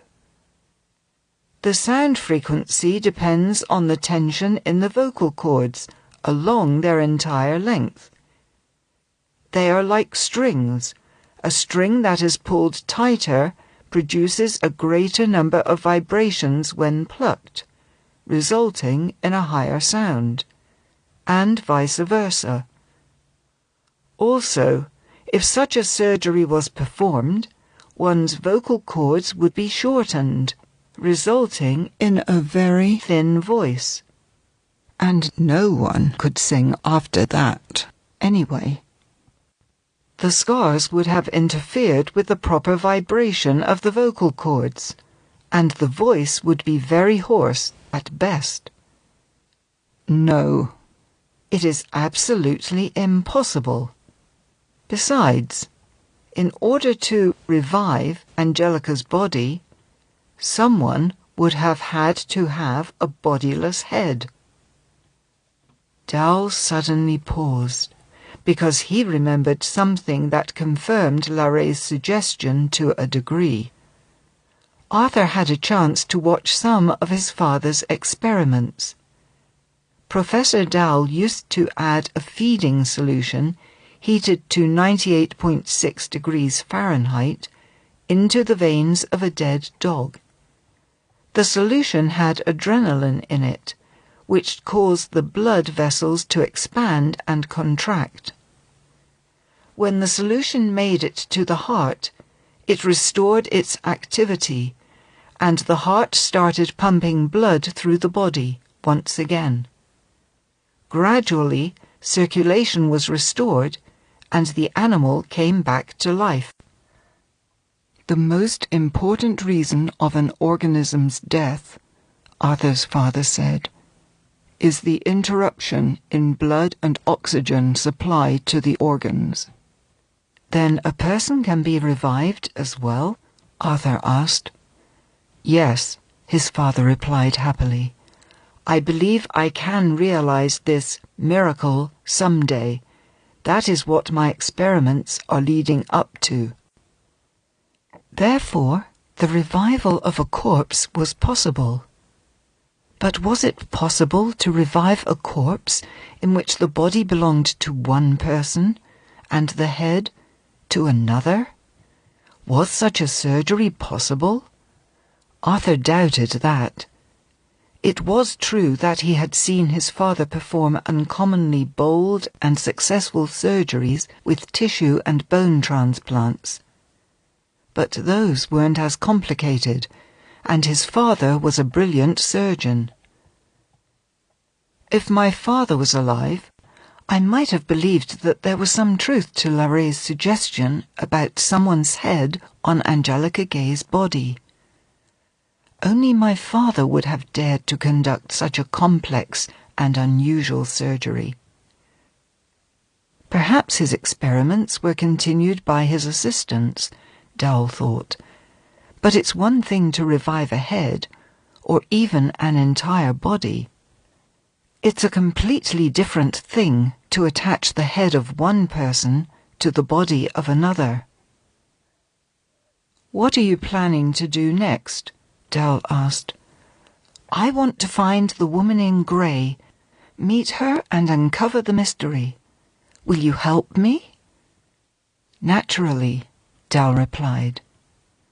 Larrey shook his hand firmly, and they started discussing their plan of action.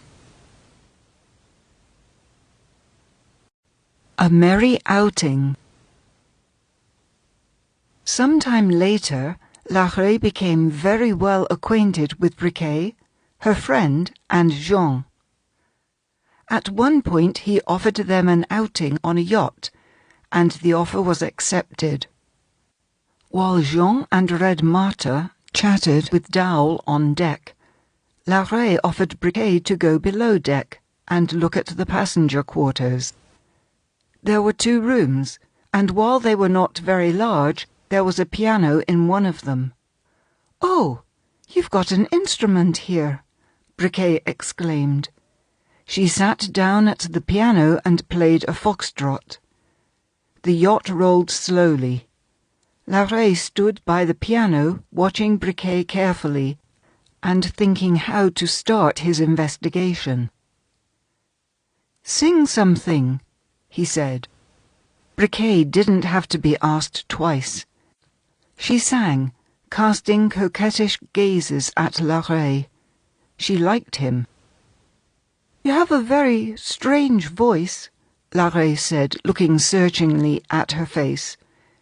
"It is as if there are 2 voices in your throat, belonging to 2 different women." Briquet was taken aback, but caught herself quickly and laughed somewhat forcefully.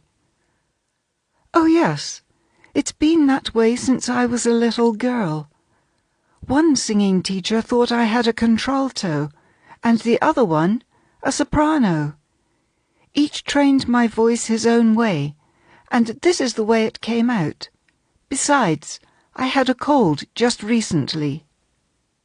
"It's an awfully long explanation for one fact," Larrey thought. And why was she so confused? "My suppositions are becoming justified. Something is going on here." "When you sing in the lower register," he said sadly, "it is as if I hear the voice of a good friend of mine. She was a famous singer. The poor girl died in a train crash.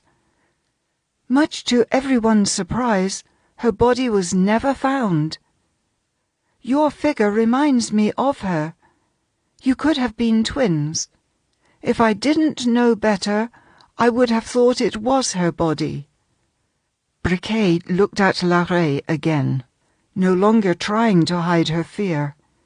She realized that Lorraine was carrying on this conversation for a reason.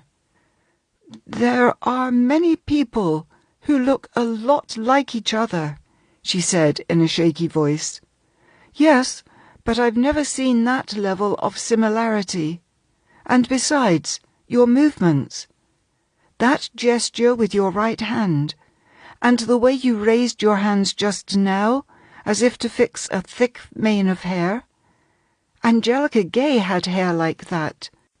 And that was the way she would fix an unruly lock of hair at her temple. But you don't have long hair. Yours is cut short in accordance with the latest fashion." "I used to have long hair once," Briquet said, rising. Her face was pale, and the tips of her fingers were shaking noticeably. "It's stuffy here. Can we go back up?" "Wait." Larrey stopped her, every bit as anxious as she was. "I must speak to you." He forced her into an armchair by a porthole. "I am sick. I am not used to the pitching," Briquet exclaimed, trying to leave. While pushing her back down, Larrey touched her neck, seemingly by accident, and pulled away the edge of her necklace. He saw a series of pink scars. Briquet fell back. Larrey barely managed to catch her. She was in a swoon. Not knowing what to do, the artist sprinkled water into her face from a carafe on a table nearby. She soon recovered. Indescribable terror flashed in her eyes. They gazed at each other for a few long moments. Briquet thought that the hour of retribution has come, the terrible hour, when she would have to pay for taking someone else's body. Briquet's lips shifted, and she barely whispered, "Don't kill me. Have pity." "Calm down. I have no intention of killing you, but I must know your secret." Larrey took Briquet's limp hand and squeezed it hard. "Admit it, this is not your body? Where did you get it from? Tell me the truth." "Jean!" Briquet tried screaming, but Larrey covered her mouth with his hand and hissed into her ear, "If you scream one more time, you will not leave this room." He then left Briquet in the armchair, locked the door of the cabin, and firmly shut the porthole. Briquet burst into tears like a child, but Larrey was nonplussed. "Tears won't help you. Tell me now, before I lose patience." "It's not my fault," Briquet said, sobbing. "I was killed, and then I was revived, just my head on a glass table. It was terrible. And Thomas' head was there too. I don't know how it was done. It was Professor Kern who revived me. I asked him to give me another body, and he promised, and brought this body from somewhere." She looked down at her own shoulders and arms in terror. "But when I saw the dead body, I refused. I was so scared. I didn't want to. I begged him not to attach my head to the body. Laurent can confirm this. She took care of us, but Kern didn't listen. He put me to sleep, and I only woke up after the surgery. I didn't want to stay with Kern, and ran away to Paris, and then here. I knew that Kern would follow me. I beg you, don't kill me, and don't tell anyone. I don't want to be without a body again. It became my own, and I have never felt such ease of movement. My leg hurts, but it will get better. I don't want to go back to Kern." As he listened to this disjointed narrative, Larrey thought, "It sounds like Briquet is really not to blame. But Kern, how did he get the body of Angelica Gay and use it for such a terrible experiment?" Kern. I have heard that name from Arthur. Kern was his father's assistant, I think. We have to get to the bottom of it. Stop crying and listen to me carefully, Larrey said sternly. I shall help you, but on one condition. You mustn't tell anyone about what happened to you up until this moment. No one except one person who will be here shortly. It's Arthur Dowell. You have already met him. You must do exactly as I tell you. If you don't, you will be in terrible trouble. You are an accomplice in a crime punishable by death, and there is nowhere you can go to hide your head and the body you have taken. You shall be found, tried, and guillotined. Listen to me. First of all, calm down. Second, go back to the piano and sing. Sing as loudly as you can, so that your friends could hear you. You are in a great mood and have no intention of returning above deck. Briquet came up to the piano, sat down and started singing, accompanying herself with barely moving fingers. Louder and happier, Larrey commanded, opening the porthole and the door. It was a very strange song, a kind of scream of terror and despair in a minor key. Slam the keys louder. Good. Keep playing and wait. You are coming to Paris with us. Don't you dare run. In Paris you shall be out of danger. We'll manage to hide you. Larrey came above deck, looking as happy as ever. The yacht was gliding smoothly through the waves, listing slightly to the right. The moist sea breeze helped Larrey clear his head. He came up to Arthur Dowell, quietly pulled him to the side and said, "Go to the cabin and ask Mademoiselle Briquet to tell you what she told me, and I shall entertain our guests." "How do you like the yacht, madame?" He addressed Red Marta to distract her with a casual chat. Jean was sprawled in a wicker chaise lounge and enjoyed his time away from police and detectives. He had no desire to think or observe. All he wanted to do was forget about his usual caution for a time. As he sipped excellent cognac from a small shot glass, he gradually went into a contemplative, half-dreamy state, which was perfect for Larrey's purposes. Red Marta was feeling great. Hearing her friends singing from the cabin, she joined in between sentences and repeated the playful tune. Whether Briquet had soothed herself by playing and singing, or Arthur appeared less dangerous to her, but she told him the story of her death and resurrection, much more sensibly and coherently. "And that was that. Is it really my fault?" she asked with a smile, and sang a short little song, "Is it my fault?" repeated by Marta on deck. "Describe to me the other head that lived at Professor Kern's," Dowell said. "Thomas? No, the one Professor Kern took you to see after the surgery.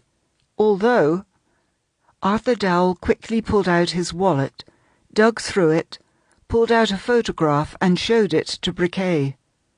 "Tell me, does this man look like the head of my acquaintance you saw at Kern's?" "Yes, that's him exactly," Briquet exclaimed. She stopped playing. "Amazing! He has shoulders. He has a body. Did he get a body too? What is the matter, my dear?"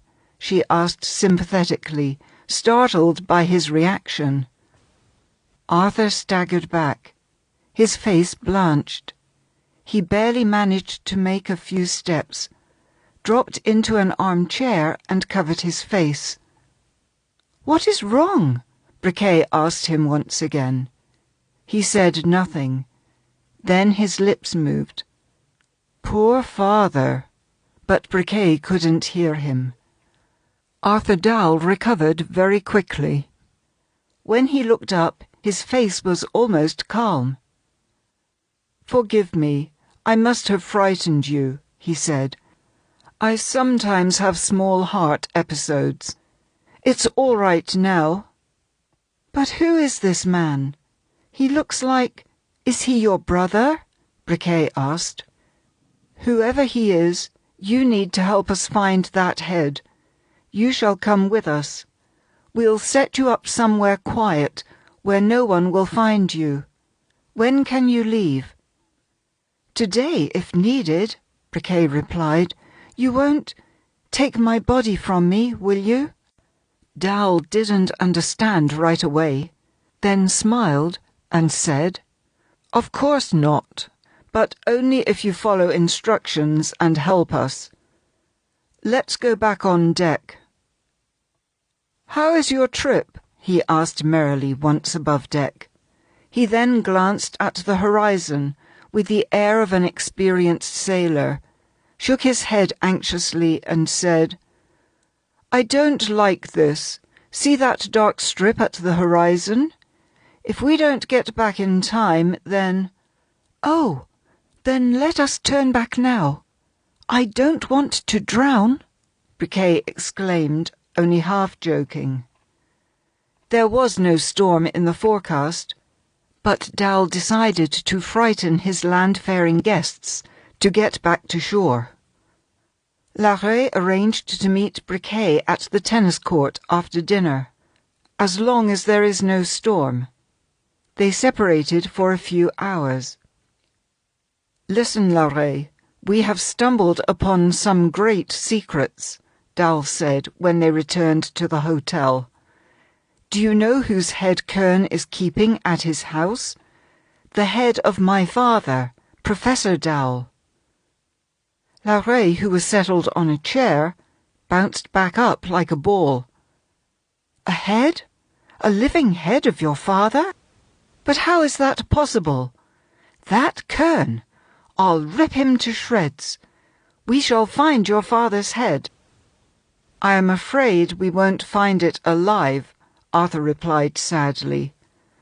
"My father has proven the possibility of reviving heads separated from their bodies. But these heads only lived an hour and a half, and then died because the blood coagulated, and the artificial feeding solutions couldn't keep them alive." Arthur Dowell didn't know that shortly before his death, his father invented a substance called Dowell 217, and renamed by Kern to Kern 217. Added to the blood, the substance prevented coagulation and made prolonged existence of the head possible. "Dead or alive, we must find my father's head. We must be off to Paris." Larrey ran to his room to pack. In Paris. After a quick dinner, Larrey rushed to the tennis court. Briquet was a bit late, but very glad to see him waiting. Despite the fright he gave her, Briquet continued finding him a very handsome man. "Where is your racket?" she asked in disappointment. "Aren't you going to teach me today?" For several days Larrey has been teaching Briquet to play tennis. She turned out to be a very capable student. But Larrey knew the secret of this ability better than Briquet herself. She had the trained body of Angelica, who was a splendid tennis player. Once upon a time she taught Larrey a few strikes. All he had to do now was bring the already trained body in coordination with Briquet's untrained brain, and solidify the body's movements. Sometimes Briquet's movements were hesitant and awkward, but quite often she was uncommonly deft. For example, She surprised Larrey exceedingly when she started slicing. He never taught her that. The adroit and difficult hit had been Angelica's pride of sorts. It was during tennis when Larrey started feeling a kind of tenderness towards the revived Angelica, as he sometimes called Briquet, although it was far from the adoration he felt toward Angelica. Briquet stood next to Larrey, shielding herself from the sun with the tennis racket, one of Angelica's poses. "We won't play today." "Pity. I wouldn't mind a round or two, even though my leg hurts more than usual," Briquet said. "Come with me. We are going to Paris." "Now?" "Right away. But I must change and pack a few things." "Very well. You have 40 minutes, and not a moment longer. We shall pick you up in a car. Go, pack quickly." "She really is limping a bit," Larrey thought as he watched Briquet walk away. During their trip to Paris, Briquet's leg began hurting seriously. Briquet lay in her berth and moaned quietly. Larrey comforted her as well as he could. The trip brought them even closer together. He did his best to convince himself that, in taking care of Briquet, he was really looking after Angelica Gay. But Briquet treated Larrey's attention as entirely her own. She was very touched by it. "You are so kind," she said sentimentally. "You really frightened me there on the yacht, but I am no longer afraid of you." And she smiled so charmingly that Larrey couldn't help but smile in return. That smile belonged entirely to the head. After all, it was Briquet's face that was smiling. She was making great progress without even noticing. A small incident took place not far from Paris, and pleased Briquet exceedingly, while greatly surprising the culprit. During a particularly strong surge of pain, Briquet held out her hand and said, "If only you knew how I suffer." Larrey took the hand and kissed it. Briquet blushed, and Larrey became embarrassed. "Damn it," he thought. "I think I kissed her. But it was Angelica's hand. But it was the head that felt the pain. Then, by kissing the hand, I was expressing pity for the head. But the head feels pain because Angelica's leg hurts, whereas Angelica's pain is felt by Briquet's head." He became completely confused and felt even more awkward. "How did you explain your sudden departure to your friend?" Larrey asked, to change the subject. "I didn't. She is used to my antics. She and her husband are returning to Paris soon. I would very much like to see her. Please bring her to visit." Briquet provided Red Marta's address. Larrey and Arthur Dowell decided to settle Briquet in a small empty house at the end of Avenue du Maine that belonged to Larrey's father. "Next to a cemetery," Briquet exclaimed superstitiously when the car drove by the Montparnasse cemetery. "That means you'll live a long time," Larrey assured her. "Is that a sign?" Briquet asked. "It most certainly is." She calmed down. The patient was settled in a rather cosy room on a huge old-fashioned bed with a canopy. Briquet sighed in relief, leaning back on a pile of pillows. "You must have a doctor and a nurse," Larrey said. But Briquet objected vehemently. She was afraid that strangers would report her. With great difficulty, Larrey convinced her to show the leg to his friend, a young doctor, and to hire the butler's daughter to be the nurse.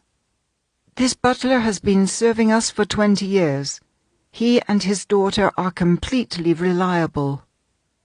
The doctor examined the red and swollen leg, prescribed compresses, soothed Briquet, and stepped into another room with Larrey.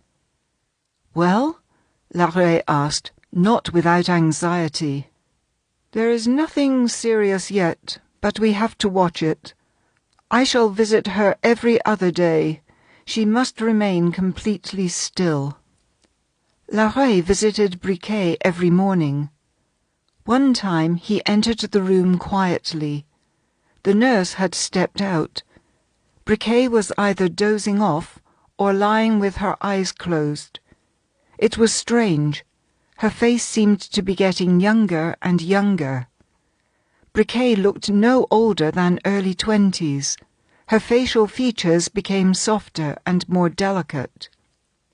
Larrey walked up to the bed on tiptoe, leaned over, and gazed upon her face for some time, and then gently kissed her forehead. This time Larrey did not analyze whether he was kissing Angelica's remains, Briquet's head, or all of Briquet. Briquet opened her eyes slowly and looked at Larrey. A faint smile flickered over her lips. "How do you feel?" Larrey asked. "Did I wake you?" "No, I wasn't asleep. Thank you, I feel fine. If only it wasn't for the pain." "The doctor says there is nothing serious. Keep still and you'll be better soon." The nurse entered. Larrey nodded and left. Briquet followed him with a tender gaze. Something new entered her life. She wanted to get better, but not for the nightclubs, dancing, singing, and the merry inebriated clients at Chat Noir.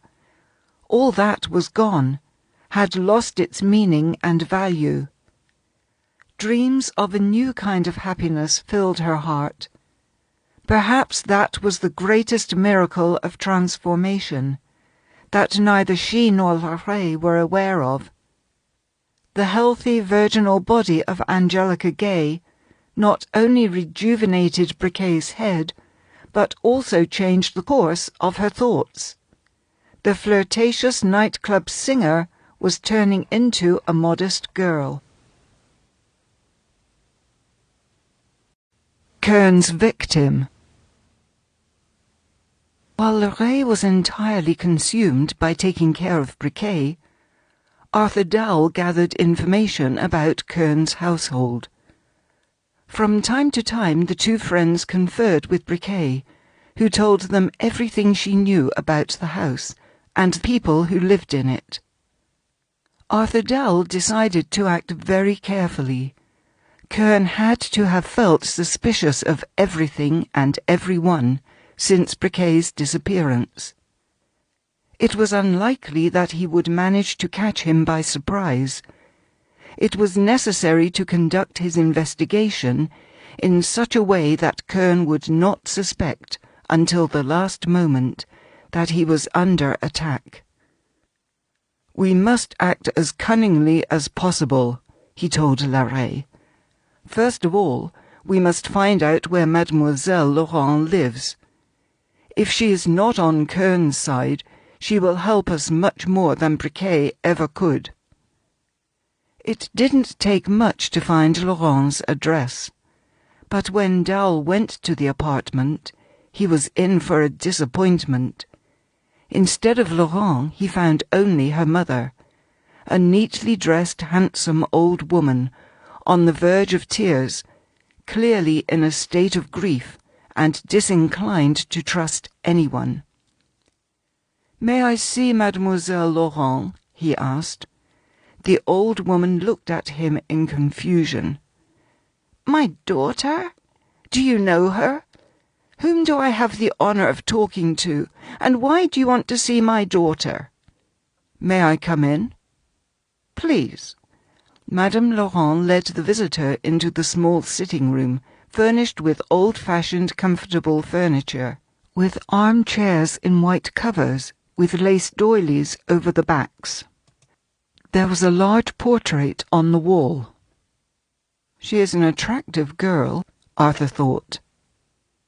"My name is Radier," he said. "I am a country doctor, and have only just come from Toulon. I used to know one of Mademoiselle Laurent's university friends. I ran into her when already in Paris, and found out from her that Mademoiselle Laurent was working with Professor Kern. What is the name of my daughter's university friend?" "Her name? Riche." "Riche? Riche? I've never heard of her," Madame Laurent noted, clearly unconvinced, then asked, "Were you sent by Kern?" "No, I am not from Kern," Dowell replied with a smile, "but I would very much like to meet him. The thing is, he works in the area that is of great interest to me. I found out that he stages his most interesting experiments at home, but he is a very secretive man, and doesn't want to let anyone into his sanctum." Madame Laurent decided this sounded like truth. Ever since she started working for Professor Kern, her daughter had told her that he led a secluded life and never saw anyone. "What does he do?" she asked her daughter, and received a vague answer. "Various scientific experiments." "And so," Dowell continued, "I decided to meet Mademoiselle Laurent first, and asked for her advice as to how I might go about meeting Professor Kern. She could help pave the way for me, and talk to Professor Kern about introducing me." The young man's looks inspired trust, but everything related to Kern inspired such anxiety and unrest in Madame Laurent's soul that she didn't know how to continue the conversation. She sighed heavily, and barely keeping from crying said, "My daughter is not at home. She is in a hospital." "In a hospital? What hospital?" Madame Laurent couldn't stand it any longer. She had been alone with her grief for far too long, and so, forgetting all caution, she told her guest everything. Her daughter's sudden letter that her work required for her to stay at Kern's house to take care of difficult patients.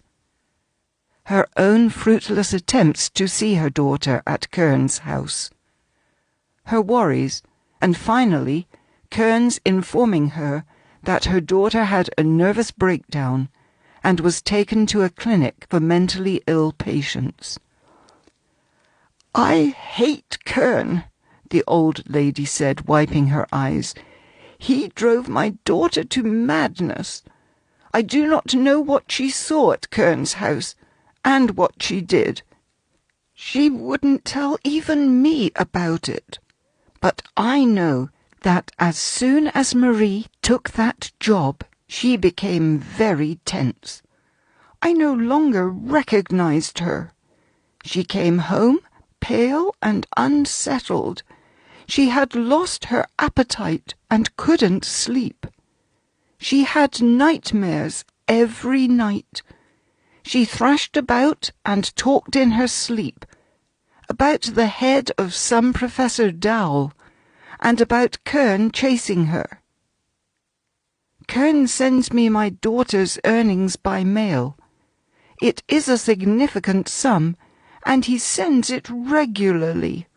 But I do not touch that money. You can't buy health with money. I have lost my daughter." And the old woman burst into tears. "No, there cannot be any of Kern's accomplices in this house," Arthur Dowell thought. He decided to no longer conceal the true reason for his visit. "Madam," he said, "I can now tell you honestly that I have just as many reasons to hate Kern. I wanted to meet your daughter so that I could sort a few things with Kern and uncover his crimes." Madame Laurent gasped. "Oh, don't worry. Your daughter has nothing to do in these crimes." "My daughter would sooner die than commit a crime," Madame Laurent replied proudly. "I wanted to ask for Mademoiselle Laurent's help, but I can see that she herself needs help. I have reasons to believe that your daughter is not mad, but was placed in a mental institution on Professor Kern's instructions." "But why? What for?" "Exactly for the reason that your daughter would sooner die than commit a crime, as you said. Apparently, Kern considered her dangerous." Arthur Dowell didn't know Madame Laurent well enough, and was afraid of her congeniality, and so he didn't tell her everything. Kern was conducting unlawful surgeries. "Would you be so kind as to tell me which hospital Kern sent your daughter to?" Madame Laurent was so emotional that she barely managed to speak coherently. Her words interrupted by sobs, she replied, "Kern refused to tell me that for a long time. He wouldn't let me into his house. I had to write him letters. He replied very cagily, tried to reassure me, and convince me that my daughter was getting better, and would soon come back to me. When my patience wore thin, I wrote to him that I would report him to the police if he didn't tell me immediately where my daughter was. And then he told me the address of the hospital. It is located not far from Paris in Score. The clinic is the private property of Dr. Ravenel. Oh, I have been there, but they didn't even let me into the courtyard. It is a real prison, surrounded by a stone wall. These are the rules we have. The guard told me, don't let anyone in, not even the parents. I asked for a doctor on duty, but he told me the same thing. Madam, he told me, visits by the relatives often disturbs the patients and worsens their mental state. I can only tell you that your daughter is feeling better. And he slammed the gates in my face. I shall try to see your daughter. Perhaps I'll manage to get her out of there. Arthur wrote down the address and said goodbye. I shall do everything possible. Believe me, I am as interested in this as if Mademoiselle Laurent was my sister. Dowell left, accompanied by a variety of advice and good wishes. Arthur decided to go see Larrey. As his friend spent all his time with Briquet, Dowell went to Avenue du Maine. Larrey's car was parked by the house. Dowell quickly ran up to the second floor and entered the sitting room. "Arthur, this is terrible," Larrey said to him. He was extremely upset, paced around the room and ruffled his black curly hair. "What is the matter, Larrey?" "Oh," his friend groaned. "She ran away." "Who?" "Mademoiselle Briquet, of course." "Ran away? But why? Do calm down and tell me what happened." It wasn't easy to make Larrey talk sensibly. He continued dashing about, sighing, groaning and gasping. It was nearly 10 minutes before Larrey finally spoke. Yesterday, Mademoiselle Briquet had been complaining about worsening pain in her leg since morning. Her leg was very swollen and turned blue. I called the doctor.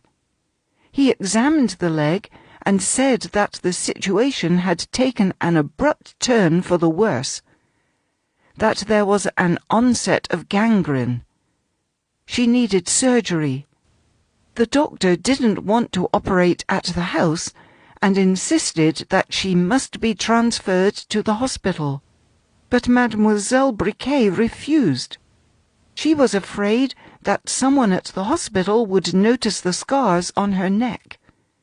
She cried and said that she had to go back to Kern. Kern had warned her that she should have stayed with him until she was fully recovered. She was now punished for not listening to him, and she trusted Kern as a surgeon. If he managed to bring me back from the dead and give me a new body, he can cure my leg. It's nothing for him. All my reasoning did nothing to convince her. I didn't want her to go to Kern, and so I decided to trick her. I told her I would take her to Kern myself, intending to take her to the hospital. But I also wanted to make sure that the secret of Briquet's resurrection didn't come out sooner than necessary. I remembered your needs too, Arthur. And I left for an hour, no more, to make arrangements with the doctors I knew. I wanted to trick Briquet, but she ended up tricking me and the nurse. When I came back, she was gone. This is all that was left. This note on her nightstand. Here, read it. And Lorraine gave Arthur a sheet of paper with a few words scribbled on it, with a pencil, clearly in a hurry. Lorraine, forgive me, but there is no other way. I am going back to Kern. Do not try to visit me. Kern shall make me well, as he has already done once. I shall see you soon. This thought shall be my comfort.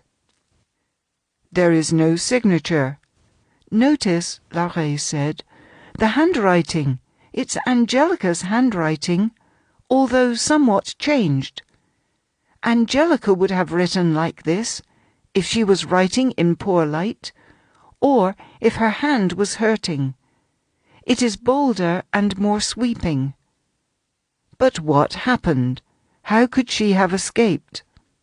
Alas, she ran away from Kern, only to run away from me back to Kern. When I came back and discovered that the cage was empty, I almost killed the nurse. But she explained that she was deceived herself. Briquet got up, went to the phone with great difficulty, and supposedly called me. It was a trick. Of course she didn't call me. Having talked on the phone, Briquet told the nurse that I had arranged everything and was asking her to come to the hospital. Then she asked the nurse to get a taxi, got in with her help, and left. She refused the nurse's help. It's not that far, and the hospital staff will take care of me once I get there, she said, and the nurse was completely convinced that it was all done following my instructions, and with my knowledge. Arthur, Lorraine exclaimed suddenly, becoming agitated once again. I am going to Kern immediately. I cannot leave her there. I have already called my car. It should be here by now. Come with me, Arthur. Arthur crossed the room. This was an unexpected complication. Suppose Briquet had already told them everything she knew about Kern's house.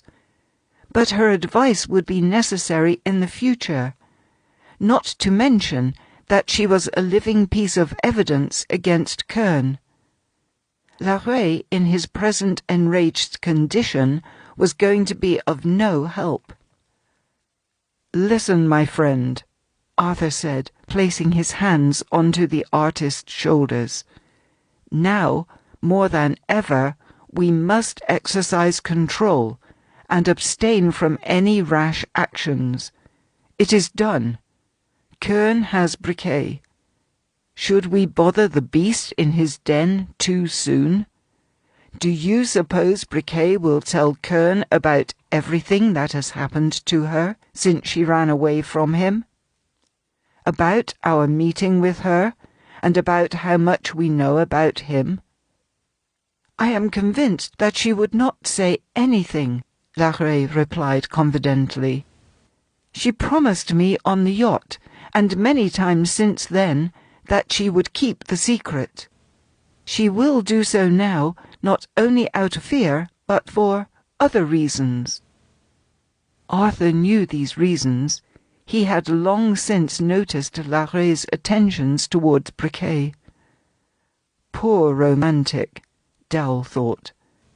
Tragic love affairs seem to be his credo. This time, he is not only losing Angelica for the second time, but also his newly budding love. However, not all is lost yet. Be patient, Larrey, he said. Our goals are the same. Let us combine our efforts and play the game carefully. We have two options. Either to deal Kern an immediate blow, or to try and find out about my father's head, and about Briquet. Kern would have been on high alert after Briquet ran away from him. If he hadn't destroyed my father's head, he had probably concealed it very carefully.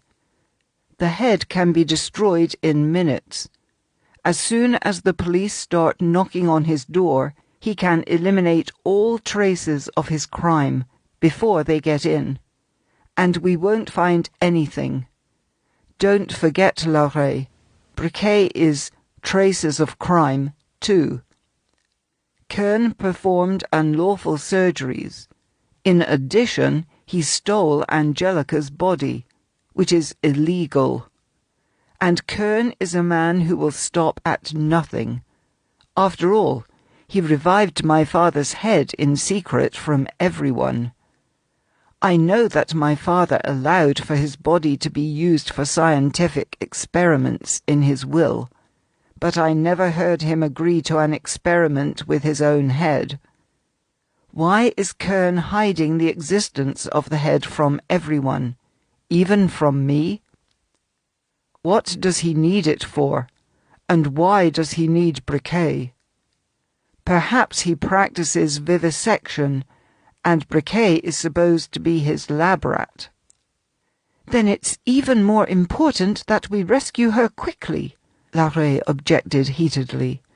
Yes, rescue her, but not accelerate her death, and our visit to Kern might bring about that undesirable outcome. Then what are we to do? We must follow the second, more deliberate option. We shall do our best to make this path as short as possible. Marie-Laurent can give us more useful information than Briquet. Laurent knows the layout of the house. She took care of the heads. Perhaps she had a chance to talk to my father, or rather, to his head. Then bring her over here. Alas, she too needs to be rescued. Does Kern have her? He has her in a hospital. Apparently, in one of those hospitals where, for a respectable sum of money, one might lock up people who are as sick as you or I. We have a lot of work ahead of us, Larrey. And Dowell told his friend about his meeting with Laurent's mother. Damn Kern! He spreads nothing but misery and horror around himself. If only I could lay my hands on him. We'll do our best to make certain of that. Our first step is to talk to Marie-Laurent. I'll go there immediately. That would be reckless. We must only become involved in person when there is no other choice. In the meantime, we shall use the assistance of other people. You and I should form a kind of secret committee that governs the actions of reliable people, but remain unknown to the enemy. We must find someone we can trust, who could go to school, make friends with orderlies, nurses, cooks, and guards. Anyone possible. If we manage to bribe even one of them, we'll be halfway there. Larrey was impatient. He wanted to get to action immediately, but he submitted to the more sensible Arthur and finally agreed to the more cautious strategy. But who can we ask? Oh, Schaub. He is a young artist who has recently come from Australia. He is my friend, a great person, and a fantastic athlete. He would treat this sort of mission as sport. Damn it, Larrey cursed. Why can't I do it myself? Why do you want to? Because it's so romantic? Dowell asked with a smile. Ravenel's clinic.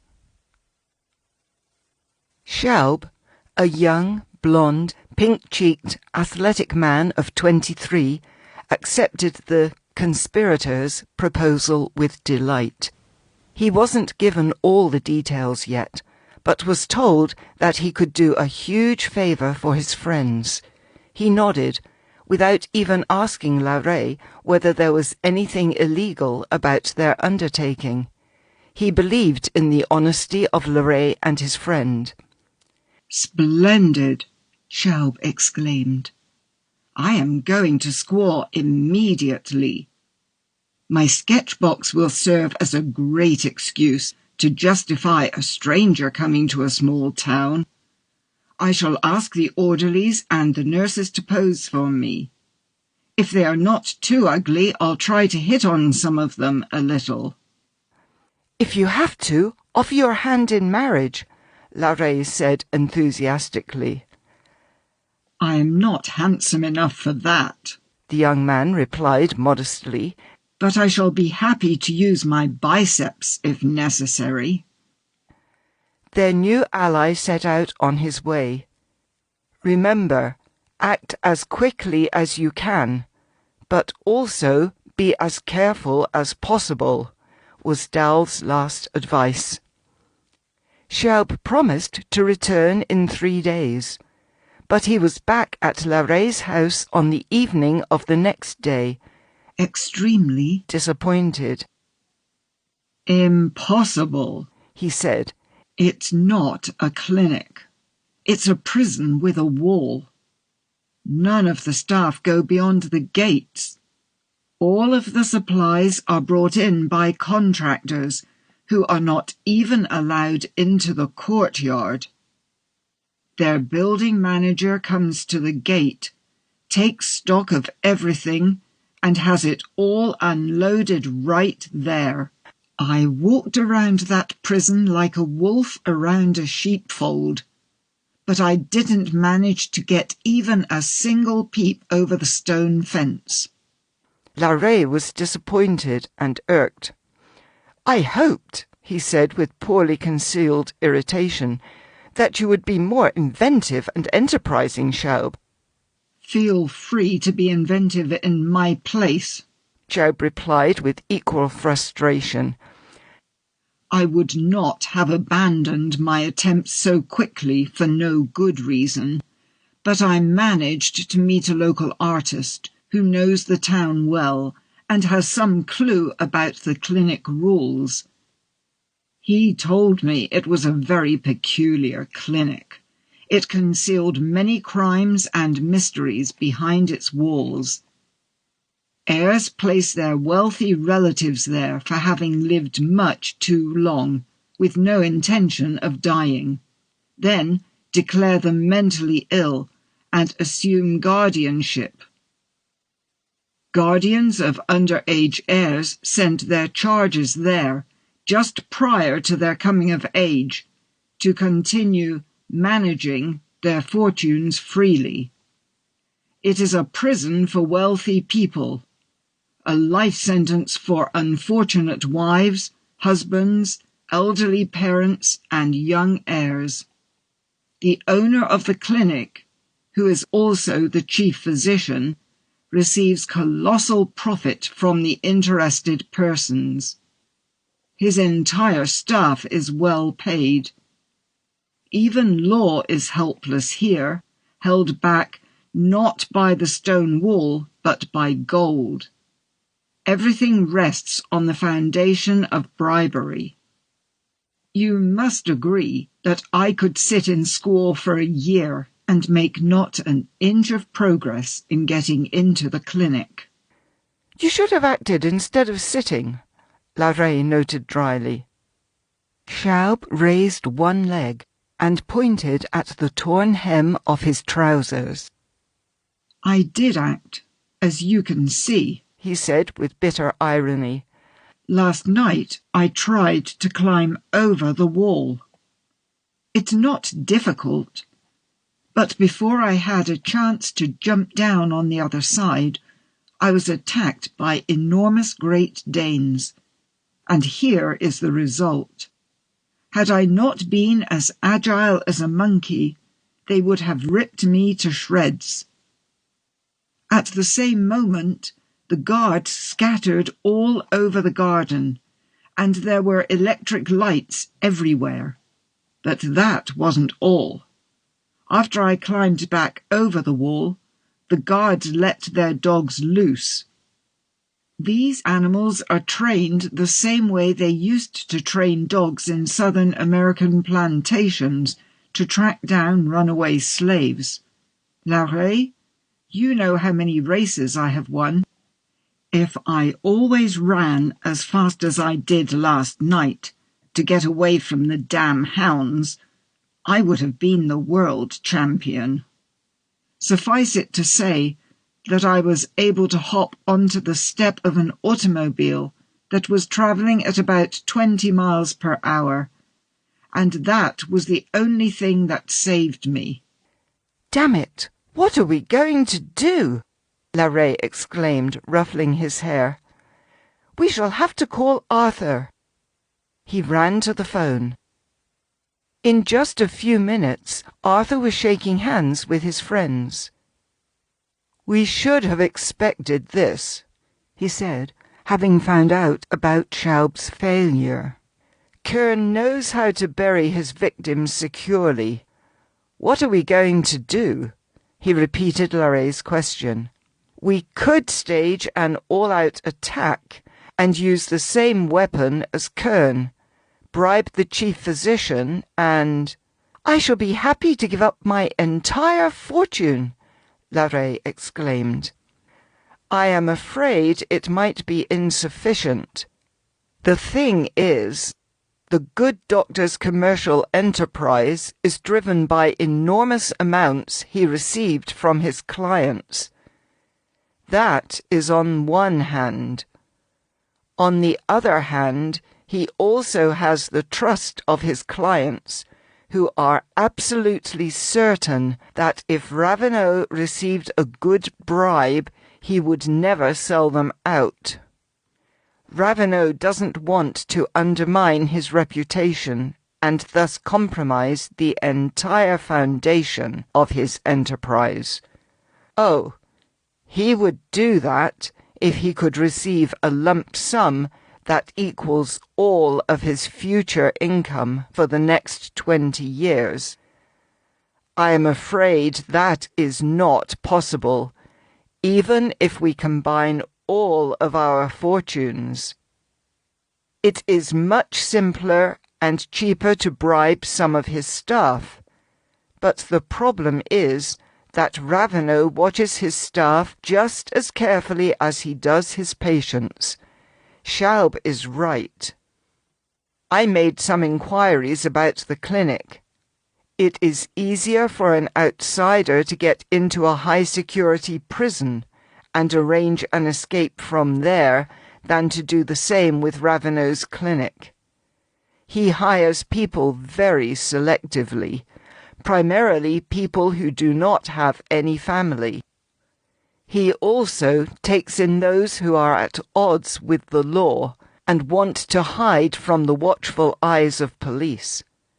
He pays well, but demands a commitment from all his employees to remain within the boundaries of the clinic for the duration of their service.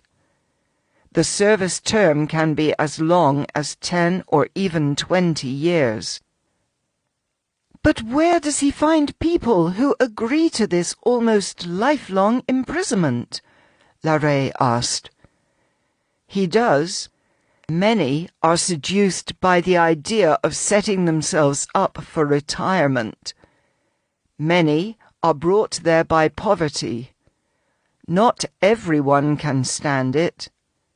Very rarely, once every few years, one or the other of Ravenel's employees escape.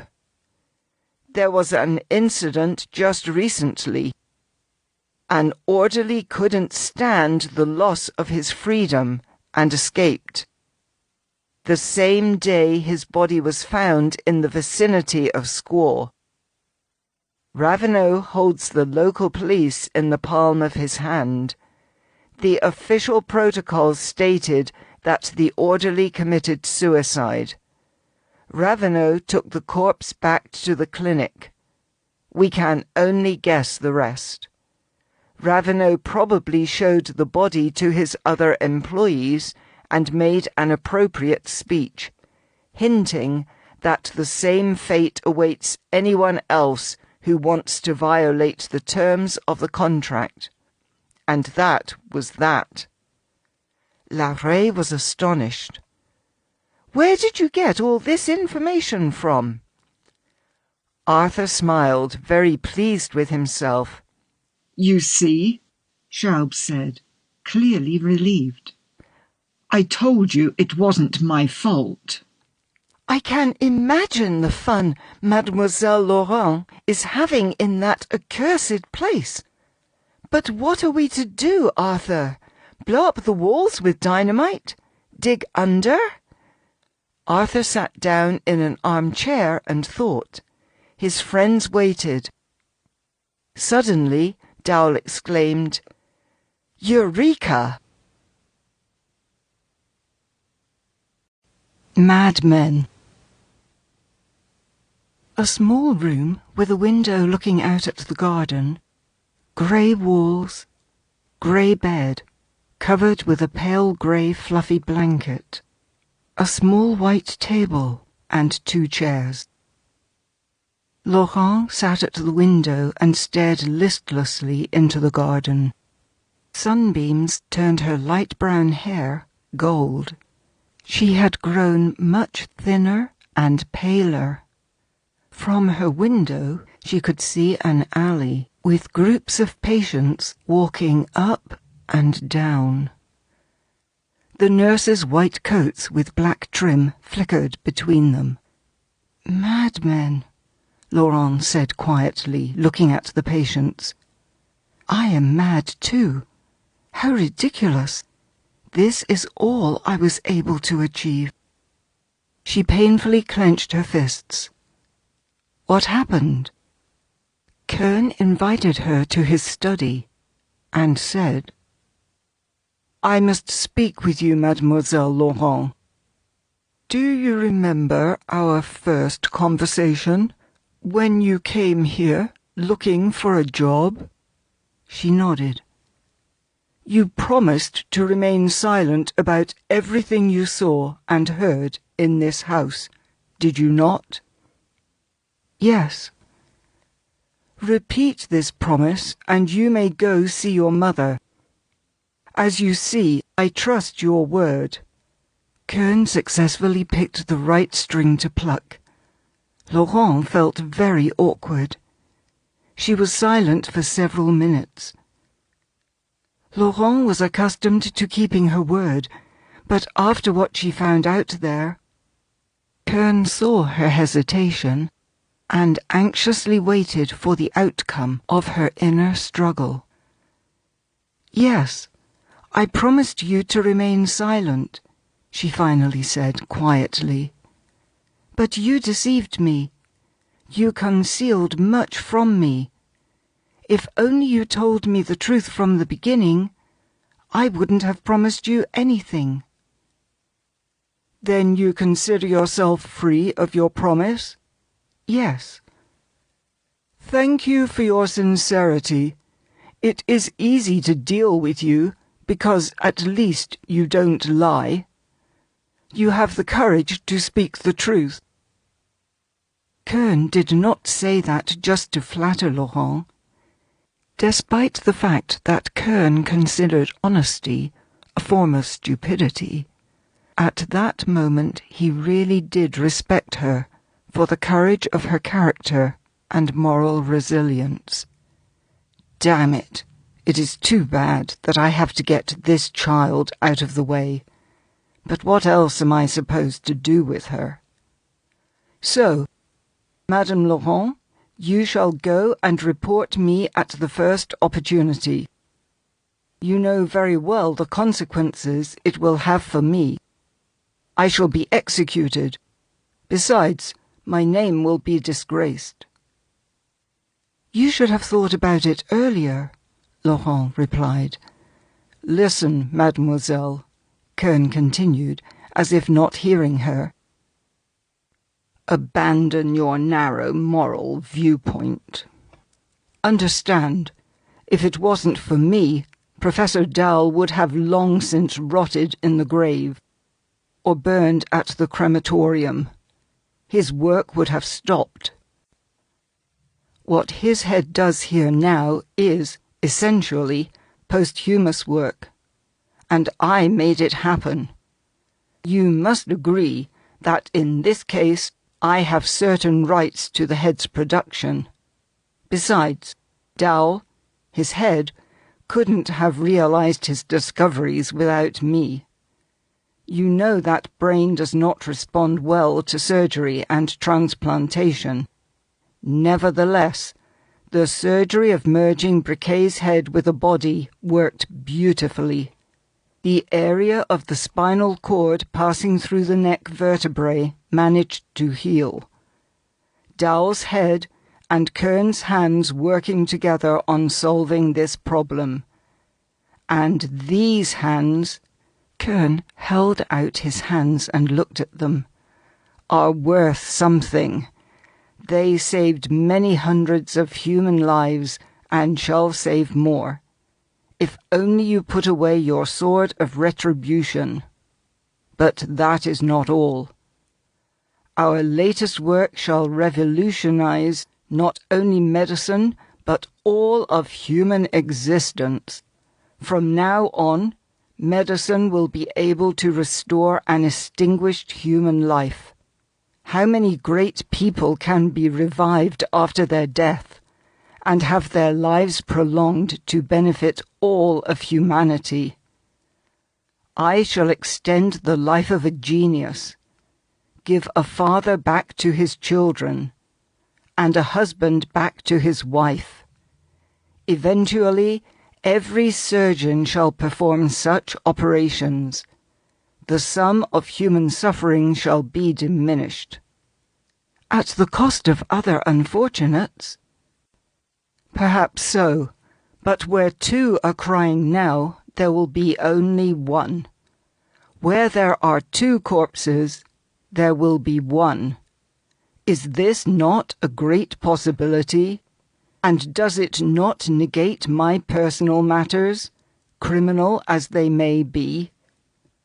What patient cares whether a surgeon, saving his life, has a few questionable deeds upon his soul? You shall kill not only me, but thousands of other people I could save in the future. Have you thought of that?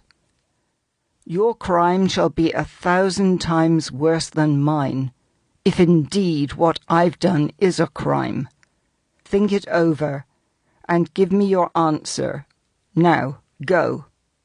There is no rush. I have already given you my answer. And Laurent left the study. She went to Professor Dowell's room and told him about her conversation with Kern. Dowell's head thought about it.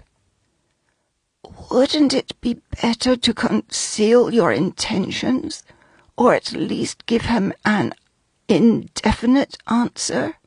The head finally whispered. I cannot lie, Laurent replied. It gives you credit, but you have doomed yourself. You might die, and your sacrifice shall be of no use to anyone.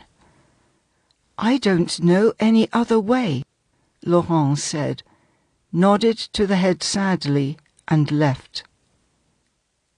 Dice are rolling, she kept repeating as she sat near the window of her room.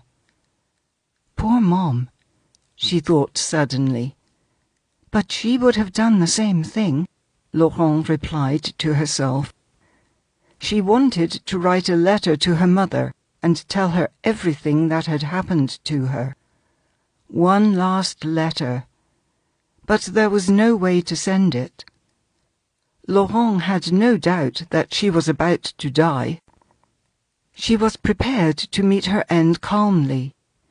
She was saddened only by the thoughts of her mother, and by the fact that Kern's crime would remain secret. She believed, however, that sooner or later retribution would catch up to him. What she expected took place a lot sooner than she thought. Laurent turned off the light and went to bed. Her nerves were strained. She heard a rustling behind the armoire near the wall. The rustling surprised rather than scared her. The door to her room was locked. No one could enter in a way that she wouldn't hear it. What is this noise? Mice? What happened next was dazzlingly fast. The rustling was followed by a creaking. Someone's footsteps approached the bed.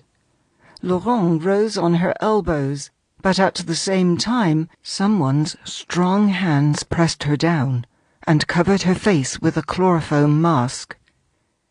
Death! The thought flickered through her mind, and, shivering all over, she instinctively tried to pull away. Calm down. She heard Kern's voice, very much like the one he used during regular surgeries. And then she fainted. She came to at the clinic. Professor Kern carried out the threat of extremely unpleasant consequences if she refused to keep his secret. She expected anything from him, but he took his revenge and remained unscathed. Marie-Laurent sacrificed herself, but her sacrifice was pointless. That notion further violated her emotional balance. She was approaching desperation. She felt Kern's influence even at the clinic. During the first 2 weeks, Laurent wasn't even allowed to go out into the large shady garden where quiet patients were allowed to walk. The quiet ones were those who did not protest their imprisonment, did not try to prove to the doctors that they were completely healthy, did not threaten to go public, and made no attempts to escape. Only about 10% of the clinic's patients were actually mentally ill, and most of them were driven mad at the clinic. For that purpose, Ravenel had a complex system of psychiatric poisoning. A difficult case. For Dr. Ravenel, Marie-Laurent was a difficult case. It was true that Laurent's nervous system was seriously impaired by working with Kern, but her will was not compromised. That was the challenge Ravenel decided to take upon himself. He delayed Laurent's treatment at first, taking time to study her from a distance. Professor Kern did not give Dr. Ravenel any specific directions regarding Laurent, whether to drive her to premature death or drive her mad. The latter was more or less required by the system established by Ravenel at his clinic. Laurent anxiously waited her fate to be decided, death or madness. There were no other options for her or the others, and she gathered all her mental powers to at least oppose the madness. She was very gentle, obliging, and outwardly calm. But Dr. Ravenel could not be deceived by that facade, for he possessed extensive experience and a great talent as a psychiatrist. Laurent's obedience only made him more concerned and suspicious. Difficult case, he thought, as he talked to Laurent during his usual morning rounds. "How do you feel?" he asked. "Very well, thank you," Laurent replied. "We do everything possible for our patients, but the unusual environment and relative limitation of their freedom has a depressing effect on some patients. They experience a sense of loneliness and yearning." "I am used to loneliness." "It's not easy to win her confidence," Ravenel thought, and continued. "You are essentially well. Your nerves are a bit out of order. That is all. Professor Kern told me that you had to participate in scientific experiments that could have a rather strong impression upon a fresh person. You are so young. You are overly tired and have a slight neurasthenia. Professor Kern, who values you very greatly, decided to give you a little vacation." "I am very grateful to Professor Kern." A secretive character. Ravenel felt irritated. "I should get her to meet other patients. Perhaps she would become more open with them, and let me study her quicker." "You have been cooped up for too long," he said. "Why don't you go into the garden? We have a lovely garden. A park, even. It is over 20 acres large." "I am not allowed to go outside." "Indeed?" Ravenel exclaimed in surprise. "It must be an oversight by one of my assistants. You are not one of those patients who would be harmed by going outside.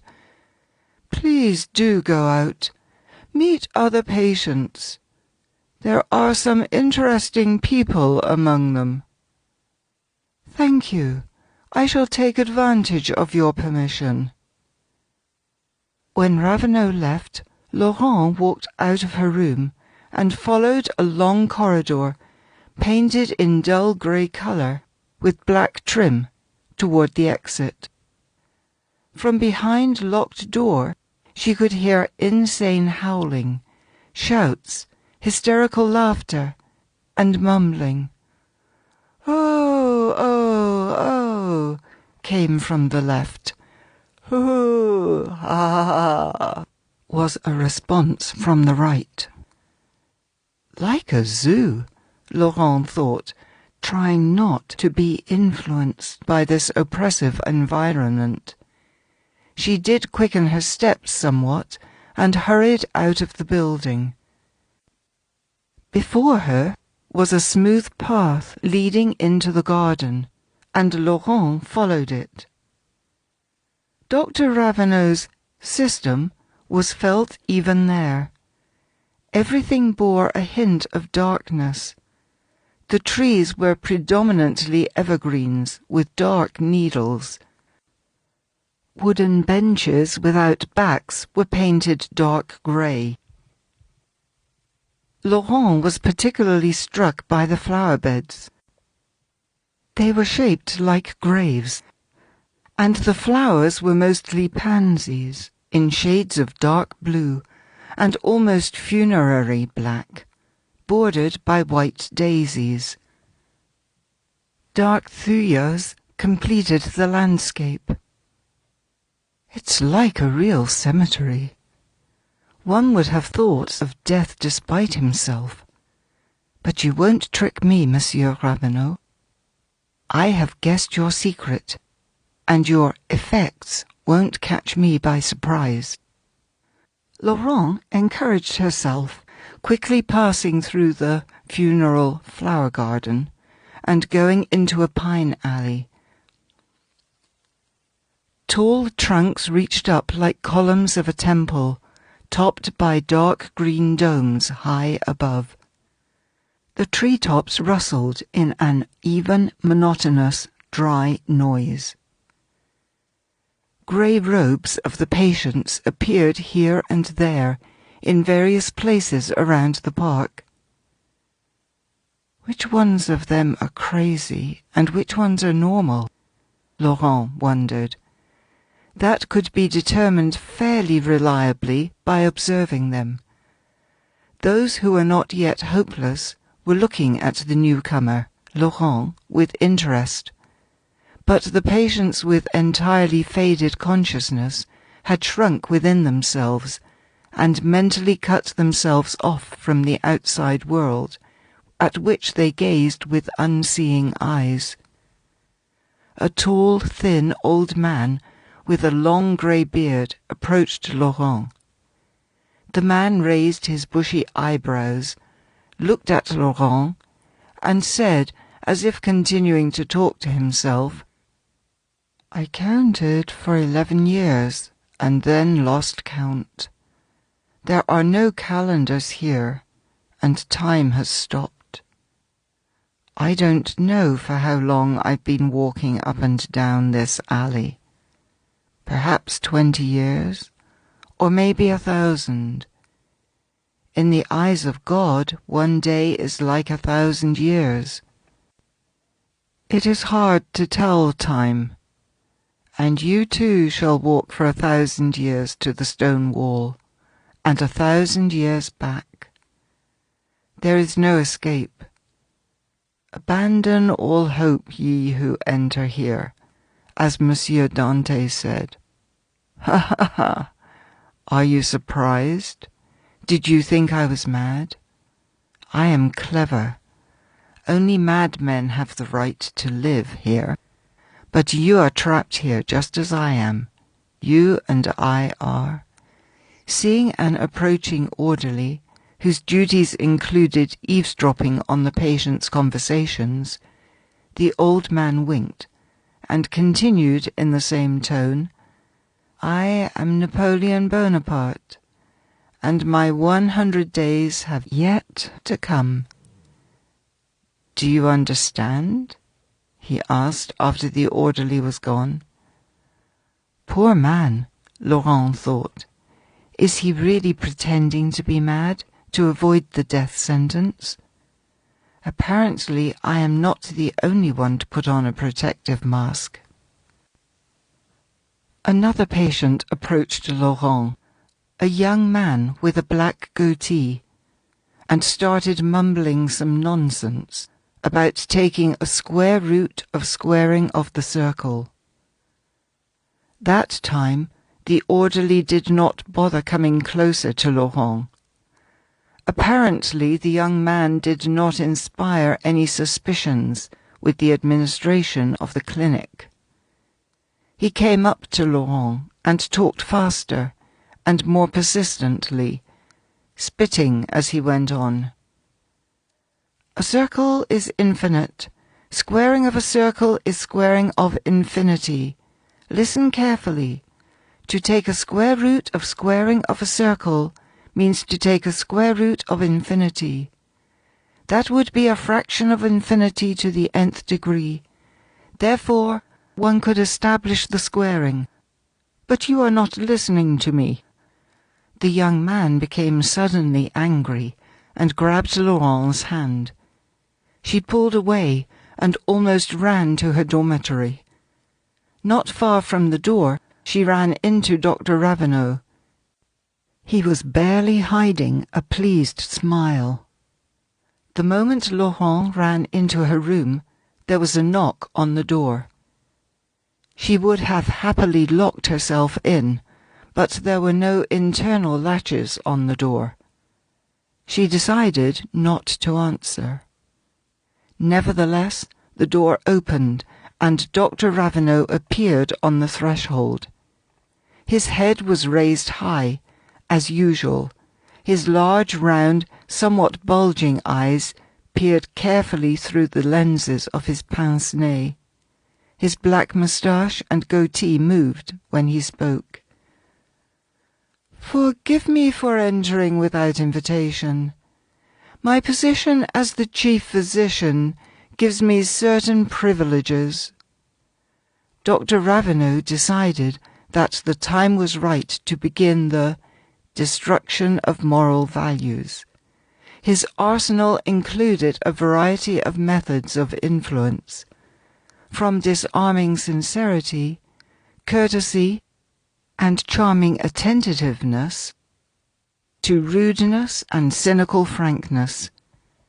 He decided to break Laurent's balance, no matter what, and assumed an unceremonious and mocking tone. "Why do you not say?" "Please come in. Forgive me for not inviting you. I was deep in thought and did not hear you knock." Or something like that. "No. I heard you knock, but did not answer because I wanted to be alone." "As truthful as usual," he said ironically. "Truthfulness is a poor object for irony," Laurent noted with some irritation. "Jackpot," Raveneau thought happily. He sat down across from Laurent and levelled his unblinking lobster eyes at her. Laurent tried to withstand his gaze, but eventually she felt uncomfortable and lowered her eyes, blushing slightly from disappointment at herself. "You suppose," Raveneau said in the same ironic tone, "that truthfulness is a poor object for irony. But I think that it is very suitable. If you were really honest, you would have kicked me out of here, because you hate me. But in the meantime, you attempt to keep a pleasant smile of a welcoming hostess." "It is merely politeness as the result of my upbringing," Laurent replied dryly. "And had it not been for the upbringing, you would have kicked me out?" And Raveneau suddenly laughed in a high-pitched, barking way. "Excellent! Very good! Politeness is out of sync with truthfulness. Therefore, you would compromise your truthfulness for the sake of politeness. 1. And he bent one finger.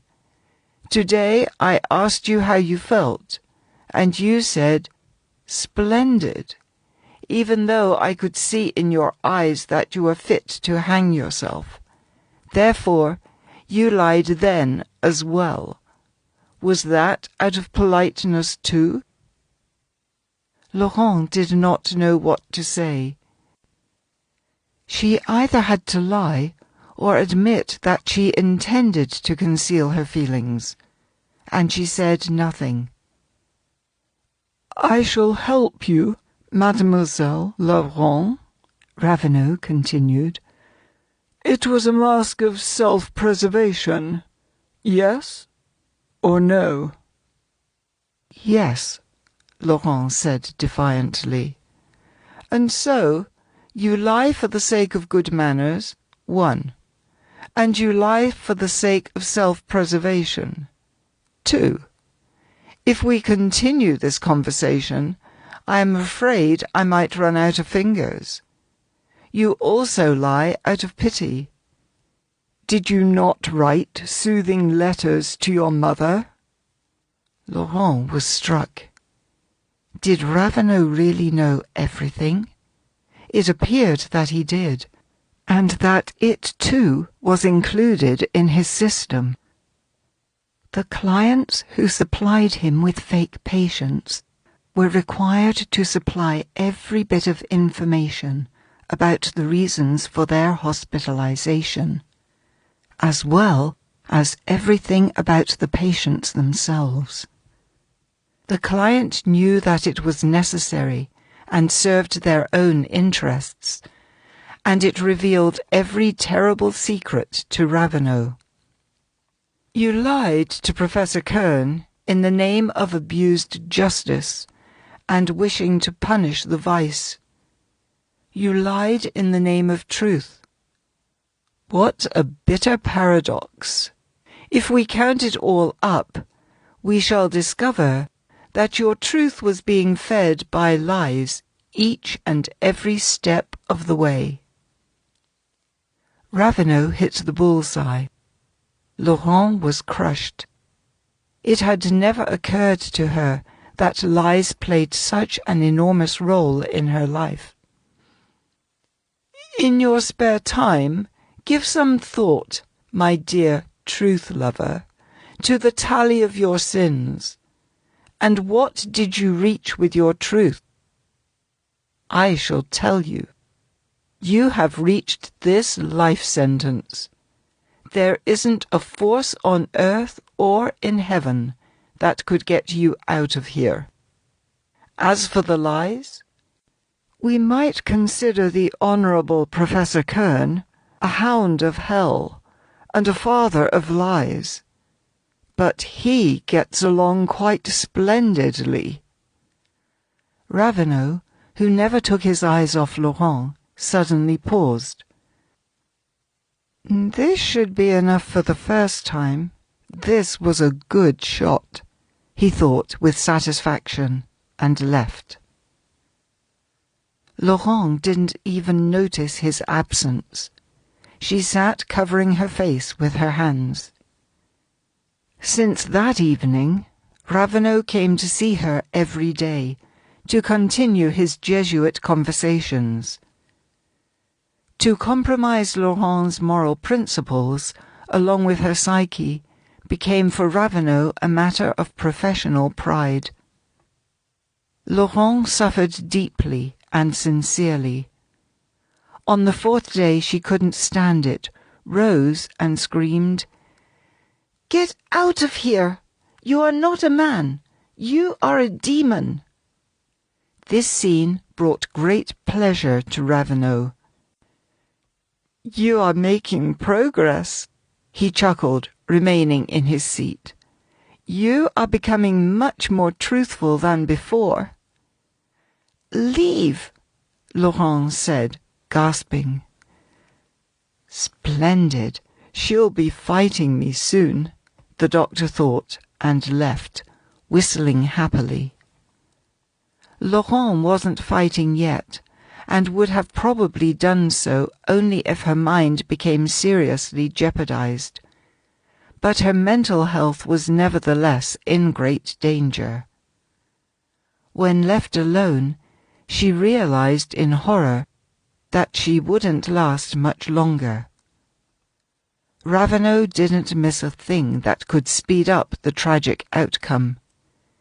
In the evenings, Laurent started hearing the sounds of a sad song, performed on some unknown instrument. It was as if a cello wept somewhere.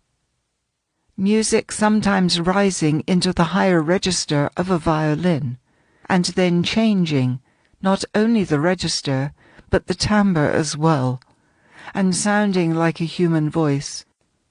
clear, beautiful, but endlessly sad. The aching melody did a kind of circle and then repeated itself.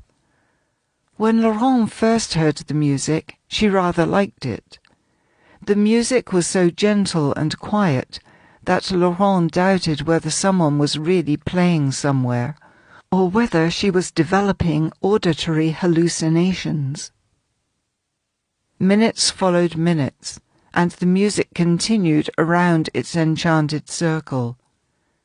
The cello was replaced by the violin, and the violin by the longing human voice. A single note sounded forlornly in the accompaniment. In an hour, Laurent was convinced that the music did not exist, and that it sounded only in her mind. There was no place to hide from the terrible melody. Laurent covered her ears, but she seemed to still hear the music. Cello, violin, voice. Cello, violin, voice. "This could drive you mad," Laurent whispered. She tried singing and talking to herself to block the music, but nothing helped. The music pursued her even in her sleep. "People can't play and sing endlessly. This must be mechanical music. Or I am delusional," she thought, lying in bed with her eyes wide open, unable to sleep, and listening to the endless circle. Cello, violin, voice. Cello, violin, voice. She couldn't wait until morning, when she could run off to the park. But the melody had already become an obsessive thought. And only the shouts, groans, and laughter of the madmen walking in the park managed to obscure it, somewhat. A new patient. Gradually, Marie-Laurent's nerves became so unstable that, for the first time in her life, she began contemplating suicide. During one of her walks, she started thinking of a way to kill herself, and became so absorbed in her thoughts that she did not notice a patient who came up to her and blocked her path, saying, "Blessed are those who know not of the unknown. It's all sentimentalism anyway." Laurent was startled and looked up at the patient. He was dressed like everyone else, in a grey robe, tall, dark-haired, with a handsome, fine-featured face. He immediately attracted her attention. "He must be new," she thought. "Shaved no more than 5 days ago. But why does his face remind me of someone?" Suddenly, the young man whispered, "I know who you are, Mademoiselle Laurent. I saw your portrait at your mother's." "How do you know me? Who are you?" Laurent said in surprise. "There is very little to this world. I am my brother's brother, and my brother is me," the young man shouted. An orderly passed, giving him a discreet but careful glance. When he was gone, the young man whispered again, "I am Arthur Dowell, the son of Professor Dowell. I am not crazy. I am just pretending to get in." The orderly approached them once again.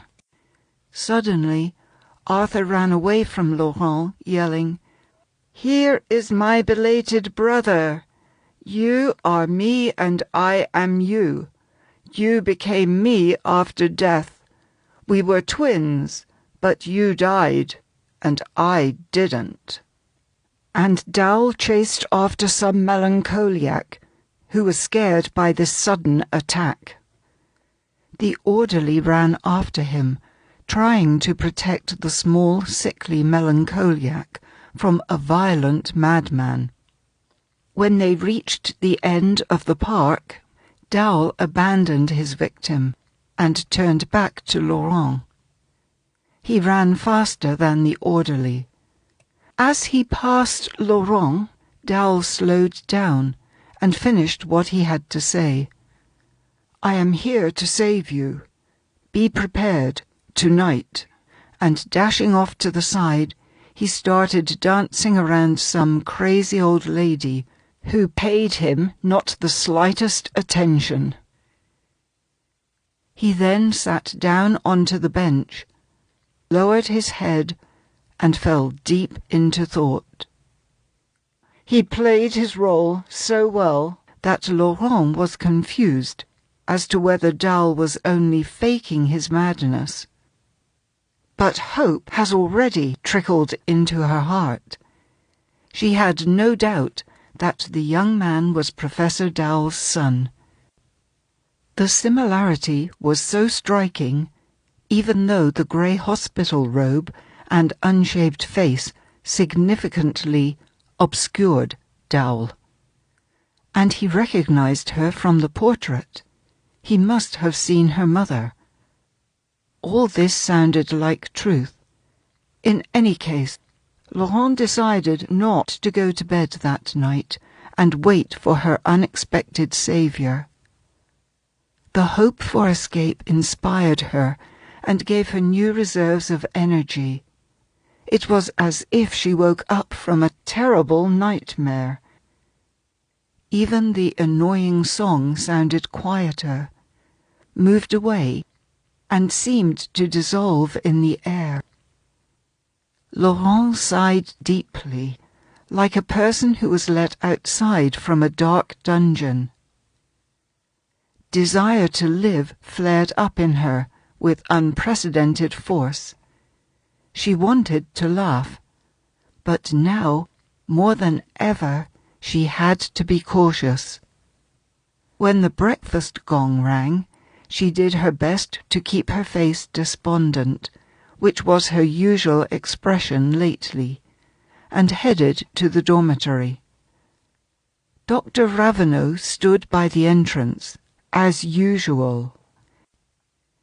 He watched the patients like a jailer would watch his prisoners as they returned to their cells. His eyes didn't miss a single thing. A stone hidden in a sleeve, a torn robe, a scratched hand or face.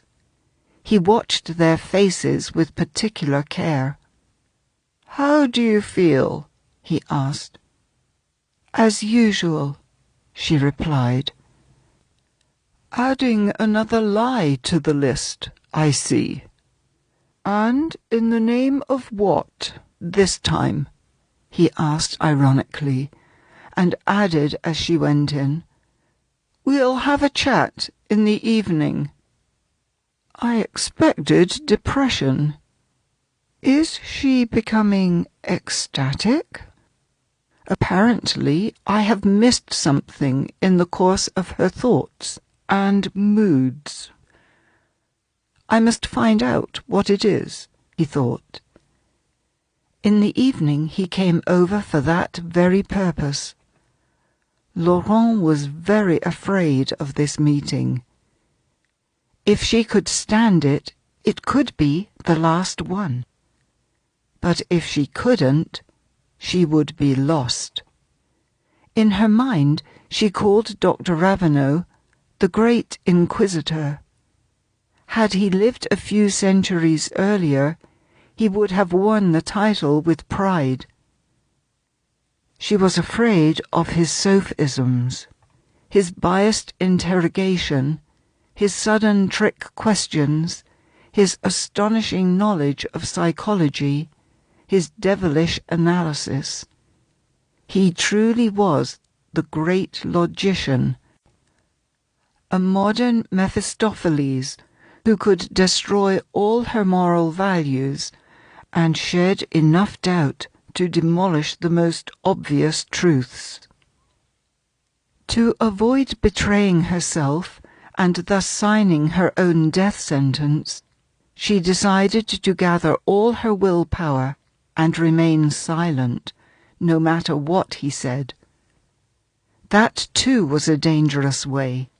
It was an open declaration of war, the last revolt in the name of self-preservation, which was bound to cause a stronger attack. But she had no other choice. When Raveneau came, stared at her with his round eyes, as usual, and then asked, "Well then, why did you lie?" Laurent did not make a sound. Her lips were firmly pressed together, and her eyes were lowered. Raveneau began his interrogation. Laurent alternatively turned pale or crimson, but remained silent.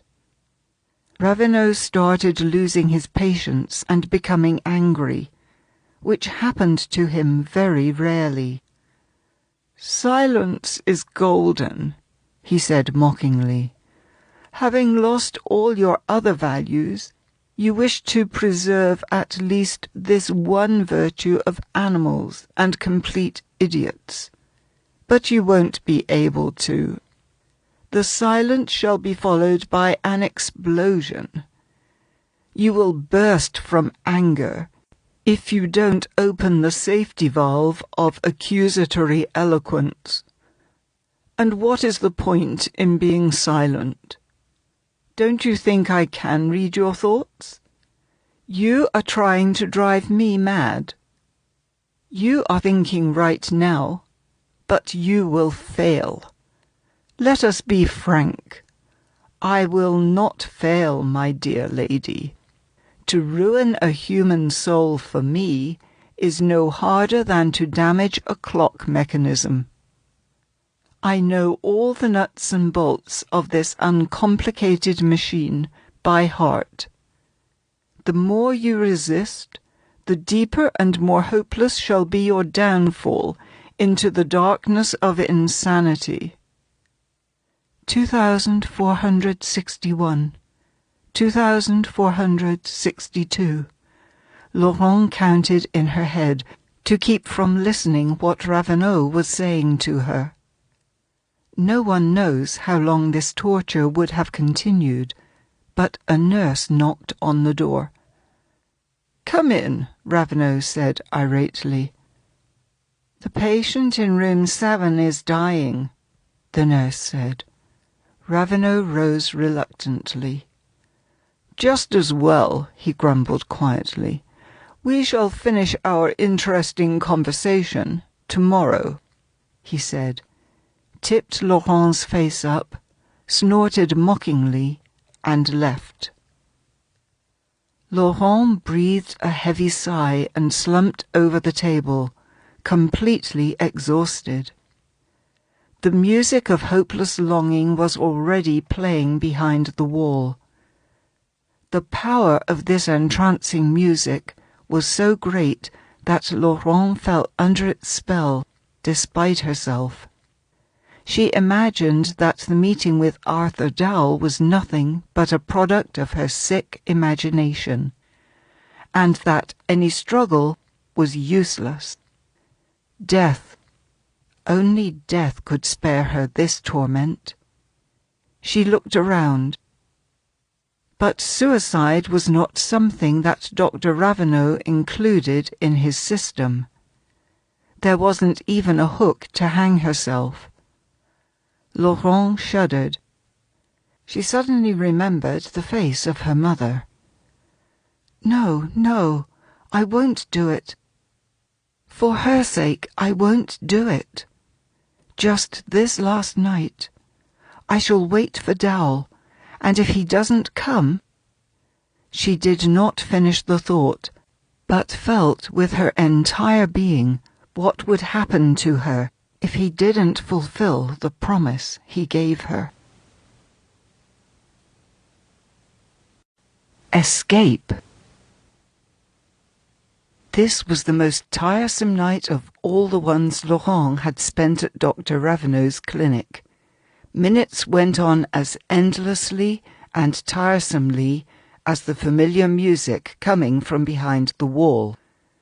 Laurent paced nervously from window to door. There were careful footsteps in the hallway. Her heart beat fast and then froze. She recognized the footsteps of the nighttime nurse who came to each door to look through the spy hole. The 200-lumen lamps burned in the corridor all night because Dr. Ravenel decided it helped induce insomnia. Laurent quickly snuck into her bed, fully clothed, covered up with the blanket, and pretended to sleep. And an odd thing happened. She, who couldn't sleep for many nights, suddenly fell asleep from the extreme fatigue of everything she went through lately. She slept only a few minutes, but she felt as if the entire night had passed. She jumped up in alarm, rushed to the door, and suddenly ran into the entering Arthur Dowell. He kept his word. She barely kept from crying with joy. "Quickly," he whispered. "The nurse is in the west corridor. Come." He grabbed her hand and carefully led her behind him. Their footsteps were obscured by the groans and yells of the patients suffering from insomnia. The endless corridor finally ended at the door leading out of the building. "There are guards in the park, but we should be able to sneak by them," Dowell whispered, quickly pulling Laurent into the park. "But the dogs? I kept feeding them dinner leftovers, and they know me. I have been here for some time, but stayed away from you to avoid suspicion." The park was swathed in gloom, but at the stone wall there was a row of burning lights, like there would be in a prison. "There are some shrubs over there. That's the way." Suddenly, Dowell fell down on the grass and pulled Laurent with him. She followed his example. One of the guards passed by the escapees. When he was gone, they continued on their way to the wall. A dog growled somewhere, then ran up to them and wagged at the sight of Dowell. He tossed it a piece of bread. "See?" Arthur said. "The hardest part is done. Now we just have to climb over the wall. I shall help you." "What about you?" Laurent asked anxiously. "Don't worry, I'll follow you," Dowell replied. "What happens after we get over the wall?" "Our friends are waiting. Everything is ready. Please, a little bit of calisthenics." Dowell leaned against the wall and boosted Laurent to the top. At that moment, one of the guards saw her and raised alarm. Suddenly, the entire garden became lit. The guards ran towards them, calling each other and the dogs. "Jump," Dowell ordered. "And you?" Laurent shouted. "Jump, damn you," he yelled, and Laurent jumped. Someone's hands caught her. Arthur Dowell jumped, grabbed the top of the wall and started pulling himself up. But 2 orderlies grabbed his legs. Dowell was so strong that he almost lifted them up with him, but one of his hands slipped and he fell down and knocked down the orderlies. There was a noise of a car engine starting behind the wall. His friends must have been still waiting for him. "Leave now! Go!" he shouted, wrestling with the orderlies. The car horn beeped, and he heard it pulling away. "Let me go. I'll come with you," Dowell said, no longer resisting. But the orderlies did not let go of him. They firmly grabbed his arms and took him to the dormitory. Dr. Raveneau stood by the door in his robe, puffing on a cigarette. "To the solitary cell. Straight jacket," he said to the orderlies. Dowell was taken to a small room without windows and with walls padded with mattresses. It was used to contain violent patients during their fits. The orderlies threw Dowell on the floor. Raveneau followed them into the cell. He was no longer smoking. With his hands in the pockets of his robe, he leaned over Dowell and stared at him with his round eyes. Dowell withstood his gaze. Then Raveneau nodded to the orderlies, and they left. "You are not a bad malingerer," Raveneau addressed Dowell, "but I am difficult to deceive.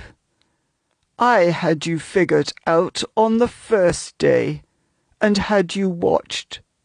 But, I admit, I could not guess your intentions.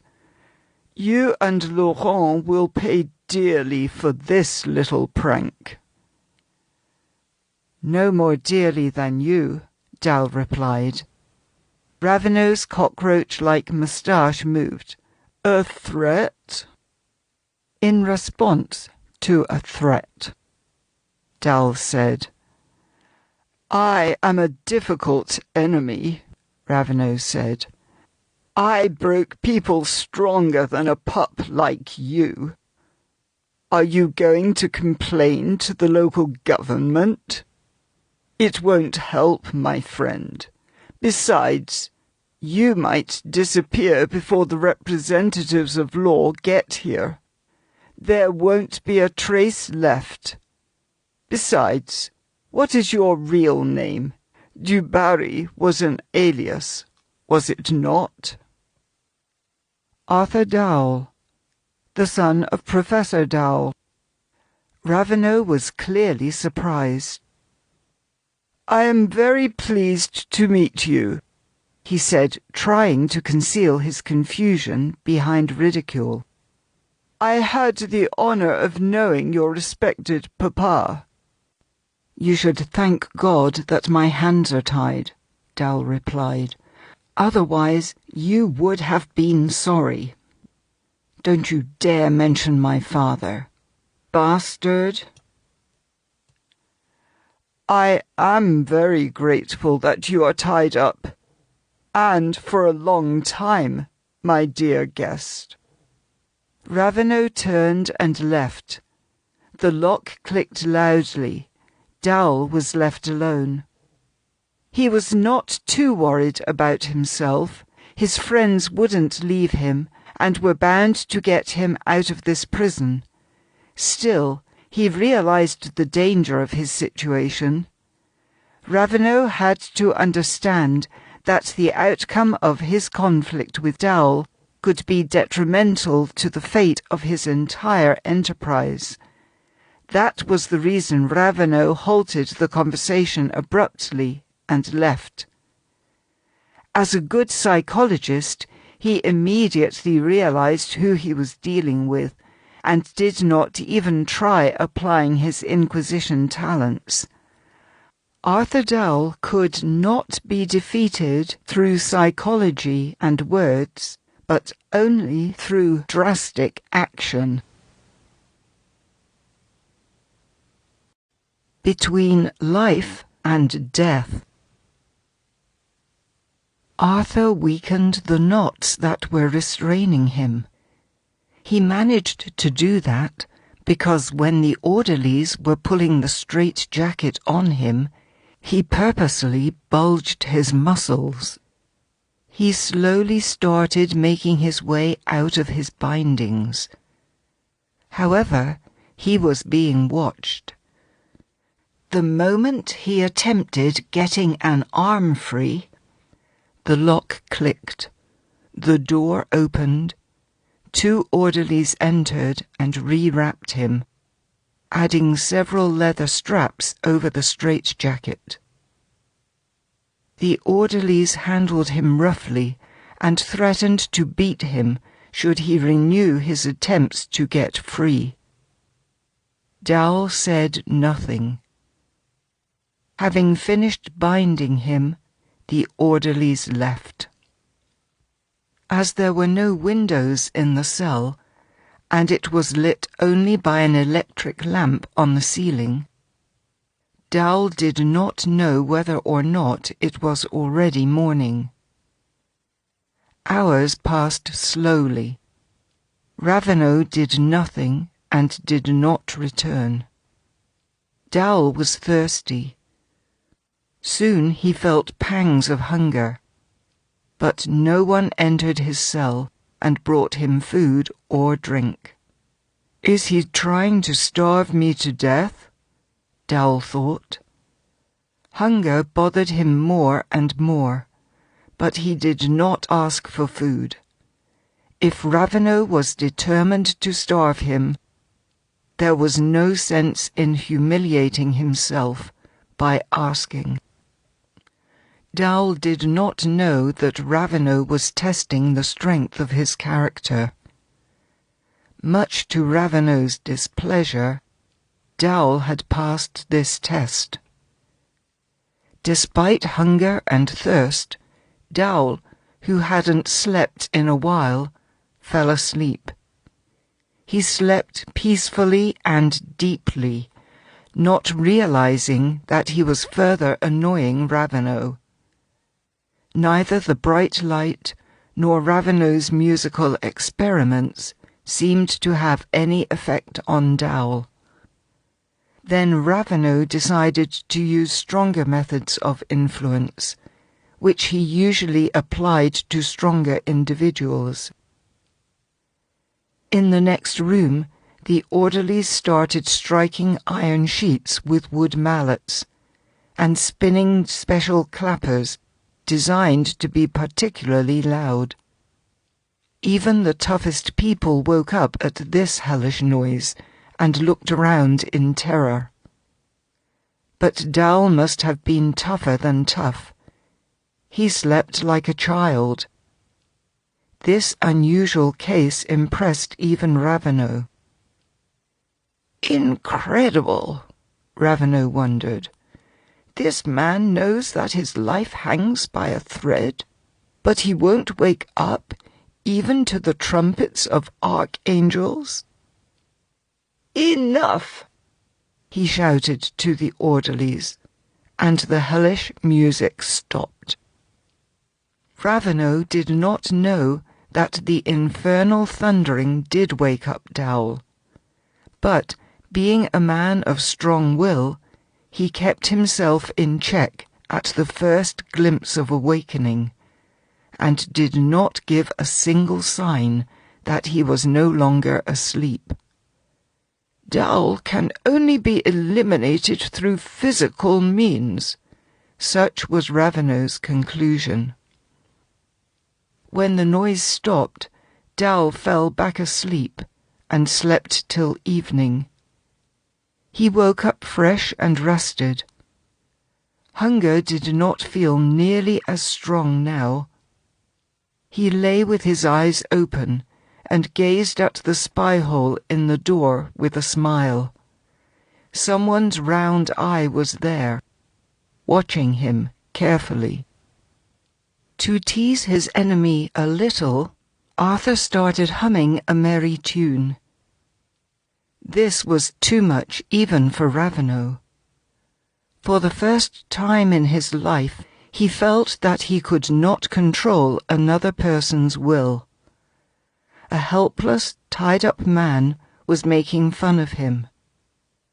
There was a hissing sound behind the door. The eye disappeared from the spy hole. Dowell continued singing louder, but suddenly choked. Something was irritating his throat. Dowell sniffed and smelled something. His throat and nose itched, and a sharp pain in his eyes followed soon. The smell intensified. Dowell stopped cold. He realized that this was the end. Raveneau poisoned him with chlorine.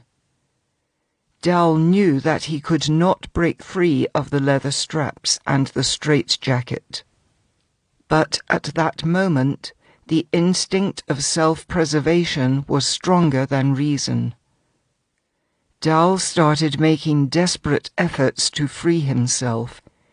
He writhed with his entire body, like a worm, flexed, twisted, rolled from wall to wall. But he did not scream or beg for help. He clenched his teeth and remained silent.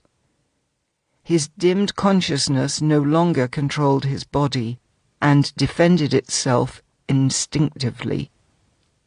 Then the light faded, and Dowell felt as if he fell somewhere. He came to from a gust of fresh wind ruffling his hair. With an incredible effort, he tried to open his eyes. For a moment, he glimpsed Larrey's familiar face. But for some reason, he was dressed in a police uniform. He heard the noise of a car engine. He had a splitting headache. I am delusional, but must still be alive, Dowell thought. His eyes closed again, but then flew open. The daylight was painful. Arthur squinted and suddenly heard a woman's voice. "How do you feel?"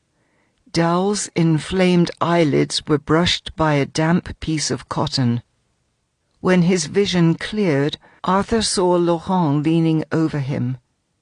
He smiled at her, glanced around, and saw that he was in the same room that used to house Briquet. "I am not dead, then?" Dowell asked quietly. "Fortunately, no, although you were but a hair's width from death," Laurent said. There were quick footsteps in the next room, and Arthur saw Larrey. His friend was waving his arms and shouting. "I heard voices. He is back to life then. Hello, my friend. How are you doing?" "Thank you," Dowell replied, and felt an ache in his chest. "My head hurts, and my chest." "Don't try to talk," Larrey warned him, "or you'll hurt yourself. That scoundrel Raveneau nearly poisoned you with gas, like a rat in a ship's hold. But Dowell, we tricked him splendidly." And Larrey laughed so loudly that Laurent gazed at him reproachfully, concerned that his overly ebullient joy might disturb the patient. I know," he said, catching her gaze. "I shall tell you everything as it happened. Having kidnapped Mademoiselle Laurent and waited for you, we realized that you couldn't follow her. Did you hear my shout?" Arthur asked. "We did. Be quiet." And we hurried to drive away before Raveneau sent out someone to chase us. Struggling with you delayed his posse, and that helped us greatly in getting away unnoticed. We knew very well that you wouldn't be in for a good time there. This was a declaration of war. We, that is Schaub and I, wanted to save you as soon as possible. However, we first had to settle Mademoiselle Laurent, and then figure out and plan your rescue. After all, your capture was unforeseen. So, we had to somehow get behind that stone wall, and you know how hard that is. Then we decided to do this. Schaub and I managed to get police uniforms. Then we drove up and stated that we were there for an inspection. Schaub even managed to produce a mandate with all the proper stamps. Fortunately, the man at the gates was not the usual guard, but an orderly, who was apparently unfamiliar with Ravenel's instruction to call him before letting anyone in. We acted with confidence and— "Then it wasn't delirium," Arthur interrupted. "I remember seeing you in police uniform and hearing the car noise." Yes, you had a breath of fresh air in the car and came to, but then fainted again. Here is what happened. The orderly opened the gates to us, and we entered. The rest was not too difficult, although not as easy as we had hoped. I demanded to be taken to Ravenel's office, but the second orderly we ran into was apparently a more experienced man. He looked us over suspiciously, said he would announce us, and went into the building. In a few minutes, some hook-nosed man in horn-rimmed glasses came to see us. He had a white coat on.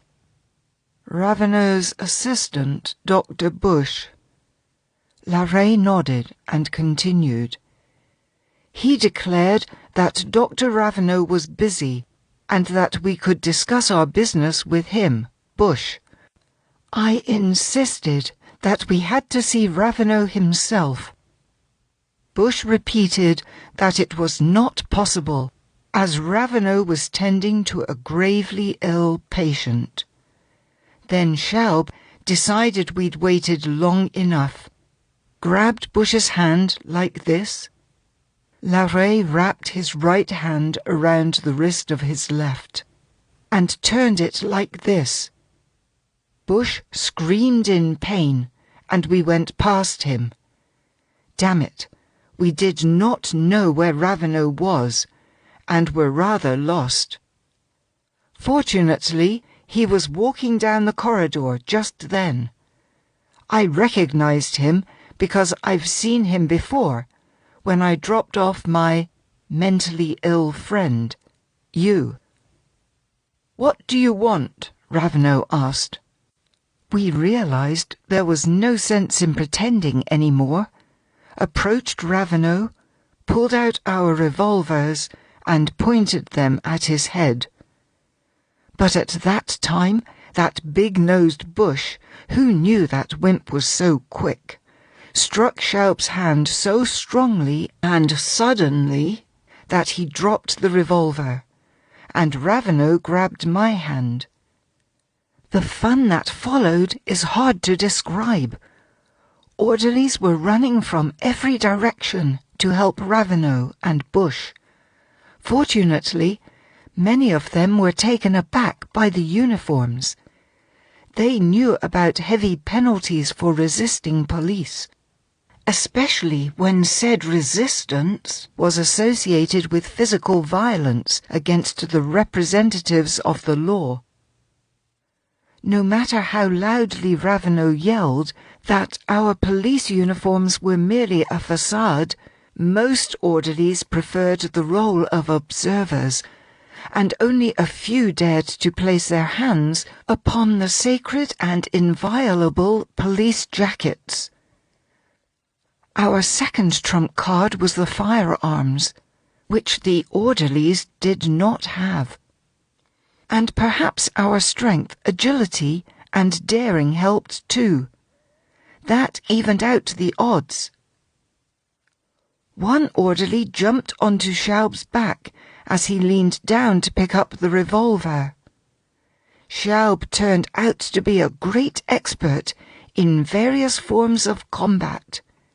He shook off his enemy and, dealing out a few well-placed strikes, kicked away the revolver, just as someone's hand was already reaching for it. I must give him credit. He fought with extreme composure and self-possession. 2 more orderlies hung on my shoulders. I don't know what would have happened had it not been for Schaub. He was a hero. He managed to get to his revolver and used it without any delay. Several shots quickly cooled the orderly's interest. After one of them screamed, holding on to his blooded shoulder, the rest opted to vanish quickly. But Ravenel did not give up. Despite the fact that he had a gun barrel at each temple, he shouted, "I have weapons too. I shall order my people to shoot, if you don't get out of here immediately."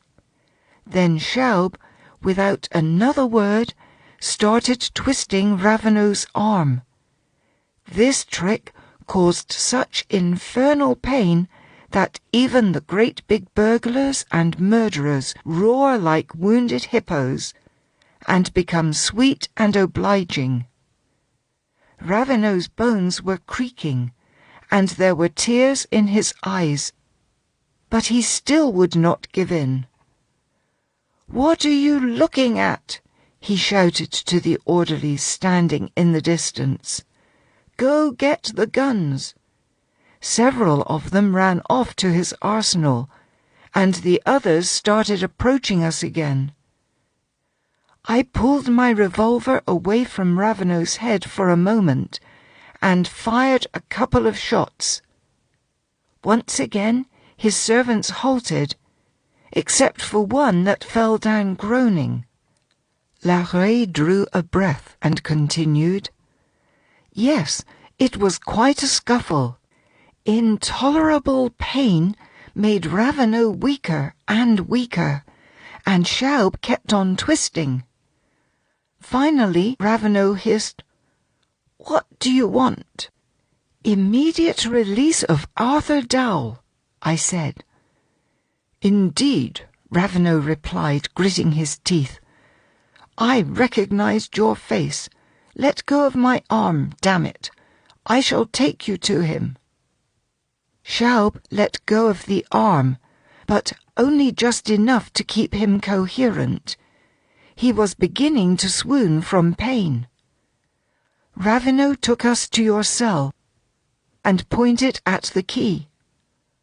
I unlocked the door and entered with Ravenel and Schaub. It was an unhappy sight. You were swaddled like a baby and twisting on the floor like a crushed worm. The cell was filled with suffocating smell of chlorine. Tired of fussing with Ravenel, Schaub dealt him a slight hit in the jaw, which sent the good doctor rolling like a sack. We almost suffocated while dragging you out of the cell, and then we shut the door. What about Ravenel? If he suffocates, it wouldn't be a great loss, we thought. But he was probably freed and taken care of after we left. We made it out of that hornet's nest fairly easily, except we had to spend our few remaining bullets defending against the dogs, and here you are." How long was I unconscious? 10 hours. The doctor has only just left. Once your pulse and breathing were back to normal, and he felt confident that you are out of danger. "Yes, my dear man," Larrey said, rubbing his hands. "There are some big trials coming up. Ravenel shall be in court, right next to Professor Kern. I won't just let this rest. But first, we must find my father's head. Dead or alive," Arthur said quietly. Without a body again. Professor Kern was so happy about Briquet's unexpected return that he forgot to scold her.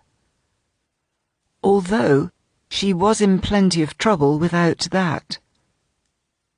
John had to carry Briquet in, with her moaning in pain the entire time. "Doctor, forgive me," she said to Kern. "I didn't listen to you." "And ended up punishing yourself," Kern said, helping John settle the escapee onto the bed. "My God, I didn't even take off my coat." "Let me help you with that." Kern started carefully taking off Briquet's coat, while looking her over with his experienced eye. Her face looked uncommonly young and fresh. There wasn't a trace of wrinkles. "The glands are doing their job," he thought. Angelica Gay's young body rejuvenated Briquet's head. Professor Kern had long since found out whose body he stole from the morgue.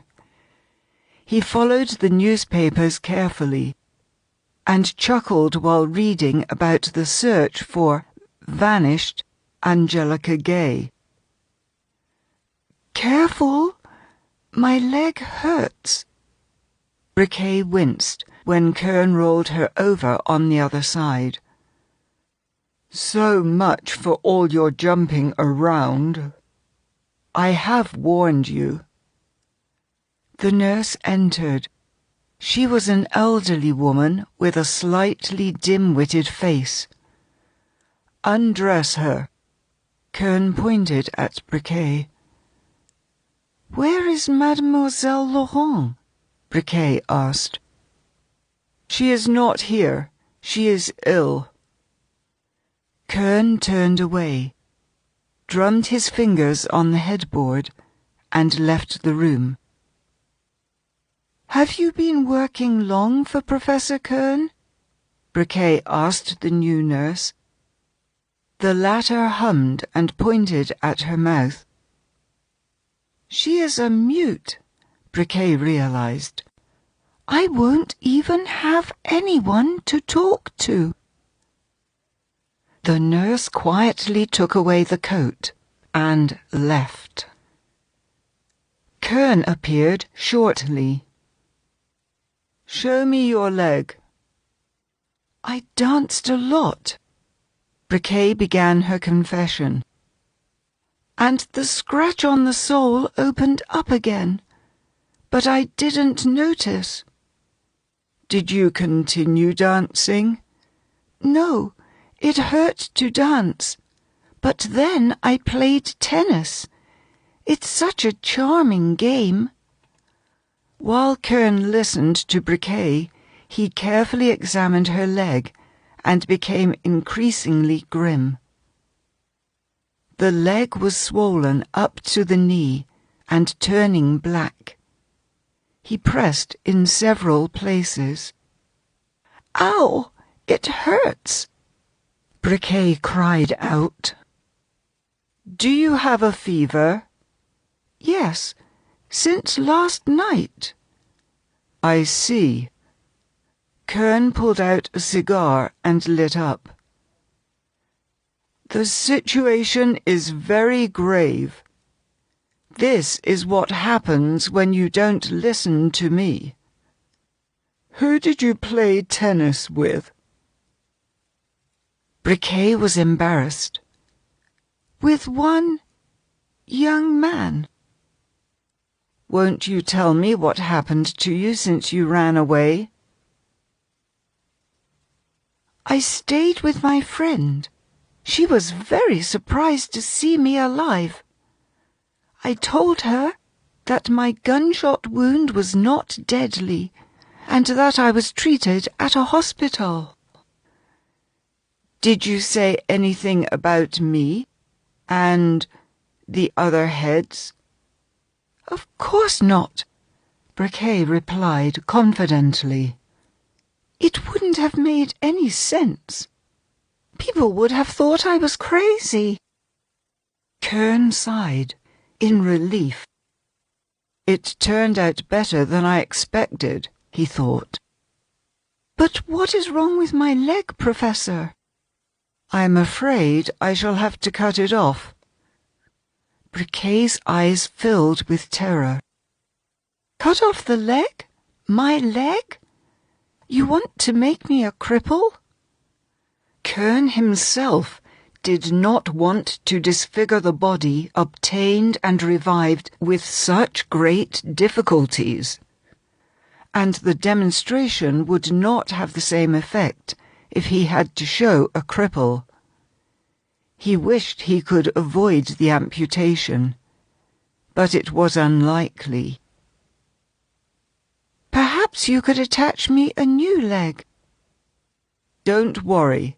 We'll wait until tomorrow. I shall visit you soon, Kern said and left. The silent nurse came back. She brought a cup of broth and toast. Briquet had no appetite. She was feverish, and despite the nurse's persistent gesturing, she could eat no more than 2 spoonfuls. Take this away, please. I can't. The nurse left. You should have taken her temperature first. Briquet heard Kern's voice from the next room. Don't you know simple things like that? I told you. The nurse returned and held out a thermometer to Briquet. The patient put the thermometer under her arm without any questions. When she pulled it out and checked, it read 102.2 degrees Fahrenheit. The nurse wrote down the temperature and sat down near the patient. To avoid seeing the nurse's dumb and unperturbed face, Briquet turned her head to the wall. Even that small movement caused pain in her leg and at the bottom of her stomach. Briquet groaned quietly and closed her eyes. She thought about Larrey. Darling, when shall I see him? At 9 in the evening, the fever increased, and Briquet became delirious. Briquet thought she was aboard the yacht. The pitching increased. The yacht was rolling, and a wave of nausea rose in her chest. Larrey attacked and tried to strangle her. She screamed and thrashed in bed. Something damp and cold was pressed against her head and chest. Briquet saw herself at the tennis court with Larrey. The blue sea rolled beyond the light fence. The sun was mercilessly hot, and she had a headache and felt dizzy. If only my head didn't hurt. This sun is terrible. I might miss the ball. And she carefully watched Larrey's movements as he raised his racket for a strike. Play! Larrey shouted, his teeth shining in the bright sun, and threw the ball before she had a chance to respond. Out! Briquet shouted back, happy about Larrey's mistake. Still playing tennis? She heard someone's unpleasant voice and opened her eyes. Kern stood over her holding her head and measuring her pulse. He then examined her leg and shook his head in disapproval. What time is it? Briquet asked, barely able to move her tongue. It's after 1 in the morning. Listen, my dear dancer. I must amputate your leg. What does that mean? Cut it off. When? Now. I cannot delay another hour, otherwise an overall poisoning will begin. Briquet's thoughts were confused. She heard Kern's voice as if in her sleep, and barely understood his words. "How high must you cut it?" she said almost indifferently. "This high." Kern ran the edge of his hand across her stomach. The gesture chilled Briquet to the bone. Her consciousness cleared. "No, no, no," she said, terrified. "I won't let you. I don't want to." "Do you want to die?" Kern asked calmly. "No." "Then make your choice." "But what about Lauret? He loves me." Briquet babbled. "I want to live and be healthy, and you want to take away everything. You are terrible. I am afraid of you. Help! Help me!" She became delirious once again, started crying, and tried to get up. The nurse barely managed to restrain her. Soon, she had to ring for John to help out. In the meantime, Kern was working quickly in the next room, preparing for surgery. Exactly at 2 in the morning, Briquet was placed on the operating table. She was lucid and watched Kern silently, the way a criminal sentenced to death would watch his executioner. "Have mercy," she finally whispered. "Save me." A mask was pressed to her face. The nurse checked her pulse. John pressed the mask down harder and harder. Briquet fainted. She came to in bed. She was dizzy and felt nauseous. She remembered the surgery vaguely, and, despite terrible weakness, she raised her head to look at her leg and moaned quietly. The leg had been cut off above the knee and tightly bandaged. Kern kept his word.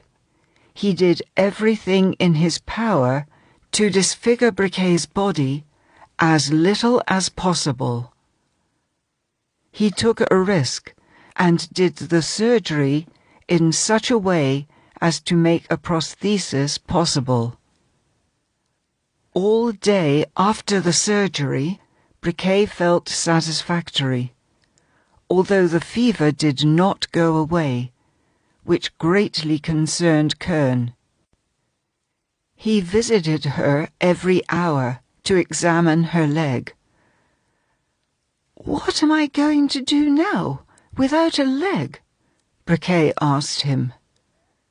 "Don't worry, I'll make you another leg, better than before," Kern assured her. "You'll dance again."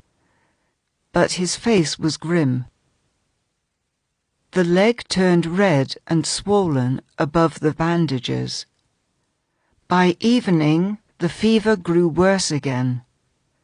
Briquet started thrashing, moaning, and became delirious.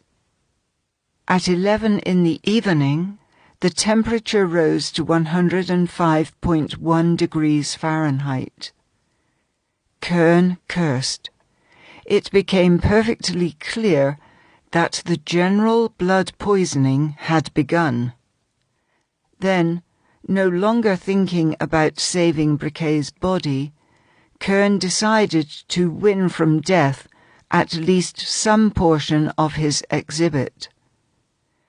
If I clear her blood vessels first with the antiseptic, and then with the physiological solution, and run fresh healthy blood through them, the head will live. He ordered to place Briquet onto the operating table once again. Briquet was unconscious and did not feel when a sharp scalpel quickly made a cut on her neck, above the red scars from the first surgery. This cut not only separated Briquet's head from her beautiful young body, it separated her from the entire world. All the joys and hopes she lived with. Thomas dies for the second time. Thomas' head grew more despondent every day. He was unaccustomed to living by brain activity alone. In order to feel good, he needed to work, move, lift heavy things, tire out his strong body, and then eat a lot and sleep well. He often closed his eyes and imagined straining his back to lift and carry heavy sacks. He thought he could feel every muscle. The sensation was so real that he opened his eyes in hopes to see his body. But there was nothing there but the legs of his stand. Thomas gritted his teeth and closed his eyes again. To entertain himself, he thought about his village. But then he would immediately remember his fiancée, who was now lost to him. Many times he asked Kern to give him a new body, but Kern brushed him off. "I haven't found a suitable one yet. Be patient." At least give me some sickly little body, Thomas asked. So great was his desire to return back to life. You won't last for long with a sickly little body. You need a healthy body, Kern replied. Thomas waited. Days followed days, but his head was still stuck on the tall stand. Particularly difficult were the sleepless nights. He hallucinated. The room spun. Fog appeared out of nowhere, and a horse stepped out of it. The sun rose. A dog ran around the yard, and the chickens were fussing about. Suddenly, a roaring truck appeared out of nowhere, bearing straight at Thomas. This scene repeated itself endlessly, and Thomas died an endless number of times. To avoid the nightmares, Thomas started whispering songs. He thought he was singing or counting. At one point, he became amused by one trick. Thomas tried holding the airstream in his mouth. When he opened his mouth, the air burst free with a funny noise. Thomas liked that, and he tried it again. He kept the air until it hissed through his teeth. Thomas tried moving his tongue, and found the resulting sounds very funny. For how many seconds could he keep the air in? Thomas started counting. 5, 6, 7, 8. Shh. The air burst free. Again. He wanted to make it to a dozen. 1, 2, 3, 6, 7, 9, 11, 12. The compressed air suddenly struck his upper palate with such force that Thomas felt his head rise on its stand. "Hey, I might fall off my perch," Thomas thought. He glanced down and saw blood spreading over the glass surface and dripping onto the floor. Apparently, the stream of air, having raised his head, had weakened the tubes inserted into the blood vessels of his neck. Thomas' head was horrified. Was it the end? His consciousness began fading. Thomas felt as if he was running out of air. The blood feeding his head could no longer make it into his brain, providing the life-giving oxygen. He saw his blood flowing away and sensed his slow demise. He did not want to die. His consciousness clutched at life. To live, no matter what. To wait for the new body promised by Kern. Thomas tried to settle his head back down by contracting his neck muscles, tried rocking back and forth, but only made things worse. The glass tips became looser. With one last glint of consciousness, Thomas started screaming as he never did before in his life. But it was no longer a scream, but a death rattle. When John woke up from these strange sounds and ran into the room, Thomas' head barely moved its lips. John settled the head back into place to the best of his ability, inserted the tubes deeper, and carefully wiped the blood to make certain that Professor Kern would not find any traces of the nighttime incident. In the morning, Briquet's head, separated from her body, was back in its old place, on a metal stand with the glass top, and Kern was slowly waking her up. Once he rinsed the remains of infected blood out of the head and turned on a stream of fresh, healthy blood heated to 98.6 degrees, Briquet's face turned pink. In a few minutes she opened her eyes and, still not understanding, gazed at Kern. She then looked down with an obvious effort, and her eyes widened. "Without a body," Briquet's head whispered, and her eyes filled with tears. Now she could only hiss. The vocal cords were cut above the old section. Excellent, Kern thought. Her system is quickly filling with moisture. Unless this is just the residual in her tear ducts. But the precious moisture must not be wasted on tears.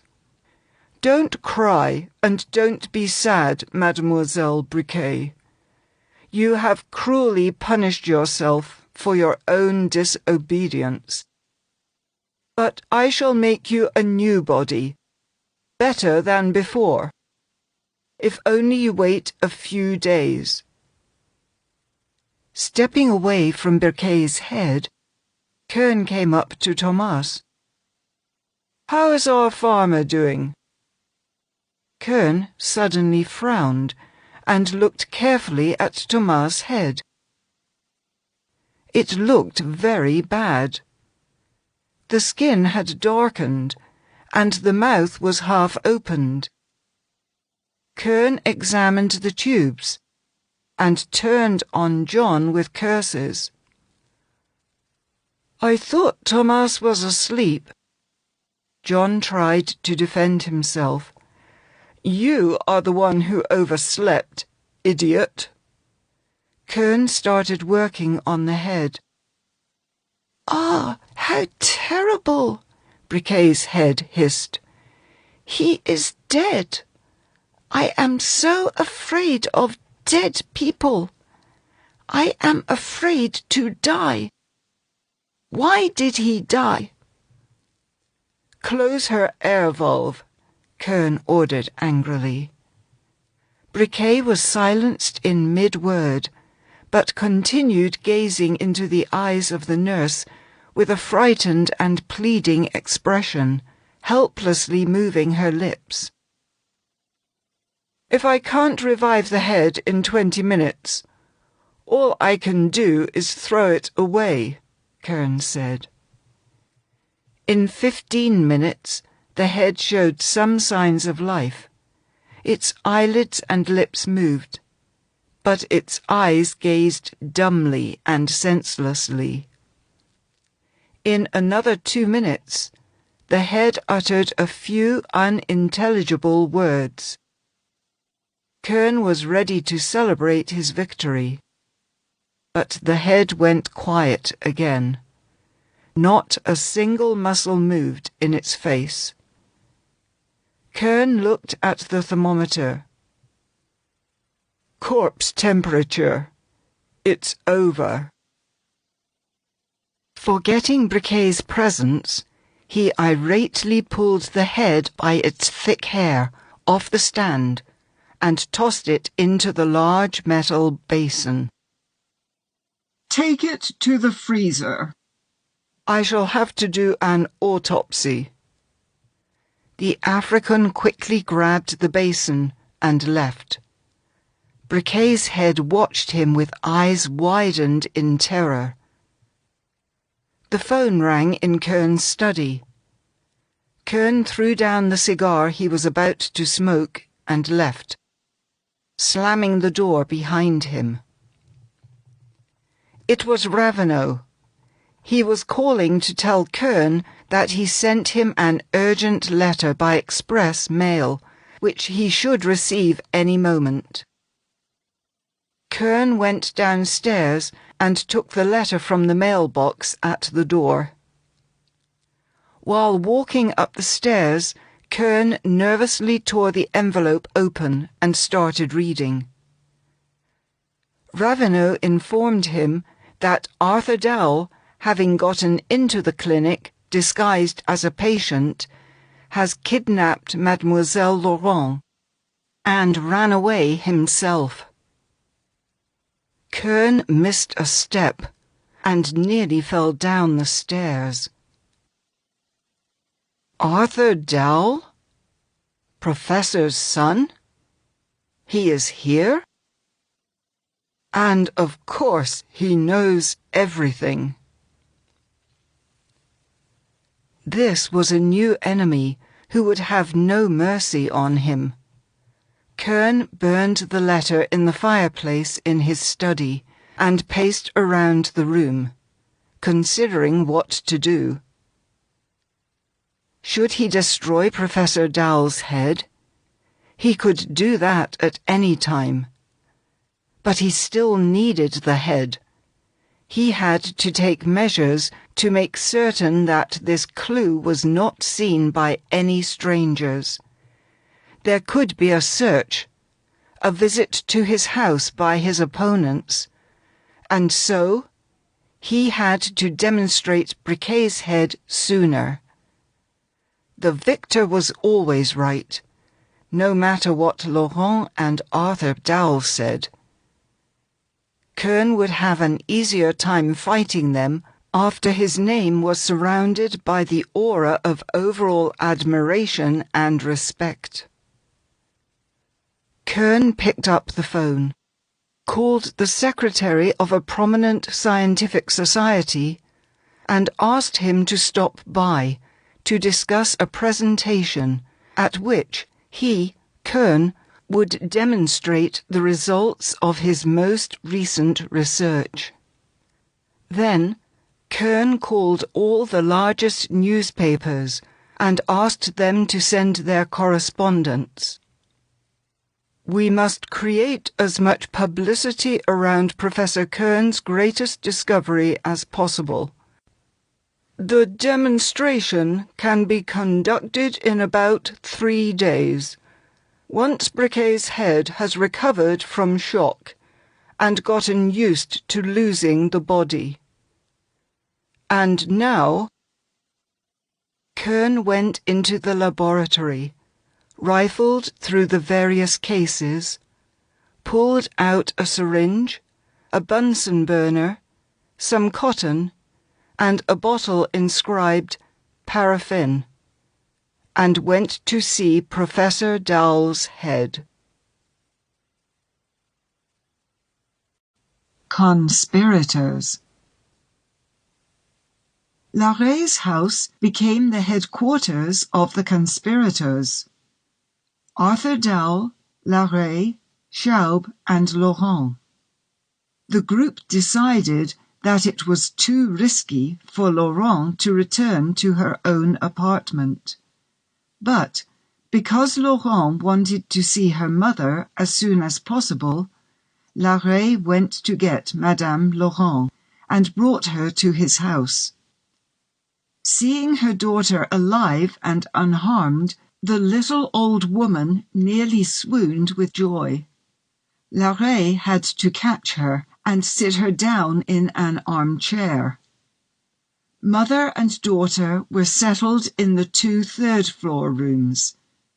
Madame Laurent's joy was curbed by only one thing: the fact that Arthur Dowell, her daughter's rescuer, was still sick. Fortunately, his body was not under the influence of the poisonous gas for too long. His exceptionally healthy metabolism also helped. Madame Laurent and her daughter took turns watching the patient. Arthur Dowell grew very fond of the Laurents, and Marie Laurent watched over him with increasing care. Unable to help the father, Laurent transferred her attention to the son, or at least that was what she thought. But there was another reason why she was reluctant to surrender her nursing duties to her mother. Arthur Dowell was the first man to truly impress her. Their meeting took place under romantic circumstances. Like a medieval knight, he rescued her from Ravenel's terrible clinic. The terrible fate of his father lent him an air of tragedy as well, and his personal qualities, courage, strength, and youth, completed the charm, making it difficult to resist. Arthur Dowell greeted Marie Laurent with an equally tender gaze. He was better equipped to sort out his feelings, and did not pretend that his sympathy was merely out of gratitude of a patient towards his attentive nurse. The exchanges between 2 young people did not escape the attention of the others. Laurent's mother pretended that she did not notice anything, although she clearly approved of her daughter's choice. Schaub, who was so carried away with sports that he generally ignored women, chuckled mockingly, feeling a little sorry for Arthur. Larrey sighed heavily as he watched the dawn of someone else's happiness, and remembered Angelica's beautiful body, more often than not imagining it with Briquet's head. He became angry with himself for this treachery, but justified himself by the law of association. Briquet's head always followed Gay's body. Arthur Dowell couldn't wait for the doctor to let him out of bed. But in the meantime, he was only allowed to speak while sitting in bed. All the others were ordered to take care not to task Dowell's lungs. Willingly or not, He had to assume the role of a chairman, having to listen to other people's opinions and being able only to object or briefly summarize the debates. The debates themselves were often tumultuous.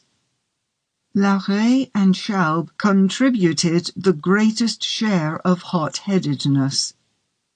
What to do about Ravenel and Kern?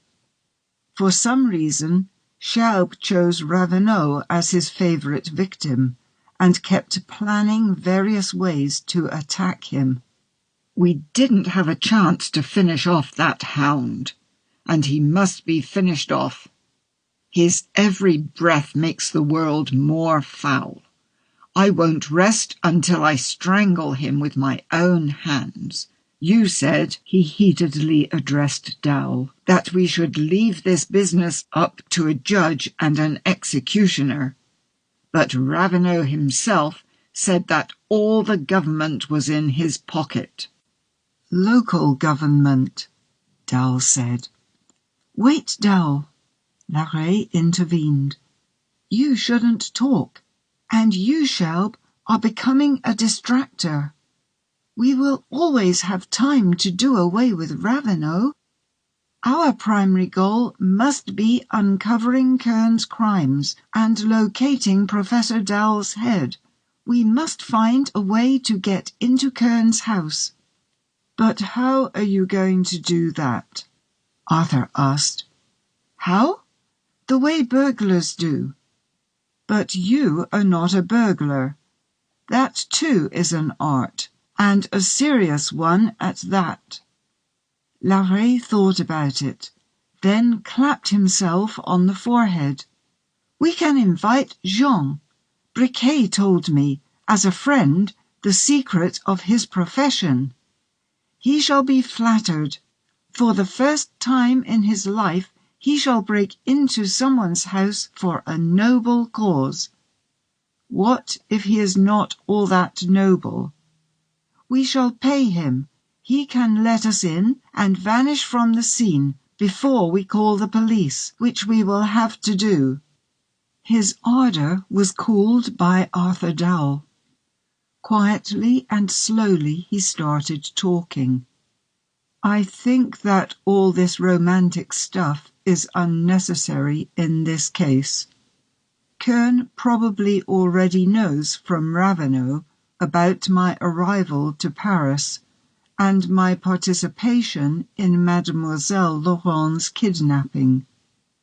Besides, I am the son of the late Professor Dowell, and have a legal right, as a lawyer would say, to open a case and demand a criminal investigation and a search." "You are speaking legalese again." Larrey flapped his hand hopelessly. "These legal people will only confuse you, and Kern will get away." Arthur coughed and winced at the pain in his chest. "You talk too much," Madame Laurent, who sat next to Arthur, said anxiously. "It's nothing," he said, rubbing his chest. "It will go away soon." At that moment, Marie Laurent entered the room, clearly agitated by something. "Here, read this," she said, holding out a newspaper to Dowell. A bold title on the first page announced, "Professor Kern's Sensational Discovery." The smaller subtitle said, "Demonstration of a Revived Human Head." The following article said that the following evening Professor Kern would give a lecture to the scientific community. The lecture would be followed by the demonstration of a living human head. The announcement was followed by the history of Kern's research, a listing of his scientific publications, and his most famous surgeries. Under the first article was a larger one, signed by Kern himself. In it, he outlined the history with reviving the heads, starting with dogs and then moving on to people. Laurent alternated between watching the expression of Arthur Dowell's face and the movement of his eyes as they went from one line to the next. Dowell kept outwardly calm. Only when he finished reading, a sad smile flickered across his face. "Is this not outrageous?" Marie-Laurent exclaimed when Arthur silently returned the newspaper to her. "This scoundrel doesn't say a single word about your father's role in this entire sensational discovery. No, I cannot just leave it like this." Laurent's cheeks were flushed. "Kern must be punished for everything he did to me, to your father, to you, to those unfortunate heads he resurrected for the hell of a bodiless existence. He must be held accountable not only to the law, but also to the society. It would be the greatest injustice to allow him to triumph, even for an hour." "What do you want?" Dowell asked quietly. "To ruin his triumph," Laurent replied passionately. "To show up at the meeting and publicly accuse Kern of being a murderer and a thief." Madame Laurent was seriously concerned. Only now did she realize how greatly her daughter's nerves had been compromised. This was the first time she saw her gentle, self-possessed daughter in such agitated state. Madame Laurent tried calming her down, but the girl seemed not to notice anything around her. She was burning with indignation and desire of revenge. Larrey and Schaub watched her with surprise. Her impatience and indomitable anger surpassed their own.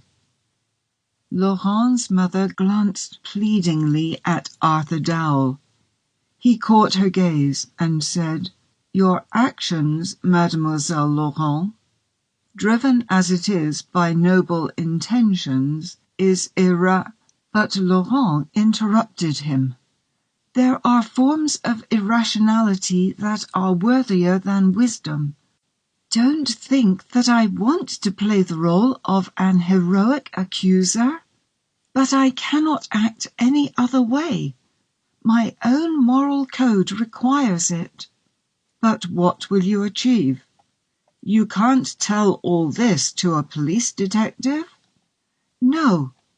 I want Kern to be publicly disgraced. He is building his fame on the other's misfortunes, on a foundation of crime and murder.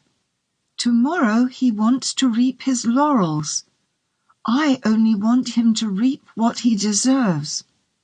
"I oppose this, Mademoiselle Laurent," Arthur Dowell said, afraid that Laurent's performance might have too serious an impact on her nerves. "It is a pity," she replied, "but I would not abandon this plan, even if the entire world was against me. You don't know me." Arthur Dowell smiled. He liked this youthful zeal, and he liked Marie herself, with her flashing eyes and glowing cheeks, even better. This would be a very ill-advised step, he reasoned again. You are subjecting yourself to a great risk. "We shall protect her," Larrey exclaimed, raising his arm as if he was holding a rapier and prepared to strike. "Yes, we shall protect you," Schaub loudly supported his friend, shaking his fist. Marie-Laurent, encouraged by this support, looked at Arthur reproachfully. "In that case, I too shall accompany you," he said. Joy flickered through Laurent's eyes, followed by a frown. "You can't. You are still unwell." "I shall go anyway, but, and I would not abandon this plan, even if the entire world was against me. You don't know me." He repeated her own words with a smile. A ruined triumph. On the day of his presentation, Kern examined Briquet's head with particular care. "Listen," he said, having finished the examination. "Tonight at 8, you shall be taken to a large gathering. You will have to talk. Answer the questions briefly. Don't say anything extra. Do you understand?" Kern opened the air valve, and Briquet whispered, "I do, but I would like to, please." Kern left without listening to her. His anxiety grew. He had a difficult task ahead: to deliver the head to the Scientific Assembly building. The smallest push could be fateful to the head's life. A specially equipped car was prepared. The head stand with all the equipment was placed on a special cart, with wheels for rolling across the floor, and handles for carrying up the stairs. Finally, everything was ready. They were underway at 7 in the evening. The enormous white hall was flooded with bright light.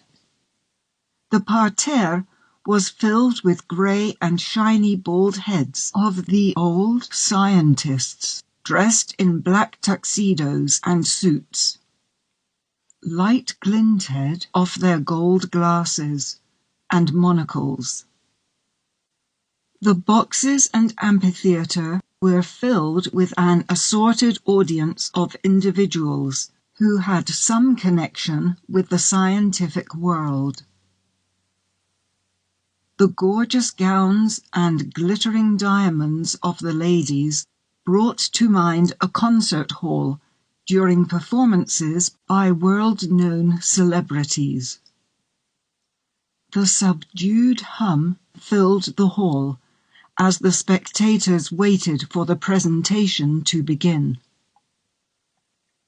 The newspaper correspondents fussed at their small tables near the stage, like a bunch of busy ants, sharpening their pencils and setting out their notepads for stenographic recording. Off to the right was a series of movie cameras to capture on film every aspect of Kern's performance, especially the revived head. On stage, there was a large table where the most prominent representatives of science were seated. A lectern stood in the middle of the stage. The microphone was wired to broadcast the lecture to radio stations around the world. The second microphone stood in front of Briquet's head. She was placed stage left. A skillfully applied subdued makeup made Briquet's head look fresh and attractive, smoothing the difficult impression she would make on unprepared spectators. The nurse and John stood near her table. Marie-Laurent, Arthur Dowell, Larrey, and Schaub sat in the front row, 2 paces away from the stage. Schaub was the only one who did not need to change his appearance. Laurent wore an evening gown and veiled hat. She kept her head low to make certain that Kern could not recognize her. Arthur Dowell and Larrey showed up in makeup with skillfully applied beards and moustache. For greater secrecy, they decided to pretend that they did not know each other. They sat silently, casting an occasional indifferent glance at their neighbours. Larrey was profoundly depressed. He almost collapsed at the sight of Briquet's head. Exactly at 8, Professor Kern stepped up to the lectern. He looked paler than usual, but very dignified. The audience greeted him with a long round of applause. The movie cameras hummed. The newspaper anthill went silent. Professor Kern began his lecture about his non-existent discoveries. The speech was brilliantly composed and perfectly structured. Kern remembered to mention the preliminary, very valuable works of the prematurely dead Professor Dowell. But even as he gave credit to the works of the late professor, he did not forget his own modest contribution. The audience could have no doubt that the entire honor of the discovery belonged to him, Professor Kern.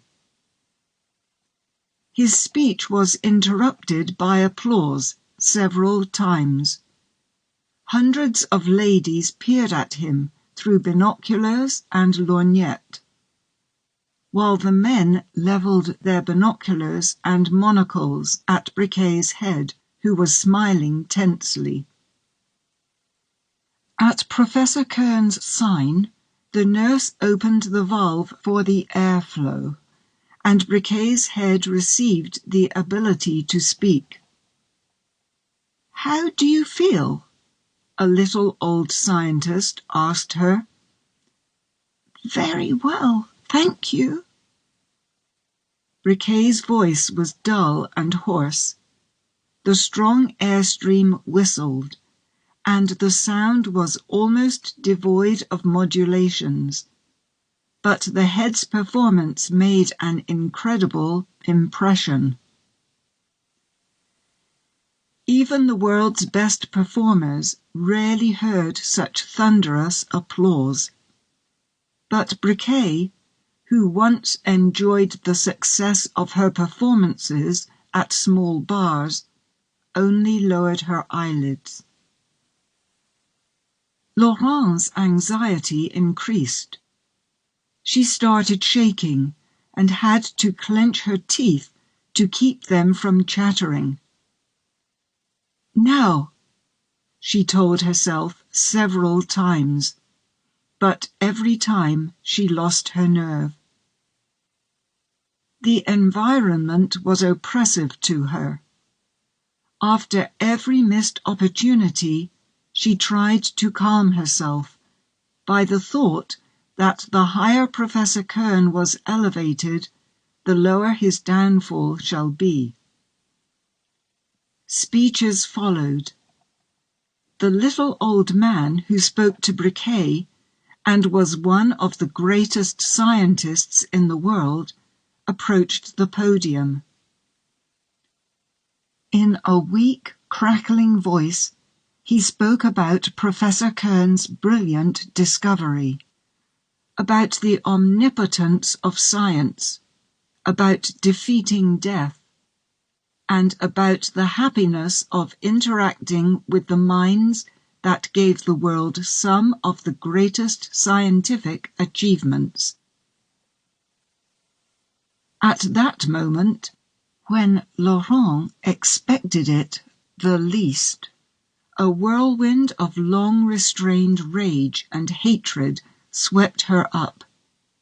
She could not control herself. She dashed to the podium, nearly knocking the astonished old man off his feet, took his place, and, with a deathly pale face and the feverishly flashing eyes of a fury pursuing a murderer, began her passionate, if disjointed, speech. The entire audience seemed to wake up at the sight of her. At the first moment, Professor Kern was taken aback and made a motion toward Laurent, as if wanting to hold her back. He then turned to John and quickly whispered a few words to him. John slipped out through the side door. No one noticed this in the midst of the overall confusion. "Do not believe him," Laurent shouted, pointing at Kern. "He is a thief and a murderer. He stole Professor Dowell's work. He killed Professor Dowell. He still works with the professor's head. He forces it to continue scientific experiments by torture, and then pretends that these are his discoveries. Dowell himself told me that Kern poisoned him." The confusion in the audience grew into panic. Many people jumped up from their seats. Several reporters dropped their pencils and were frozen in odd poses. Only the cameraman kept running the camera, happy to have this unexpected publicity stunt that would ensure sensational success of his documentary. Professor Kern was fully in control of himself. He stood calmly, with a smile of pity on his face. When Laurent choked due to a nervous spasm, he took advantage of the pause, turned to the ushers, and said to them, "Take her away. Don't you see she is mad?" The ushers ran to Laurent, but before they managed to get to her through the crowd, Larrey, Schaub, and Dowell ran up to her and took her out into the hallway. Kern followed the group with a suspicious gaze. In the hallway, police tried to detain Laurent, but her escorts managed to get her out of the building and get her into the car. They left. When the hubbub receded, Professor Kern came back to the podium and apologized to the audience for the unfortunate incident. "Mademoiselle Laurent is a nervous girl who is prone to hysteria. She could not stand the shock she experienced every day, spending time in the company of Briquet's head," I revived. "Laurent's psyche cracked. She went mad." This speech was met by the audience's stunned silence. Someone tried to clap, but it was hissed at. It was as if a wind of death flew over the hall. It was as if a wind of death flew over the hall. Hundreds of eyes now looked at Briquet's head with terror and pity, as if she was a ghost. The mood of the audience was hopelessly ruined. Many left without waiting for the conclusion.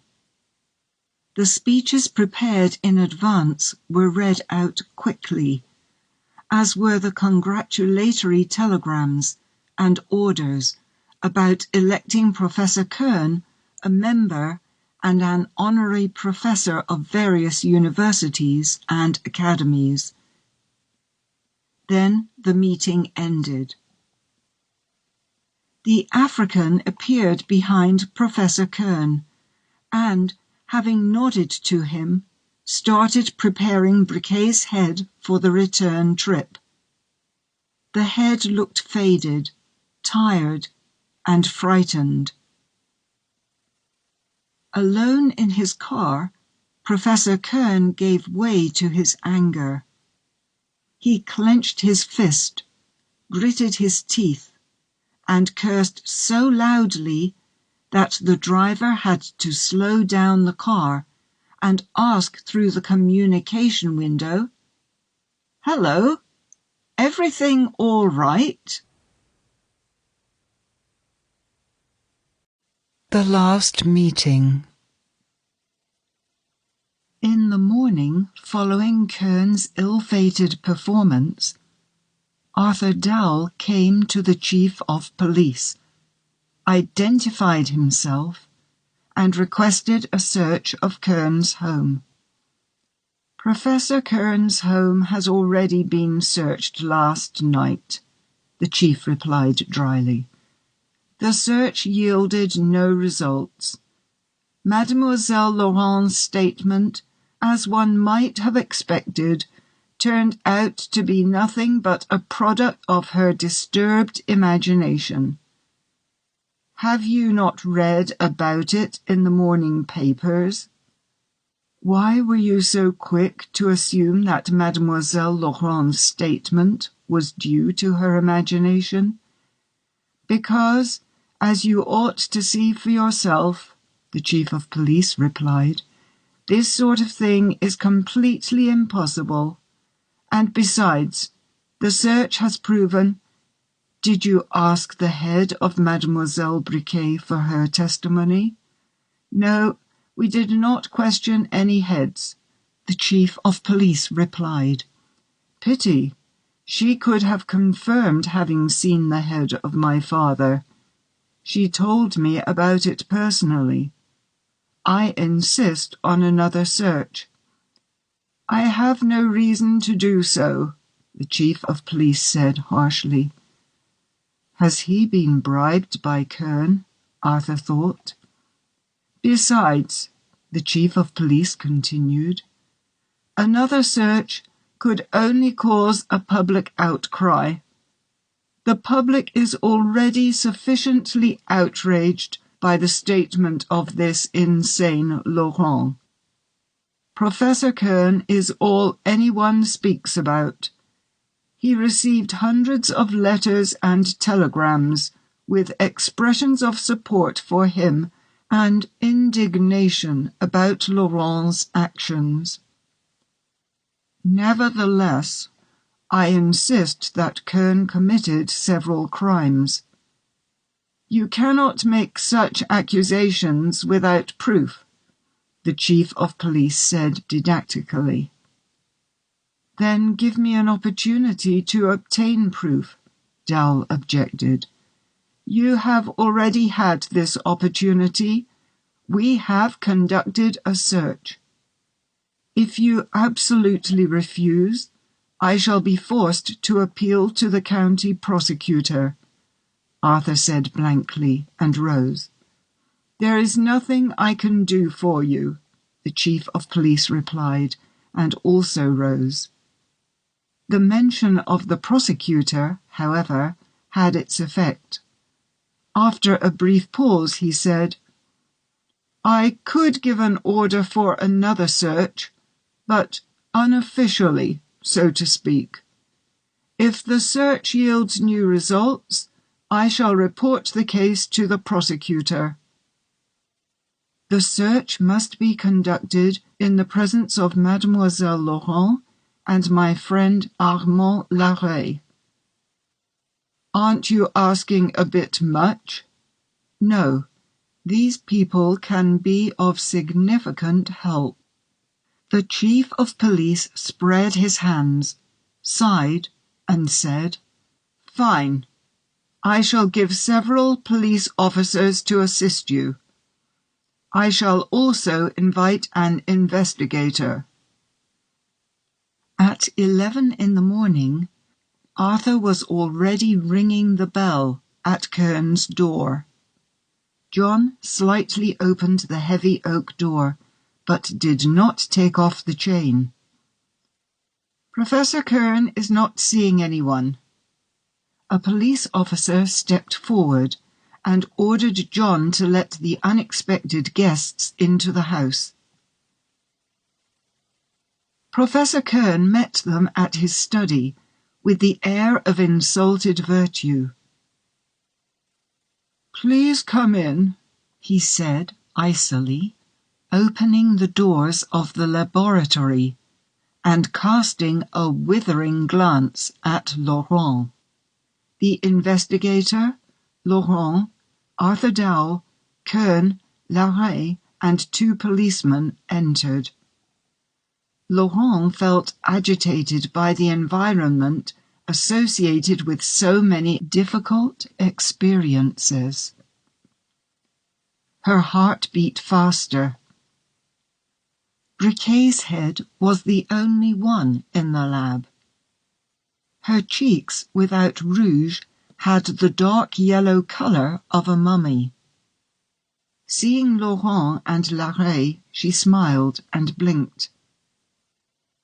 Larrey turned away with a shudder of horror. They entered the room adjacent to the laboratory. It contained a shaved head of a middle-aged man with an enormous fleshy nose. The head's eyes were completely concealed by dark glasses. Its lips twitched slightly. "His eyes are bothering him," Kern explained. "This is all I can offer you," he added, with an ironic smile. Indeed, the subsequent search of the house from basement to attic revealed no other heads. On the way back, they once again had to go through the room with the big-nosed head. The disappointed Dowell was just about to walk through the next door, followed by the investigator and Kern. Laurent stopped them. She came up to the head with the big nose, opened the air valve, and asked, "Who are you?" The head moved its lips, but there was no sound. Laurent turned up the airflow. There was a hissing noise. "Who is that? Is that you, Kern? Unplug my ears. I can't hear you." Laurent checked the head's ears and pulled out thick balls of cotton. "Who are you?"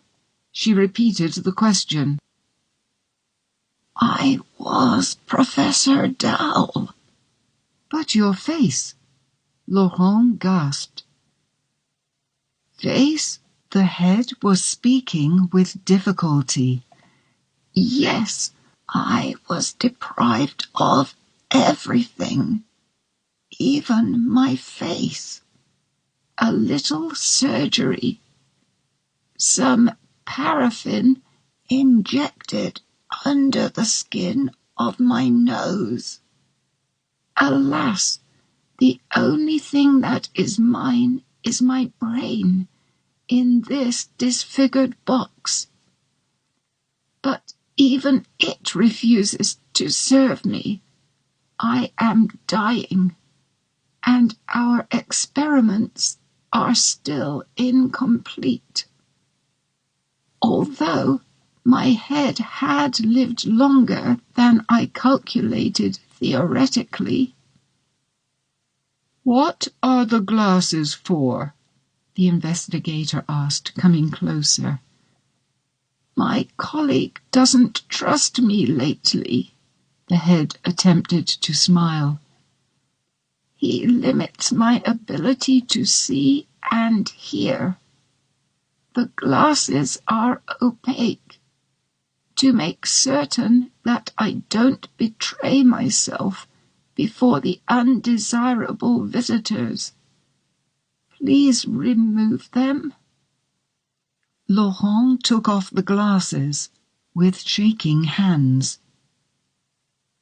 Mademoiselle Laurent, is it you?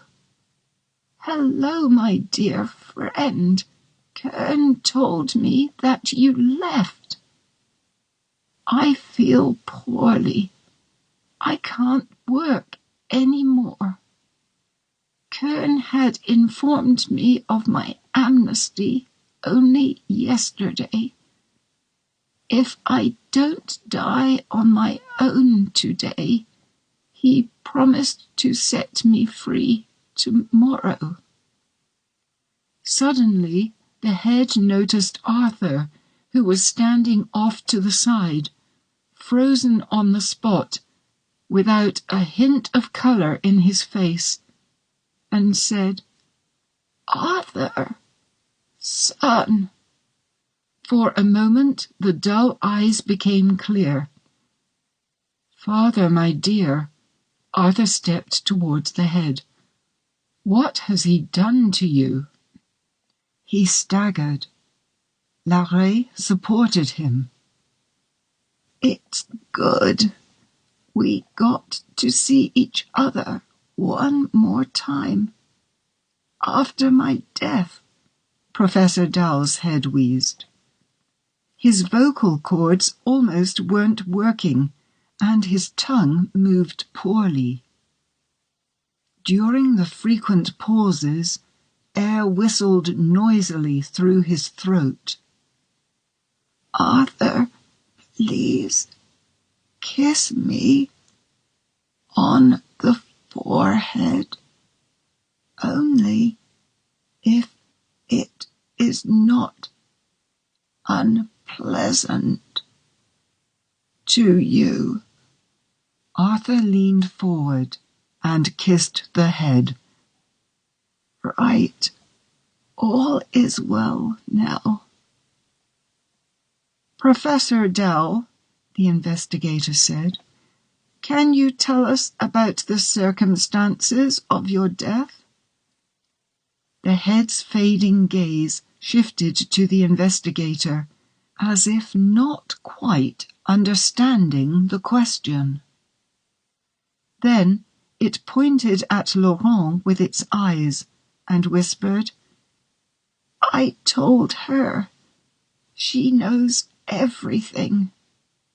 The head's lips stopped moving, and its eyes became dull.